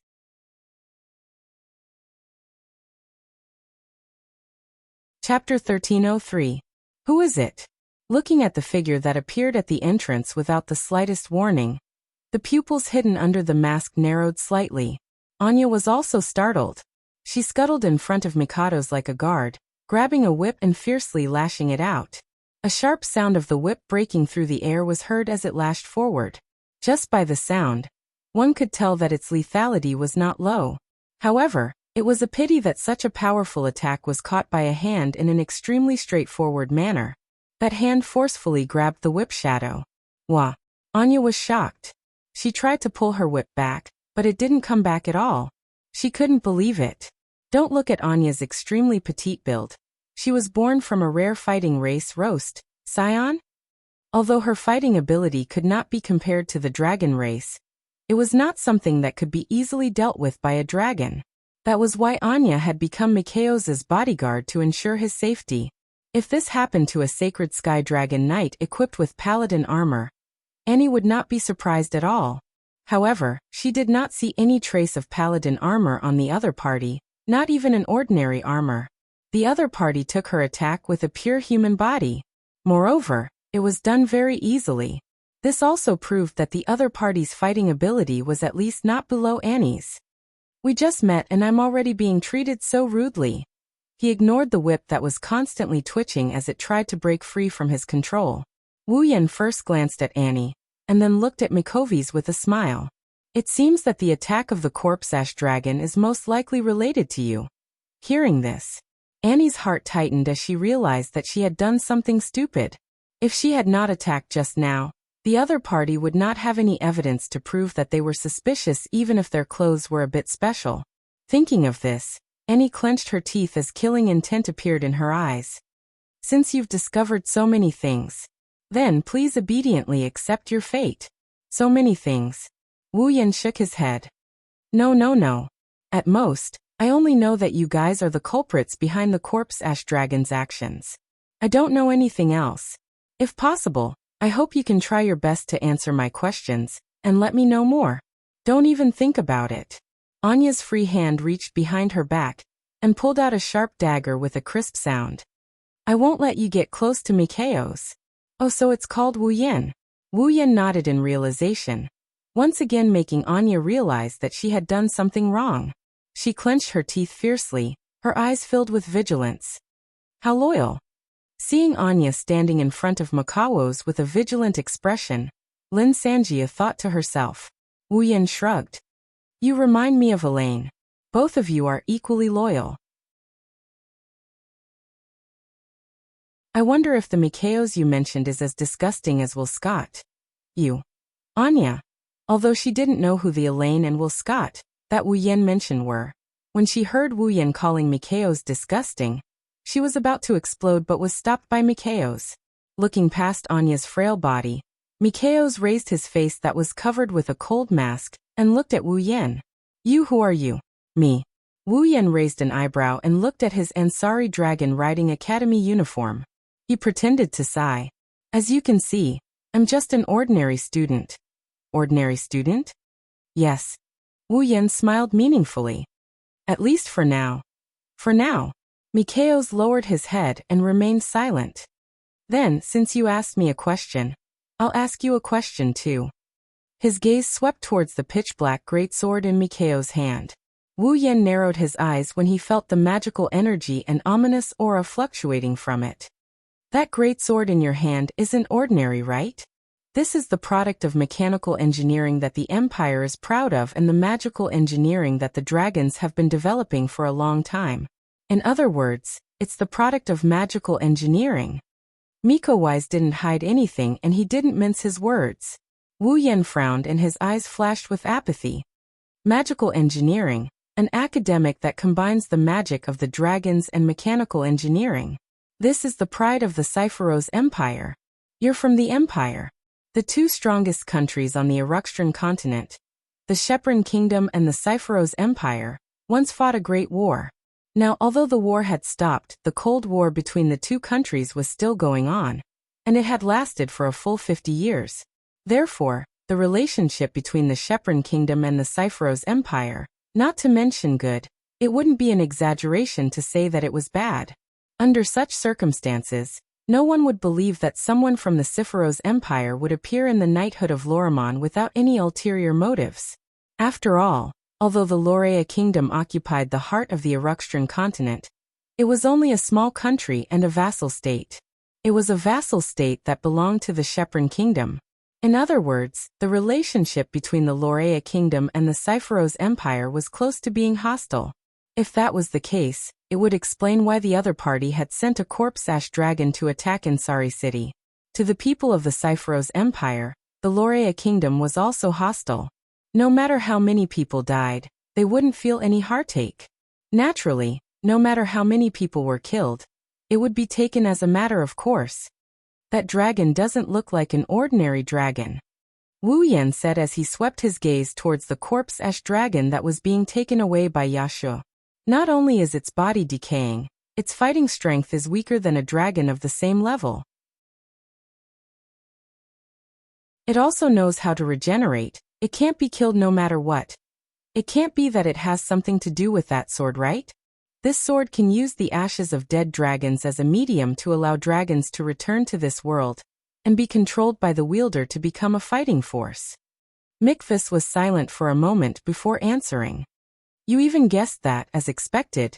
You're not an ordinary student. No wonder you can gather around the last descendant of the Avalon Holy Dragon royal family. Wu Yan's heart trembled.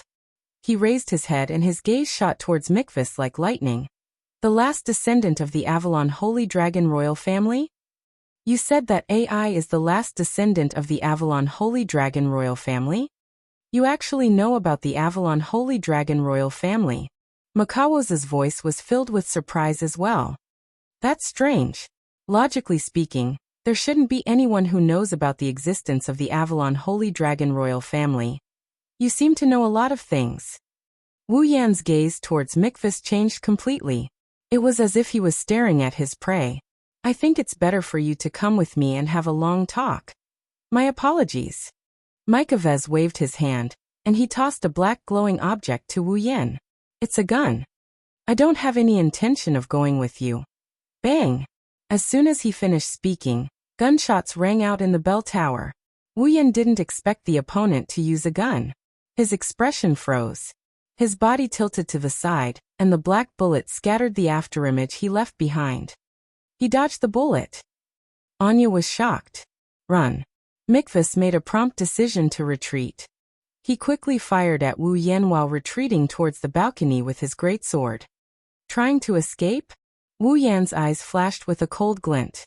With a leap, he dashed out like a phantom. He dodged the incoming bullets and arrived in front of Miketas. While Miketas's expression changed slightly, Wu Yan reached out his hand and grabbed Miketas's hand that was holding the sword. Teeth. Mikvas clenched his teeth and forcefully twisted his hand. The next moment, something that even Wu Yan didn't expect happened. With a crack sound, Makawos's hand was severed at the base, and his figure retreated explosively. Only then did Wu Yan realize that Mikvas' hand was actually a prosthetic. Wu Yan was taken aback by the sudden turn of events. In the blink of an eye, Mikvas picked up Anya's petite frame and jumped off the balcony before falling off the clock tower. Wu Yan reacted and quickly grabbed the black greatsword left behind by Mikvas. He rushed to the balcony and looked down. Unfortunately, Mikvas and Anya were long gone. Looking at the black greatsword in his hand, Wu Yan was silent.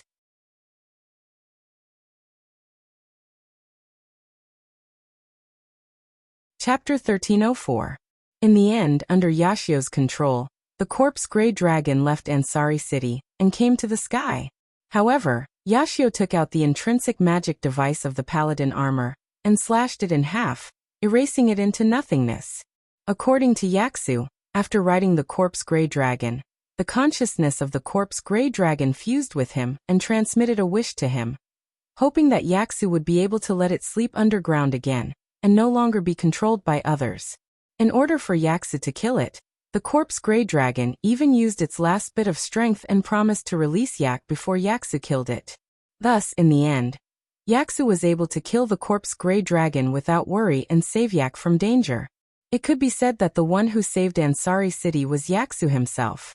However, Yaksu did not receive the support of the crowd after saving Ansari City.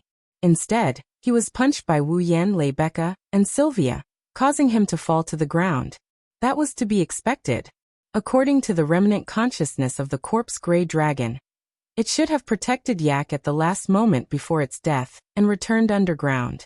That is to say, if Yashu didn't interfere twice, Wu Yan and Rebecca would have given up on dealing the final blow to Corpse Ash Dragon. Corpse Ash Dragon would have died a long time ago and Aiko would have been fine. In the end, because of Yashu's interference twice, things had become a lot more complicated. Naturally, everyone who had worked hard would be dissatisfied. Of course, Yak's interference was not completely without benefits. At the very least, Yak, the dragon girl who originally regarded Yaksu as her watchdog, finally acknowledged him. He finally acknowledged Yasho and even created a Holy Knight armor for Yasho. Unfortunately, it was not the Holy Knight armor that Yak created. The dragon clan had a shared inherited memory, which was the so-called dragon seed memory. In the dragon race, every dragon that had ever created a Holy Knight armor would store the design of their own Holy Knight armor in their dragon seed memory. Together with other memories, it would make it easier for the descendants of the dragon race to understand certain things. According to her, the paladin armor that Aik presented to Yashur is merely a replica of the paladin armor design left behind by her ancestors. The system also said that the Holy Knight armor was created by the holy dragons according to the data of its master's body. It was the most suitable magic equipment for its master. In other words, the Holy Knight armor Yak created was only a copy of the Holy Knight armor used by someone else. It was not suitable for Yaksu. Naturally, it could not be the same as the Holy Knight armor the holy dragons presented to their master, because it was the most suitable and could unleash the most power. Yashua, who was equipped with the Holy Knight armor, could only be considered a half-baked Holy Sky Dragon Knight. Furthermore, as a copy, the Holy Knight armor had a time limit, making Yaksu even more half-baked. Not to mention, the replicas couldn't be worn by others at all. Yak had spent quite a bit of effort to pick out the parts that Yashur could equip from all the designs of the Holy Knight armor, and piece them together to create a set of Holy Knight armor that was in a rush. The Holy Knight armor might not even be as good as a copy, but from another perspective, how many people in this world would have the opportunity to equip the Holy Knight armor? Even a princess like Sylvia did not have a Holy Knight armor, did she? Yaksu was able to equip the Holy Knight armor in a short time. Even if it was just a copy, pieced together from different places and had a time limit, it was enough to make people envious. Then there was the discovery of Mikitu's. Without Yasha's interference, Wu Yan wouldn't have noticed Mikawosi's presence, allowing such a big fish to escape. Although Mikitu's still managed to escape in the end. But at least Wu Yan got to know one very important thing. Yak was the last descendant of the Holy Dragon royal family of Avalon. With this information, Wu Yan could proceed with his first dungeon mission. After the incident of the corpse dragon attacking Ansari City came to an end, Ansari City started to clean up the mess. Fortunately, there were only injured people in this incident. No one died, which was a great fortune in the midst of misfortune. However, Ansari City still suffered quite a bit of damage.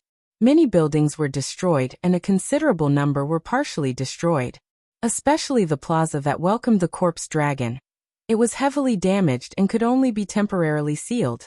In order to restore Ansari City to its original state, the citizens will be very busy in the coming days. As for the origin of the corpse gray dragon and the behind-the-scenes incident, the mayor of Ansari City gave the reason that dragon matters should be handled by the Dragon Riding Academy and handed over to the Ansari Dragon Riding Academy's student council to be fully responsible for it. So whether it was the information Wu Yan obtained from Mikitu's or the information Yaksu obtained from the corpse dragon's consciousness, all of it was collected by Lebecca. According to Lebecca, after collecting the information, she will report it to the higher-ups of knighthood. When the time comes, the Lorimon Holy Dragon Knights will take over and investigate the incident. Wu Yan snorted at Lebecca's words. No matter which world it was, organizations like the police would only rush to the scene after the incident to clean up the mess. The Lorimon Holy Dragon Knights were equivalent to the police of knighthood. They still inherited this glorious custom. How could Wu Yan not snort at them? However, this had nothing to do with Wu Yan. He already obtained the information he wanted. Although he didn't know how Mikitu's knew that Yak was the last descendant of the Holy Dragon royal family, if what Mikitu's said was true, it was clear to him which time he should return to. Wu Yan couldn't help but think that perhaps it was because Yak was the last descendant of the Holy Dragon royal family, that she was born in this world as a human girl. Moreover, in less than a month after her birth, she was able to create the Holy Knight armor that only holy dragons could create. Even if it was just an imitation, it was still very impressive. After all, creating the Holy Knight armor required a lot of mana, and the prerequisite was that she was a holy dragon. Yet, Yak was able to do so. This also proved that Yak's rank was very likely holy dragon rank. Of course, this was what other people thought. Only Wu Yan knew that Yak was the last descendant of the Holy Dragon royal family. In terms of rank, she was much stronger than the so-called holy dragons. Of course, they couldn't tell at the moment. At least Lebecca, Sylvia, Yaksu and even Yak herself couldn't tell.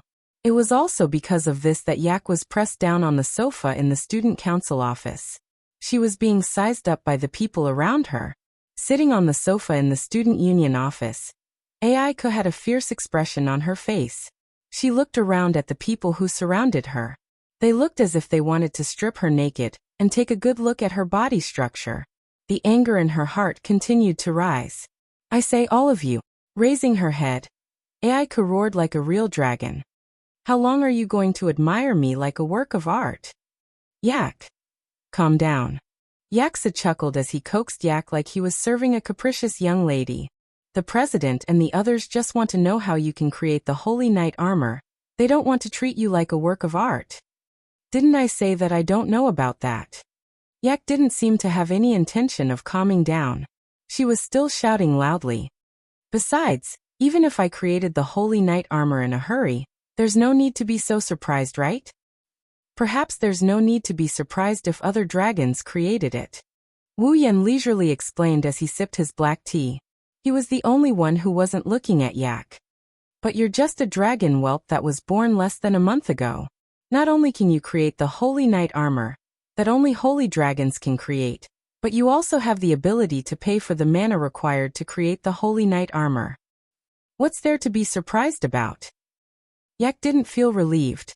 Instead, She proudly puffed out her chest and raised her head. Who do you think I am? Do you think those normal dragons can compare to me? Wu Yan, Rebecca, Sylvia, Yaksu and even Corset who came with Sylvia looked at each other speechlessly. Yak was smaller than any other dragon, but she was more arrogant than any other dragon. She was the only one of her kind.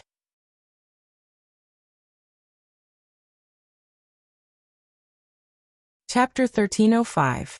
Looks like we won't be able to get anything out of this research. Rebecca retracted her gaze that had been sizing up Aiku. She raised her hands and hugged them in front of her chest. Her pair of full and round breasts suddenly became more prominent due to her unconscious actions, causing Yashu to blush. We can only let experts research Yak. Research? As soon as Rebecca finished speaking, Yashu shuddered as if he heard some bad news. Yak jumped up from the sofa and shouted, "Don't even think about it. I will never let those professors do their research on me again. If anyone dares to research me again, I'll stomp them flat." Seeing Yashu and Yak's intense reaction, Wu Yan, Rebecca, Sylvia, and Cosette were stunned. Then they remembered something.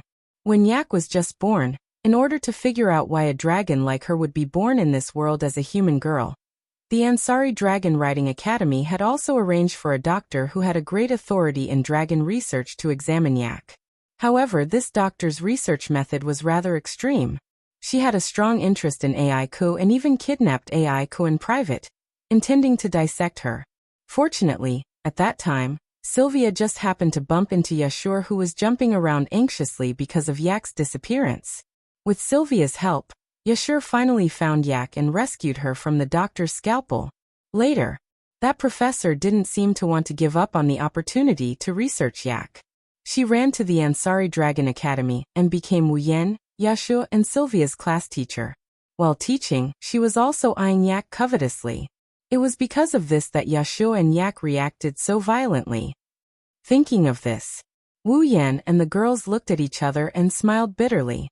"Forget it, Rebecca." Wu Yan looked at Rebecca and shook his head. "Since Aiku isn't willing, let's not force it. Anyway, there's no harm in this matter for us. This is a good thing for Yashur. Just let it be." This. Rebecca pondered for a moment before nodding. Roland is right. It's not a bad thing anyway. Let's just let it be for now. Yashio and Yak heaved a sigh of relief. Their expressions as if they had just escaped death amused everyone present. How unfortunate. Rebecca suddenly sighed regretfully. If it wasn't for the appearance of the corpse ash dragon, I wouldn't have been able to survive. I wanted to go on a date with Laura on that day. Wu Yan, who had just sipped a mouthful of black tea, shuddered because of this sudden statement. He spat out all the tea and sprayed Yashur, who was sitting opposite him, with an astonished expression on his face. I'm sorry. Wu Yan smiled apologetically and said, "What are you talking about all of a sudden?" A date. Sylvia's face slowly turned red, and her mind started to wander. This is shameless. As the student council president, how can you? Oh. Corset looked at Sylvia in shock. Her Highness actually wavered. And not at all. That's not a shameless thing. Your Highness. Rebecca smiled and interrupted Sylvia's weak retort. The reward for winning the Ares Dragon ritual is a one-day date right. Have you all forgotten? Wu Yan and the rest were startled, but soon understood. If you didn't mention it, I would have forgotten. Wu Yan said, and Rebecca looked like she had suffered a blow. I didn't think my date right would be forgotten by you. In the Ansari Dragon Riding Academy, Rebecca's popularity was at its peak. There wasn't a single student who didn't worship this powerful and beautiful goddess of their dreams. Otherwise, on the day of the Ares Dragon ritual, when Rebecca announced that the winner would get a one-day date with her, the spectators and contestants wouldn't have nearly rioted. Now, a member of the opposite sex had forgotten about a date with Rebecca. Even if Rebecca was only pretending to be shocked, she still felt strange. On the contrary, Sylvia, Yashur, and Yak looked at Wu Yan with praise. Not being affected by beauty, this is the attitude a true knight should have. Even President Rebecca's charm can be ignored. Laurent, you're amazing. Well, you're much better than my guard dog who only knows how to be infatuated with human females. Wu Yan didn't know whether to laugh or cry when he heard the three of them talking about the same topic. Rebecca calmed herself down, and she smiled. She whispered into Wu Yan's ear in a sweet voice. Then when do you plan to exercise the one-day date right? Wu Yan scratched his face and shrugged. I can do it anytime. It depends on your mood. Then let's do it tomorrow. The corner of Rebecca's mouth curled into a happy arc. I'll look forward to it. Seeing how Wu Yan and Rebecca decided to go on a date in front of everyone, Yashu couldn't help but feel envious. Yak snorted in disdain. Cosette maintained a smile on her face. Sylvia, on the other hand, had a bad feeling about this. Sylvia wasn't sure why that was the case. Maybe Wu Yan is the only person who called her by her name, the only person who didn't hesitate to reprimand her when she made a mistake or was weak, and the only person who helped her out. His position in her heart has become a bit special. At that thought, Sylvia suddenly recalled something. Right. With a serious expression, Sylvia turned around and looked at Wu Yan. Speaking of the Aries dragon ritual, I've also made a declaration to you. You won that time. You said that I have to promise you one thing. You can also mention that thing together. Speaking of which, there is indeed such a thing. Wu Yan first blinked his eyes and then nodded his head as though he was enlightened, revealing a bright smile. The next moment, Wu Yan uttered a sentence that shocked everyone in the audience. Sylvia, give me corset. The air froze. What? Yashur opened his mouth wide. Cosette. Rebecca's expression froze. Give you? Sylvia stared blankly at Wu Yan, who was all smiles. Her petite body started trembling. She trembled from anger. Lord Roland.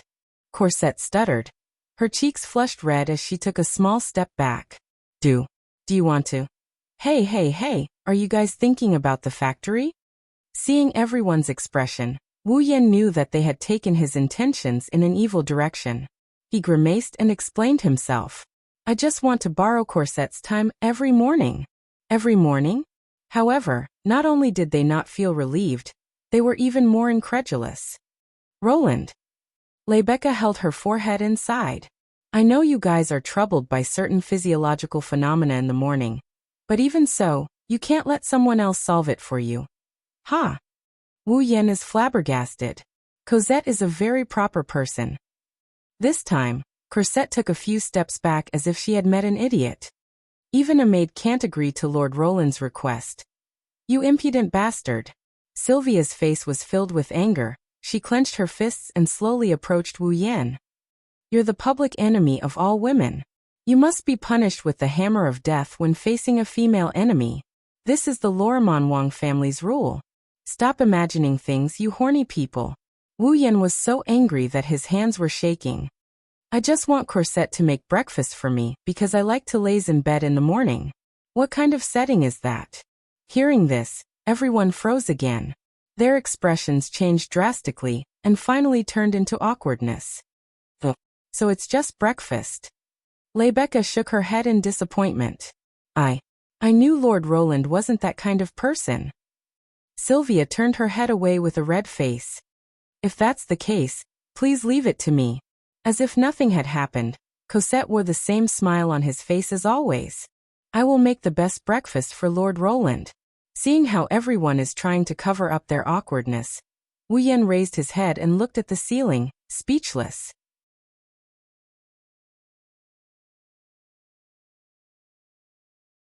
Chapter 1306. At night. After returning to his room, Wu Yan didn't lie down on his bed as usual. Instead, he silently closed his eyes and immersed his consciousness into his body. He activated his sensitive nerves and moved his consciousness towards a mysterious power within his body. To be more precise, he moved his consciousness towards one of the three mysterious powers within his body. Those are the three Magatama engravings. Wu Yan's consciousness gradually moved there and covered one of the Magatama engravings. His lips slightly opened. First, red jade. Activate. On Wu Yan's chest, the leftmost Magatama engraving suddenly lit up. Red Jade Mode. Activate. Wu Yan's command reverberated in the air. The Magatama engraving turned around and slowly sank into Wu Yan's body, as if it was entering his body. Buzz. With a buzzing sound, the Magatama engravings that sank into Wu Yan's body suddenly exploded and turned into an indescribable mysterious power. It fused into every corner of Wu Yan's body. The next moment, Wu Yan's uniform turned black at a speed visible to the naked eye. Red veins crawled up the uniform, and the veins spread out along with the black luster. In just a few moments, Wu Yan's uniform turned black and red. It also surged with a strong defensive power that is different from what it used to be. At this time, Wu Yan slowly opened his eyes. One of his wine-red pupils turned gold. There was a strange clock engraved on it. It looked extremely strange. Clenching his hands, Wu Yan's one red and one gold eyes flashed with a hint of discomfort. It made his movements a bit unnatural. This is Wu Yan's second time entering the Red Jade mode. The first time was when the Beast King was just born. It was to scout for information in the Behemoth Forest. In a battle with a long-arm ape, he had tested his skills, and this was the first time the Red Jade mode had shown its power. Since then, Wu Yan hasn't entered the Red Jade mode. Of course, this isn't the main reason why he feels uncomfortable. After all, the Red Jade mode is his bloodline ability. Normally, his body won't feel uncomfortable like this. What really made Wu Yan feel uncomfortable is the Ling energy within his body. Normally, it's magical power that flows in his body. Now that it's suddenly replaced with Ling energy, Wu Yan naturally felt a bit uncomfortable. But it only took a short while. When he completely adapted to the Ling energy within his body, Wu Yan raised his head. The golden eye of the clock flashed with strange waves. Emperor of Carving Zafkiel. The space behind him rotated and twisted as if a pen was drawing something on it. It drew a circle with wheels. Then a huge clock with illusory wheels rotating around it slowly vibrated out of the space, causing ripples. Dungeon World. Star Carving's Dragon Knight. Dungeon Mission Acquire. Mission 1. Enter the Red Jade mode of the character, Tokisaki Kurumi, and use the ability of the angel, Emperor of Carving Zafkiel. Use the Bullet of 12, Yod Bet. Return to the infant ritual in the Abayan Forest when the Mother of Dragons placed the last descendant of the Holy Dragon royal family in the Abayan Forest. Obtain a drop of the first blood of the last descendant of the Holy Dragon royal family before he was born. Mission reward: 10,000 equipment points, item points, ability points, and summoning points. Mission 2. Not activated. Mission 3. Not activated. After confirming his Mission 1, he recalled the time he got from Yashu about the immature ritual. With a shake of his hand, a long and a short musket appeared in his hand out of nowhere. He gripped both muskets in his hand. Taking a deep breath, Wu Yan slowly mobilized all the Reiki in his body and infused it into the musket. Let's begin. After saying that, Wu Yan pointed the short and long muskets at the Roman numeral 12 on the Emperor of Carving Zafkiel. Behind him. Emperor of Carving Zafkiel. Dash Bullet of 12, Yod Bet. 12 Yod Bet. Behind him. The Emperor of Carving Zafkiel. S dial shook violently and a shocking Reiki burst out. It instantly filled the entire room and stirred up a turbulent atmosphere. A black and red stream of Reiki spiraled up from the Roman numeral 12 and flowed into the short musket that was pointed at it. Wu Yan could clearly feel a very powerful Reiki rushing back and forth in the gun like a bomb, trying to escape from the gun and explode. Going back in time sounded like a very powerful ability, but going back to the past meant that there was a possibility of changing history. That was something that the world did not allow. Now Wu Yan was basically trying to break the operation of the world. How could such an ability not cause any abnormalities? Wu Yan could feel that if he didn't try his best to suppress the rampaging spirit power within the pistol, the spirit power would have already escaped from the gun and exploded like a real bomb, turning the surroundings into ashes. Last time, how much pressure did Kurumi endure to send him back in time? While desperately trying to control the Reiki in the gun, he thought of this question. In the next second, Wu Yan did not waste any more time. He pointed the gun at himself and pulled the trigger. Bang!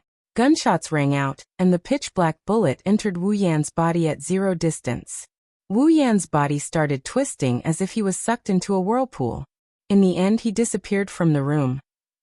Abayan Forest. This was a very special forest. It wasn't because there were some precious treasures inside, nor was it because there was some evil being sealed inside.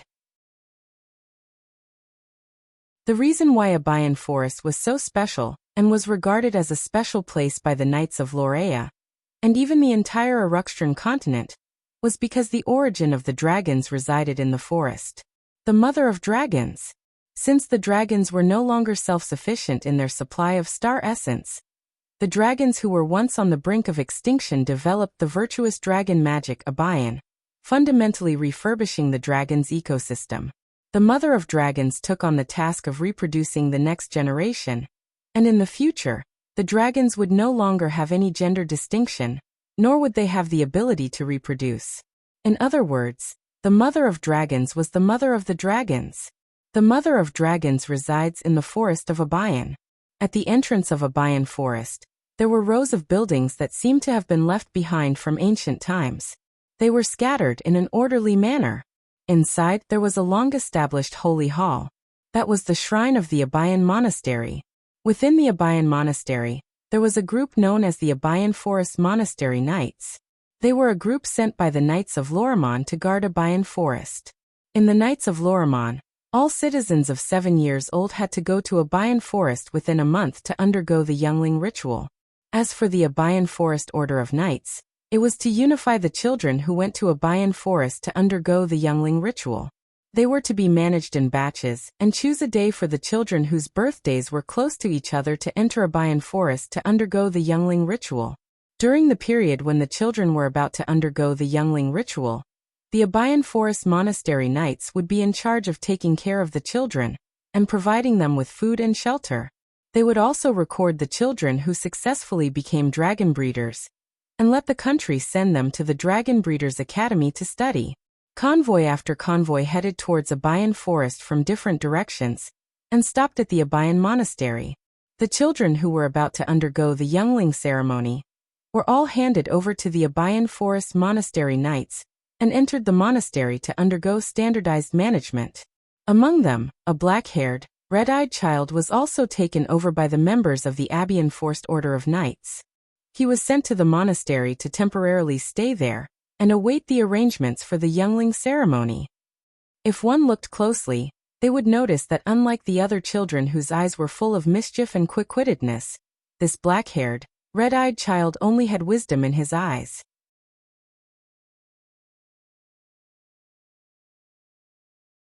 Chapter 1307. Children, remember to follow the monks who are leading the way. Don't go anywhere else, okay? In Abayan Abbey, a kind nun who was about 40 years old was talking to those kids behind the leading nuns in a gentle yet strict tone. She was very familiar with leading the kids at present, making them obedient and not disgusted with her. Walking in the corridor of Abayan Abbey, those young monks and nuns who were not involved in the work were glancing at the kids with full of curiosity. Alim walking in the corridor of Abayan Abbey, those young monks and nuns who were not involved in the work were glancing at the kids curiously. It was apparent that they were just probationary members of the Abayan Forest Monastery Knights, and not members of the order. Even though the Abayan Forest Knights of the Abayan Forest Monastery had the name of a knight order, none of them had the aura of a knight. Instead, they dressed up like monks and nuns and didn't call themselves knights to the outside world. Instead, they referred to themselves as monks. After all, no matter how strong the members of the Abayan Forest Monastery Knights were, they were still formed in the name of cultivation. The knights here didn't require their members to be qualified knights. Instead, they required them to have a kind heart. It was also because of this that the Abayan Forest Ascetic Knights became the protector of the sacred land of Abayan Forest, which had to deal with children all day long. Without a doubt, the Abayan Forest Monastery Knights were the most suitable guardians. Amidst the noisy group of children who obediently followed behind the cultivators who led the way, Wu Yan was there as well. Moreover, he was there openly. At this moment, Wu Yan's figure had completely transformed into a 7-year-old child. He was going to participate in the youngling ritual, and came to the Abayan forest 9 years ago. Originally, when he used the bullet of 12 Yod. When the power of the bullet of 12 Yod returned, Wu Yan wanted to enter the Abayan forest directly. He wanted to find the mother of dragons. He wanted to obtain the blood of yak before she was entrusted to him, and complete his first mission. But after thinking about it, Wu Yan had to give up on that idea. According to the knighthood of Lorimon, the children who went to the Abayan forest for the youngling ritual would be arranged by the Abayan forest monastery knights. They would enter the Abayan forest in batches. They would search for the mother of dragons. However, although they said they were looking for the mother of dragons, no one knew where she was. Because, after entering the Abayan forest, the youngling ritual would begin. The mother of dragons could use her special ability to test whether the children in the Abayan forest had the talent to become a dragon nurturer.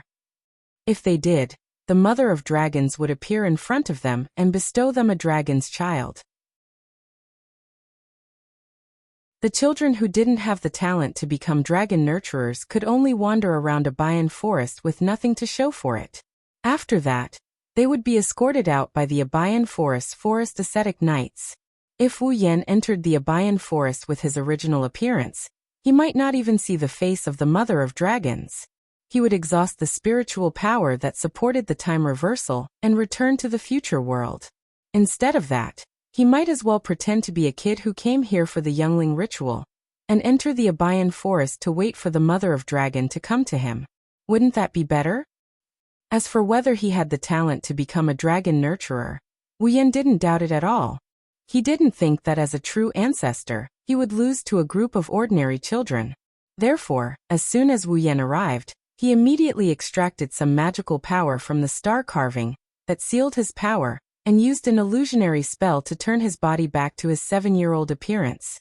He blended into the group of children who came for the youngling ritual, and entered the Abayan forest under the arrangement of the Abayan forest monastery knights. Looking around at the children following behind the monk who led the way, looking at the trainees and nuns who were pointing at them, Wu Yan sighed. He felt extremely uncomfortable in his heart. No matter what, he couldn't get used to a 20-something-year-old uncle blended in with a group of 7-year-old children, and being treated as a piece of art. It's a good thing that Wu Yan chose to mix in with this group of kids for the youngling ritual. Otherwise, he would be worried that he would run out of bullet 12 Yod. During the process of pretending to be a youngster, the power of the bet returned with no gains at all. Under the guidance of the monk, the group of children passed through the corridors of the monastery and arrived at the entrance of Abayan forest. Arriving here, the cultivators who led the way let the children stand where they were, and they dispersed on their own.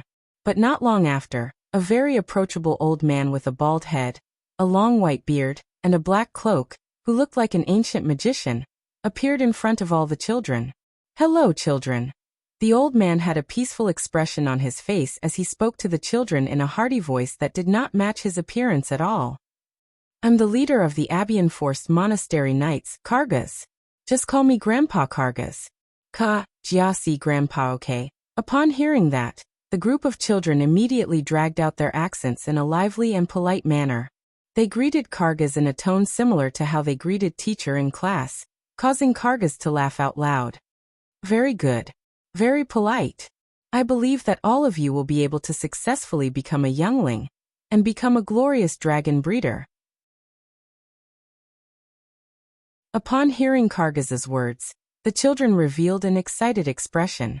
Even though they could not understand the importance of glory and the feeling in their hearts at their age, they would still feel happy when they were praised by others. "Grandpa Kargas has something to say to all of you here. All of you must remember it well." When Kargas reached this point, he withdrew his smile. His expression was still as peaceful as before, but there was a sense of seriousness in it. It caused the group of children to subconsciously quiet down and widen their eyes. After a while, the Holy Land, Abayan forest, will be opened. All of you will be allowed to enter together and undergo the youngling ritual. Kargas pointed at the dense forest behind him. "Over there, all of you will be able to do your own activities for a day. Nobody will accompany you in." The group of children was stunned for a moment before they began to clamor. Uneasiness was written all over their faces. This was only natural. Who would not be afraid to let a group of children who had just reached the age of 7 move around alone in a forest? Children, all of you don't have to worry. All of you will not be in danger in the Abayan forest. The dragon mother will protect all of you. Kargas said in a humble tone, finally calming the group of children down. Upon seeing this, Kargas continued to explain. In the forest, all of you must rely on your own strength to find the dragon mother. If you can find it, then all of you will become a dragon breeder. Kargas did not mention that the dragon mother would appear in front of those who only had the talent of dragon breeder. Instead, he gave such an ambiguous explanation, and continued to explain. Also remember, all of you must return to the entrance of the forest when the sun goes down regardless of whether you have obtained a youngling or not. If all of you have not returned by the time the sun goes down, then the knights will send someone to look for all of you. So if you don't want to spend the night with the bugs, remember to return to the entrance of the forest, okay? Yes, it was unknown whether or not they had understood, but the children once again dragged out their words and replied. Only then did Kargas nod his head in satisfaction. He turned his head and looked at the surrounding cultivators. Bring them into the Holy Land. Yes. Different from the children's response, the monks came to the front of the children again, and led them to the entrance of Abayan forest. Then they let the children enter Abayan forest by themselves. Looking up at the Abayan forest that was getting closer and closer to him, Wu Yan's wine-red eyes shone brightly. The corner of his mouth slowly rose.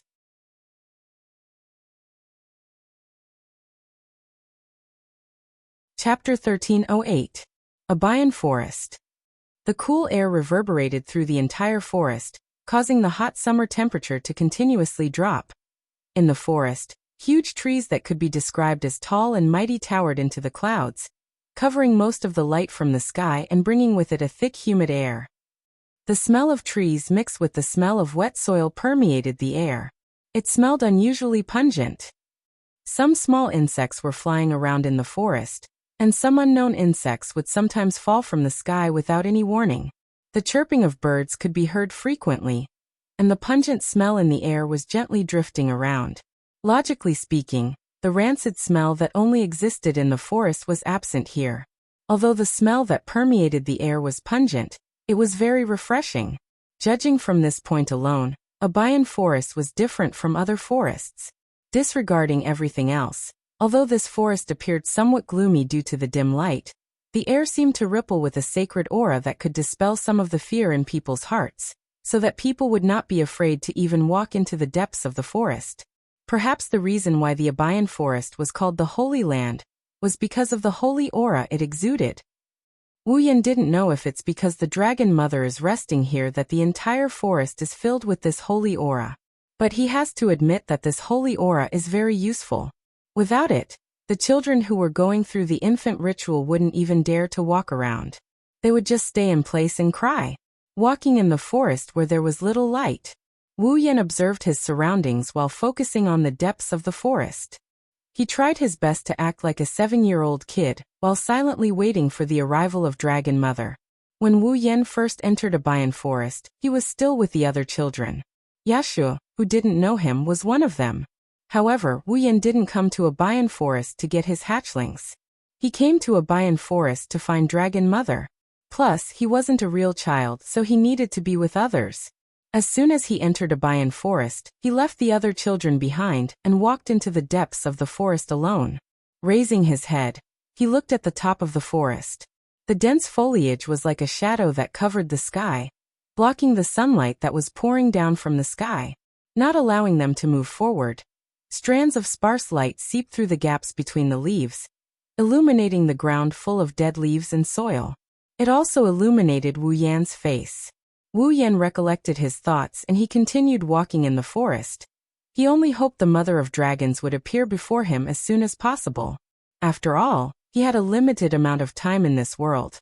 Not only did he need to meet the Mother of Dragons, but he also needed to negotiate with her and get her to agree to let him take the blood of Yak.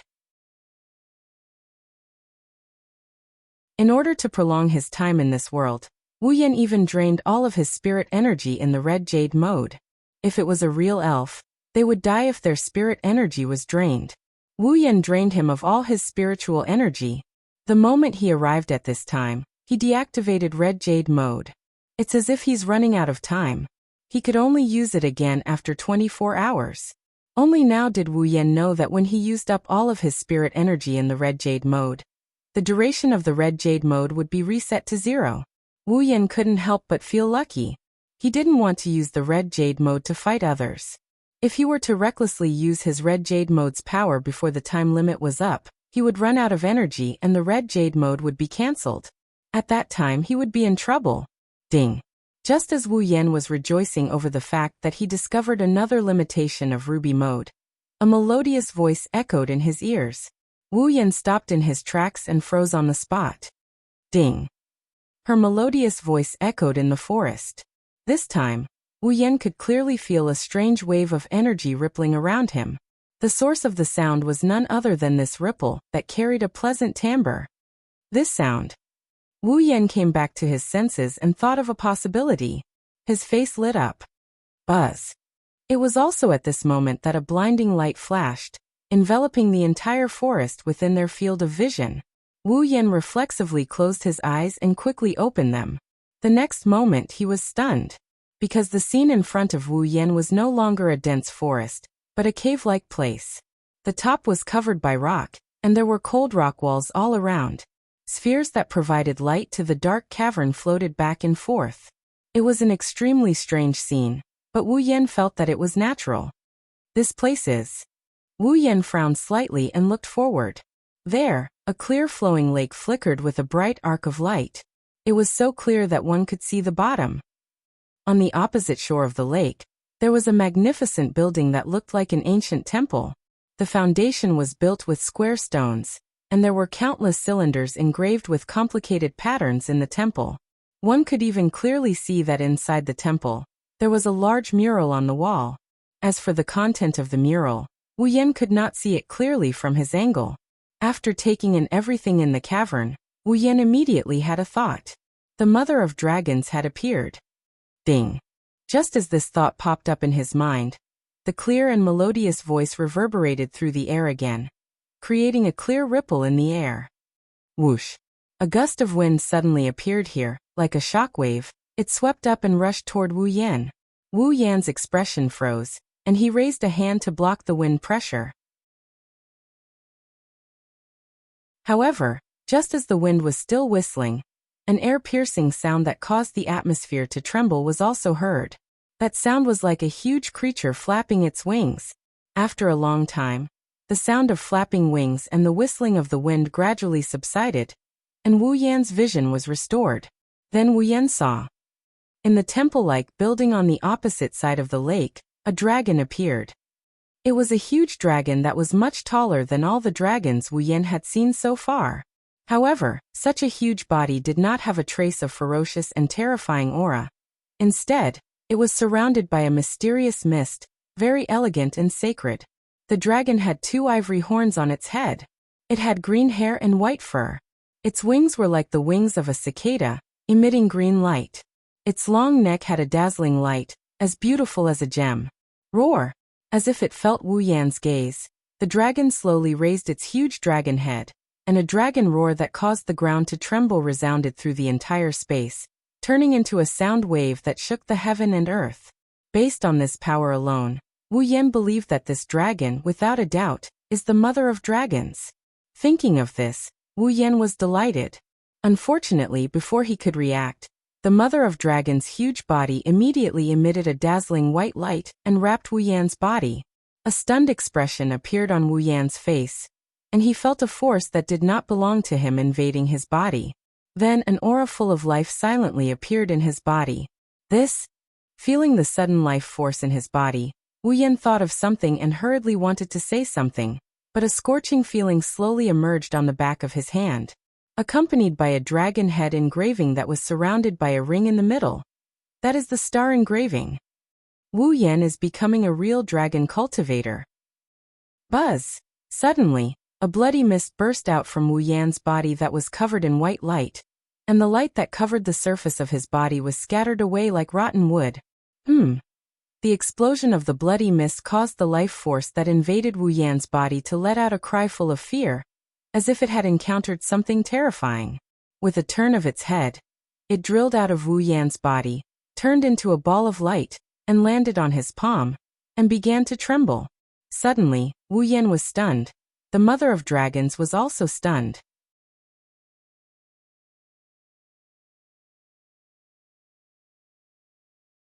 Chapter 1309.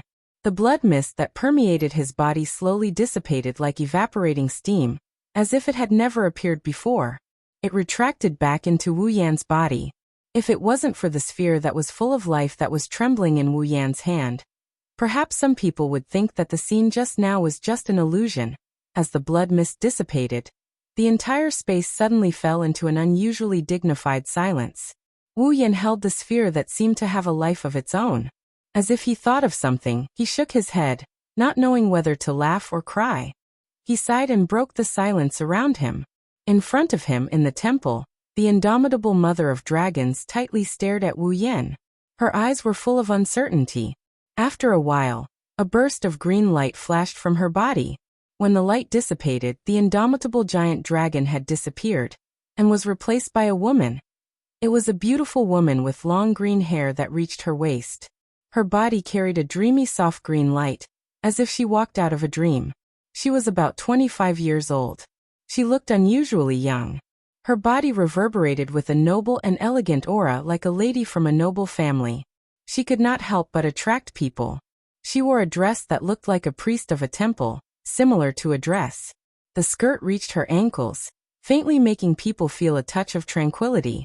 It was worth mentioning that the woman had 2 horns on her head. 2 dragon horns. Furthermore, there were countless branches growing out of each dragon horn. It was like a crown. Not only did it not destroy the woman's beauty, but it also added a lot of charm. Looking at the beautiful woman who suddenly appeared, Wu Yan was slightly startled and hesitated for a moment. Lin Mingya asked with uncertainty, "You are the mother of dragons?" The woman should be the mother of dragons. She raised her head and looked straight ahead with her clear emerald eyes. She cast her gaze on Wu Yan and nodded. Then, a voice that clearly belonged to a young girl, but full of vicissitudes of life, echoed from the mother of dragons' slightly opened red lips. "Why did the baby I gave you seem to be rejected by your body and was pushed out?" Yes, the life that just appeared in Wu Yan's body was now lying in Wu Yan's hand trembling. It was the baby dragon that the mother of dragons entrusted to him. In other words, the sphere in Wu Yan's hand was equivalent to a living dragon egg waiting to be hatched. Feeling the life aura from the sphere that was doing subtle movements in his hand, Wu Yan, who already faintly knew what it was, now that he got the mother of dragons' affirmation, he shook his head and smiled bitterly. "Although I don't quite understand the principle, the reason, it should be because those restless fellows in my body can't tolerate such a weak thing existing in the same body as them." Restless fellows? The eyes of the dragon mother narrowed slightly. She pondered for a moment before she calmly opened her mouth. "You, who are you?" "Me." Wu Yan raised an eyebrow and he grinned. "I'm just an ordinary child in the Knight's Kingdom of Lorimon." "No, you're not from the Kingdom of Knights." Upon hearing Wu Yan's answer, the mother of dragons replied indifferently, startling Wu Yan. "Due to the fact that the dragon tribe is facing extinction, we dragons can only sign a contract with humans. We can obtain star essence from humans and survive," the mother of dragons said in a ruthless tone that was cruel to the dragon tribe. However, not all humans can be kind to the dragon tribe and gain the trust of the dragon tribe. Therefore, when I decided to let the dragon tribe rely on humans to survive, I chose the Kingdom of Knights. I chose to focus on the path of knighthood, and establish the Lorimon knighthood as a clan that lives together with my dragon clan. It's also because of this reason that I can obtain the information of everyone in the knighthood through the virtuous dragon magic, Abayan. It's also through this that I can find out who has the talent to become a dragon breeder, and obtain a dragon's partner. Dragon Mother looked at Wu Yan with an indifferent expression as she affirmed Wu Yan. "Therefore, I can be sure that you're not from the Kingdom of Knights." Upon hearing this, Wu Yan's heart sank as he stared at the mother of dragons. Since you can obtain the information of everyone in the Kingdom of Knights and you're sure that I'm not from there, why did you choose to entrust your young to me? Wu Yan asked in a deep voice as he raised the sphere that was emitting life energy in his hand.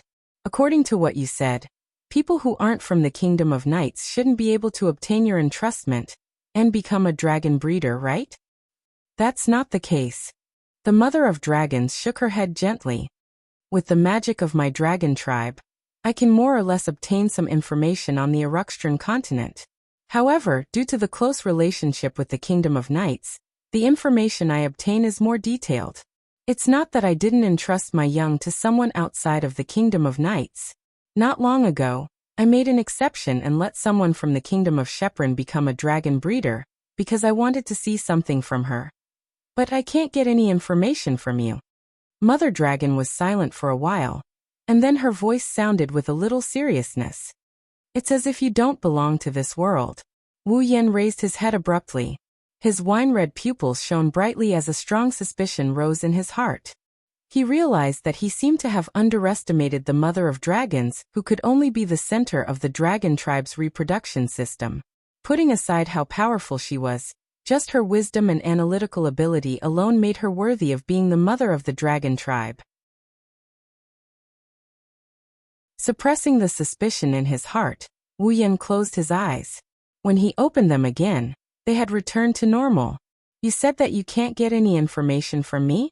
Wu Yan looked at Dragon Mother with a smile that didn't look like a smile on his face. In other words, you don't even know my identity and you're already planning to entrust your young to me? It's because I can't see through you that I've decided to entrust my young to you. The Mother of Dragons remained silent for a long time before replying. After all, it won't be long before the dragon tribe faces the fate of extinction. What? Wu Yan was shocked. Extinction? The dragon tribe faces extinction? Isn't this joke a little too much? Although the dragon tribe is powerful and their lifespan is incomparable to the average human, there will still be an end. The Mother of Dragons spoke as if it had nothing to do with her. Same for me. This time it was Wu Yan's turn to be silent. The dragon tribe's ecosystem has been fully updated. The Mother of Dragons would be responsible for the reproduction of the next generation, and entrust them to the humans to sign a contract with them to obtain star essence. Other than the Mother of Dragons, the other dragons no longer have a gender, and no longer have the ability to reproduce. Once the Mother of Dragons' lifespan is exhausted and ushered in the end of her life, the dragon tribe will no longer be able to replenish themselves with the new generation. It's only a matter of time before they face extinction. That's what the Mother of Dragons wanted to express.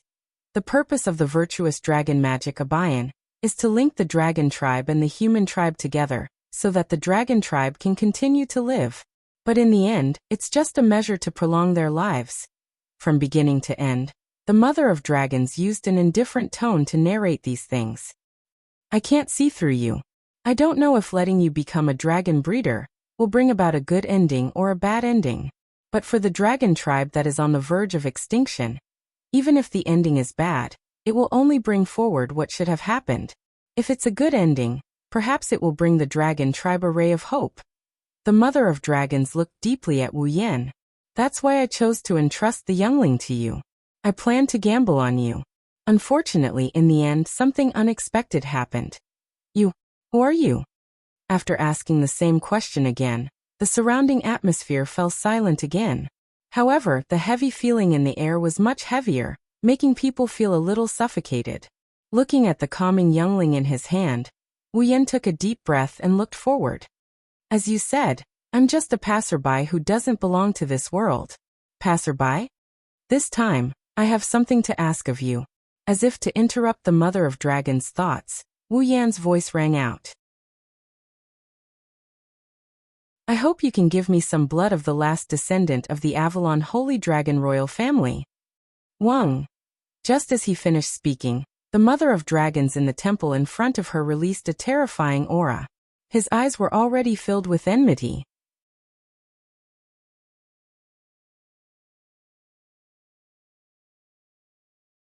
Chapter 13:10. The terrifying aura that surged from the Mother of Dragons turned into a wave of air that reverberated, causing ripples to appear in the surrounding space. Wu Yan narrowed his eyes as he was extremely surprised. When the Mother of Dragons mentioned the survival of the dragon clan, she spoke with an indifferent attitude.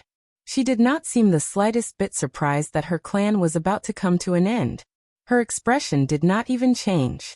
But now, he had only slightly expressed his desire for some blood of the last descendant of the Avalon Holy Dragon royal family. The Mother of Dragons, who had been indifferent from the start, actually had such a huge reaction. Even the aura that surged from her body was not a sign that she was about to use her power, but it was all hostility. Yes, the aura that surged from the Mother of Dragons was made up of pure hostility.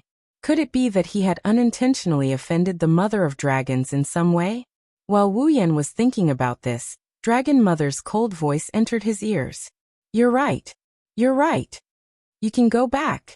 With an unquestionable tone, the Mother of Dragons said coldly, "There are still some children undergoing the youngling ritual, waiting for me to give them youngling. Our conversation ends here." Hearing the Mother of Dragons' words, Wu Yan's eyes narrowed slightly. "Can I know the reason? I don't know where you found out that I had already given birth to the last descendant of the Avalon Holy Dragon royal family, and was about to let her be born. But since you came for her, then this reason is enough for me to treat you as an enemy of the Dragon clan." The Mother of Dragons' voice was getting colder and colder. "Leave now. I can pretend that nothing happened. You were so calm when talking about the survival of the Dragon clan, but when talking about the last descendant of the Avalon Holy Dragon royal family, you showed such a strong hostility." Seeing that the Mother of Dragons had begun to order him to leave, Wu Yan was baffled and his brows gradually furrowed. "It seems that in your heart, the importance of the last descendant of the Avalon Holy Dragon royal family seems to be much more important than the survival of the Dragon clan itself." Hearing that, the Mother of Dragons stared closely at Wu Yan and immediately closed her eyes. "Because the key to the survival of the Dragon clan depends on the last descendant of the Avalon Holy Dragon royal family." Wu Yan's heart tightened. In his mind, Aika's appearance could not help but slowly appear. Until now, he still hadn't figured out why Aika was born in this world in human form. Was it because Yak was the last descendant of the Avalon Holy Dragon royal family that she descended into this world in human form? The answer, of course, the answer. Although he didn't know what exactly was going on, after combining it with the words of the Mother of Dragons, Wu Yan had a feint of the Holy Dragon royal family. The reason why Aika was born into this world in human form was to use her identity as a dragon to mate with a human male and produce offspring, thus preserving the dragon bloodline that was on the verge of extinction. Humans had an abundance of star sprites. Through the union with humans, the half-human half-dragon offspring might be recognized by the planet and regain the right to make the star sprite self-sufficient. That's hard to say.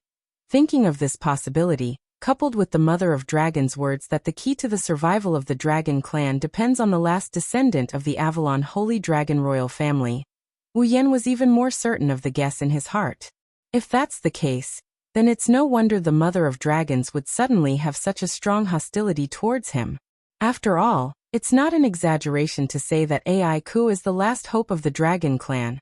Based on this situation, it's undoubtedly impossible to get the Mother of Dragons to give him the blood of the last descendant of the Avalon Holy Dragon royal family. However, from what the Mother of Dragons just said, Wu Yan found a chance to get her to agree. Immediately, Wu Yan's furrowed brows gradually loosened, and a relaxed expression appeared on his face. "I just want to get some blood of the last descendant of the Avalon Holy Dragon royal family. This shouldn't be a request that can harm her, right? Go back." The Mother of Dragons' expression was still cold, and did not waver at all. This made Wu Yan feel helpless from the bottom of his heart. If that's the case, of course, I won't accept the blood of the Avalon Holy Dragon royal family for no reason. I'm willing to pay a price. Go back. This time, the Mother of Dragons' voice carried a hint of anger. "No matter what price you pay, it can't compare to the importance of that child." "Is that so?" Wu Yan's expression was calm, and the corner of his mouth suddenly lifted. "Then what if I say I have a way to extend your life and let you live for a while longer?" "Wah." The mother of dragons' expression changed drastically. Seeing this, Wu Yan did not waste any time and directly reached out his hand and pointed at the void in front of him. Immediately, a green gem appeared in his hand without any warning and was exposed in this space. It's a thumb-sized tear-shaped green gem. Breath of Time. Can only be used on living organisms. An item born from soil that is still in good condition after a long period of time. Chance of birth is 1%. User can obtain the life force contained within and double their remaining lifespan without any side effects. Cost, 15,000 item points. Its name is Breath of Time. Glancing at the tear-shaped green gem floating above his other hand, Wu Yan turned his eyes to the Mother of Dragons. Its function is to increase the user's remaining lifespan and double the user's remaining lifespan. It should be a very useful item for you, right? The Mother of Dragons' gaze swept across the Breath of Time and cast on Wu Yan. Finally, a trace of emotion appeared in her eyes. I've never heard of such a treasure in this world. Where did you get such a treasure from? The Mother of Dragons did not say that Wu Yan was lying to her. Instead, she asked such a question. That's because the rich life force from the Breath of Time made the Mother of Dragons' life that was faintly nearing its end show signs of revitalization. The Mother of Dragons could clearly feel that her body was yearning for that green tear-shaped gem. This made the Mother of Dragons very shocked. Didn't I just say it? I'm a traveler that doesn't belong to this world. Wu Yan showed a meaningful expression. It doesn't exist in this world, but it doesn't mean it doesn't exist in other worlds. Other worlds. The Mother of Dragons was at a loss. I'll repeat myself. I only want to obtain some blood of the last descendant of the Avalon Holy Dragon royal family. I have no other intentions. Wu Yan used a slightly sincere tone. Although I can't explain to you why I need the blood of the last descendant of the Avalon Holy Dragon royal family, I can assure you that I won't use it to harm anyone. So if it's possible, I want you to agree. The Mother of Dragons, who was cold and emotionless just now and insisted on not compromising with Wu Yan, finally hesitated. If just giving up some blood of the last descendant of the Avalon Holy Dragon royal family could double her remaining lifespan, then the dragon's lifespan would also be doubled. This was undoubtedly a deal that made the Mother of Dragons very tempted. However, the Mother of Dragons was afraid that Wu Yan would do something that would harm the last descendant of the Avalon Holy Dragon royal family. At that time, unless she could continue to live, the future of the Dragon clan would be destroyed in her own hands. So even if she was tempted, the Mother of Dragons could not help but hesitate. To me, there's no benefit in letting the Dragon clan be destroyed. Wu Yan sighed. Perhaps in the future, when the last descendant of the Avalon Holy Dragon royal family is born, I can still help her. If you can't even agree to this, then I really can't find any other reason to persuade you. I'm just a traveler in this world. The decision is up to you. An uncontrollable ripple appeared in the clear emerald eyes. The Mother of Dragons once again looked at the Breath of Time in Wu Yan's hand. A look of struggle appeared on her face. Wu Yan did not speak anymore, nor would he urge her. He stood quietly on the spot, holding the Breath of Time in one hand and the baby sphere in the other, waiting for the Mother of Dragons to speak. The space gradually turned into a dead silence. All right. After an unknown amount of time, the Mother of Dragons finally sighed as if she had given up. She looked at Wu Yan's eyes with her cold face again. I agree. The corner of Wu Yan's mouth slowly lifted. You're tuning in to the Li Mei's Sword of Destiny YouTube channel. We're so grateful for your support, and don't forget to subscribe to join us on this incredible journey through captivating stories. Your generosity through donations truly makes a world of difference, as it's the primary source of revenue that allows me to expand and enhance this channel for you. Thank you from the bottom of my heart for being a part of this adventure.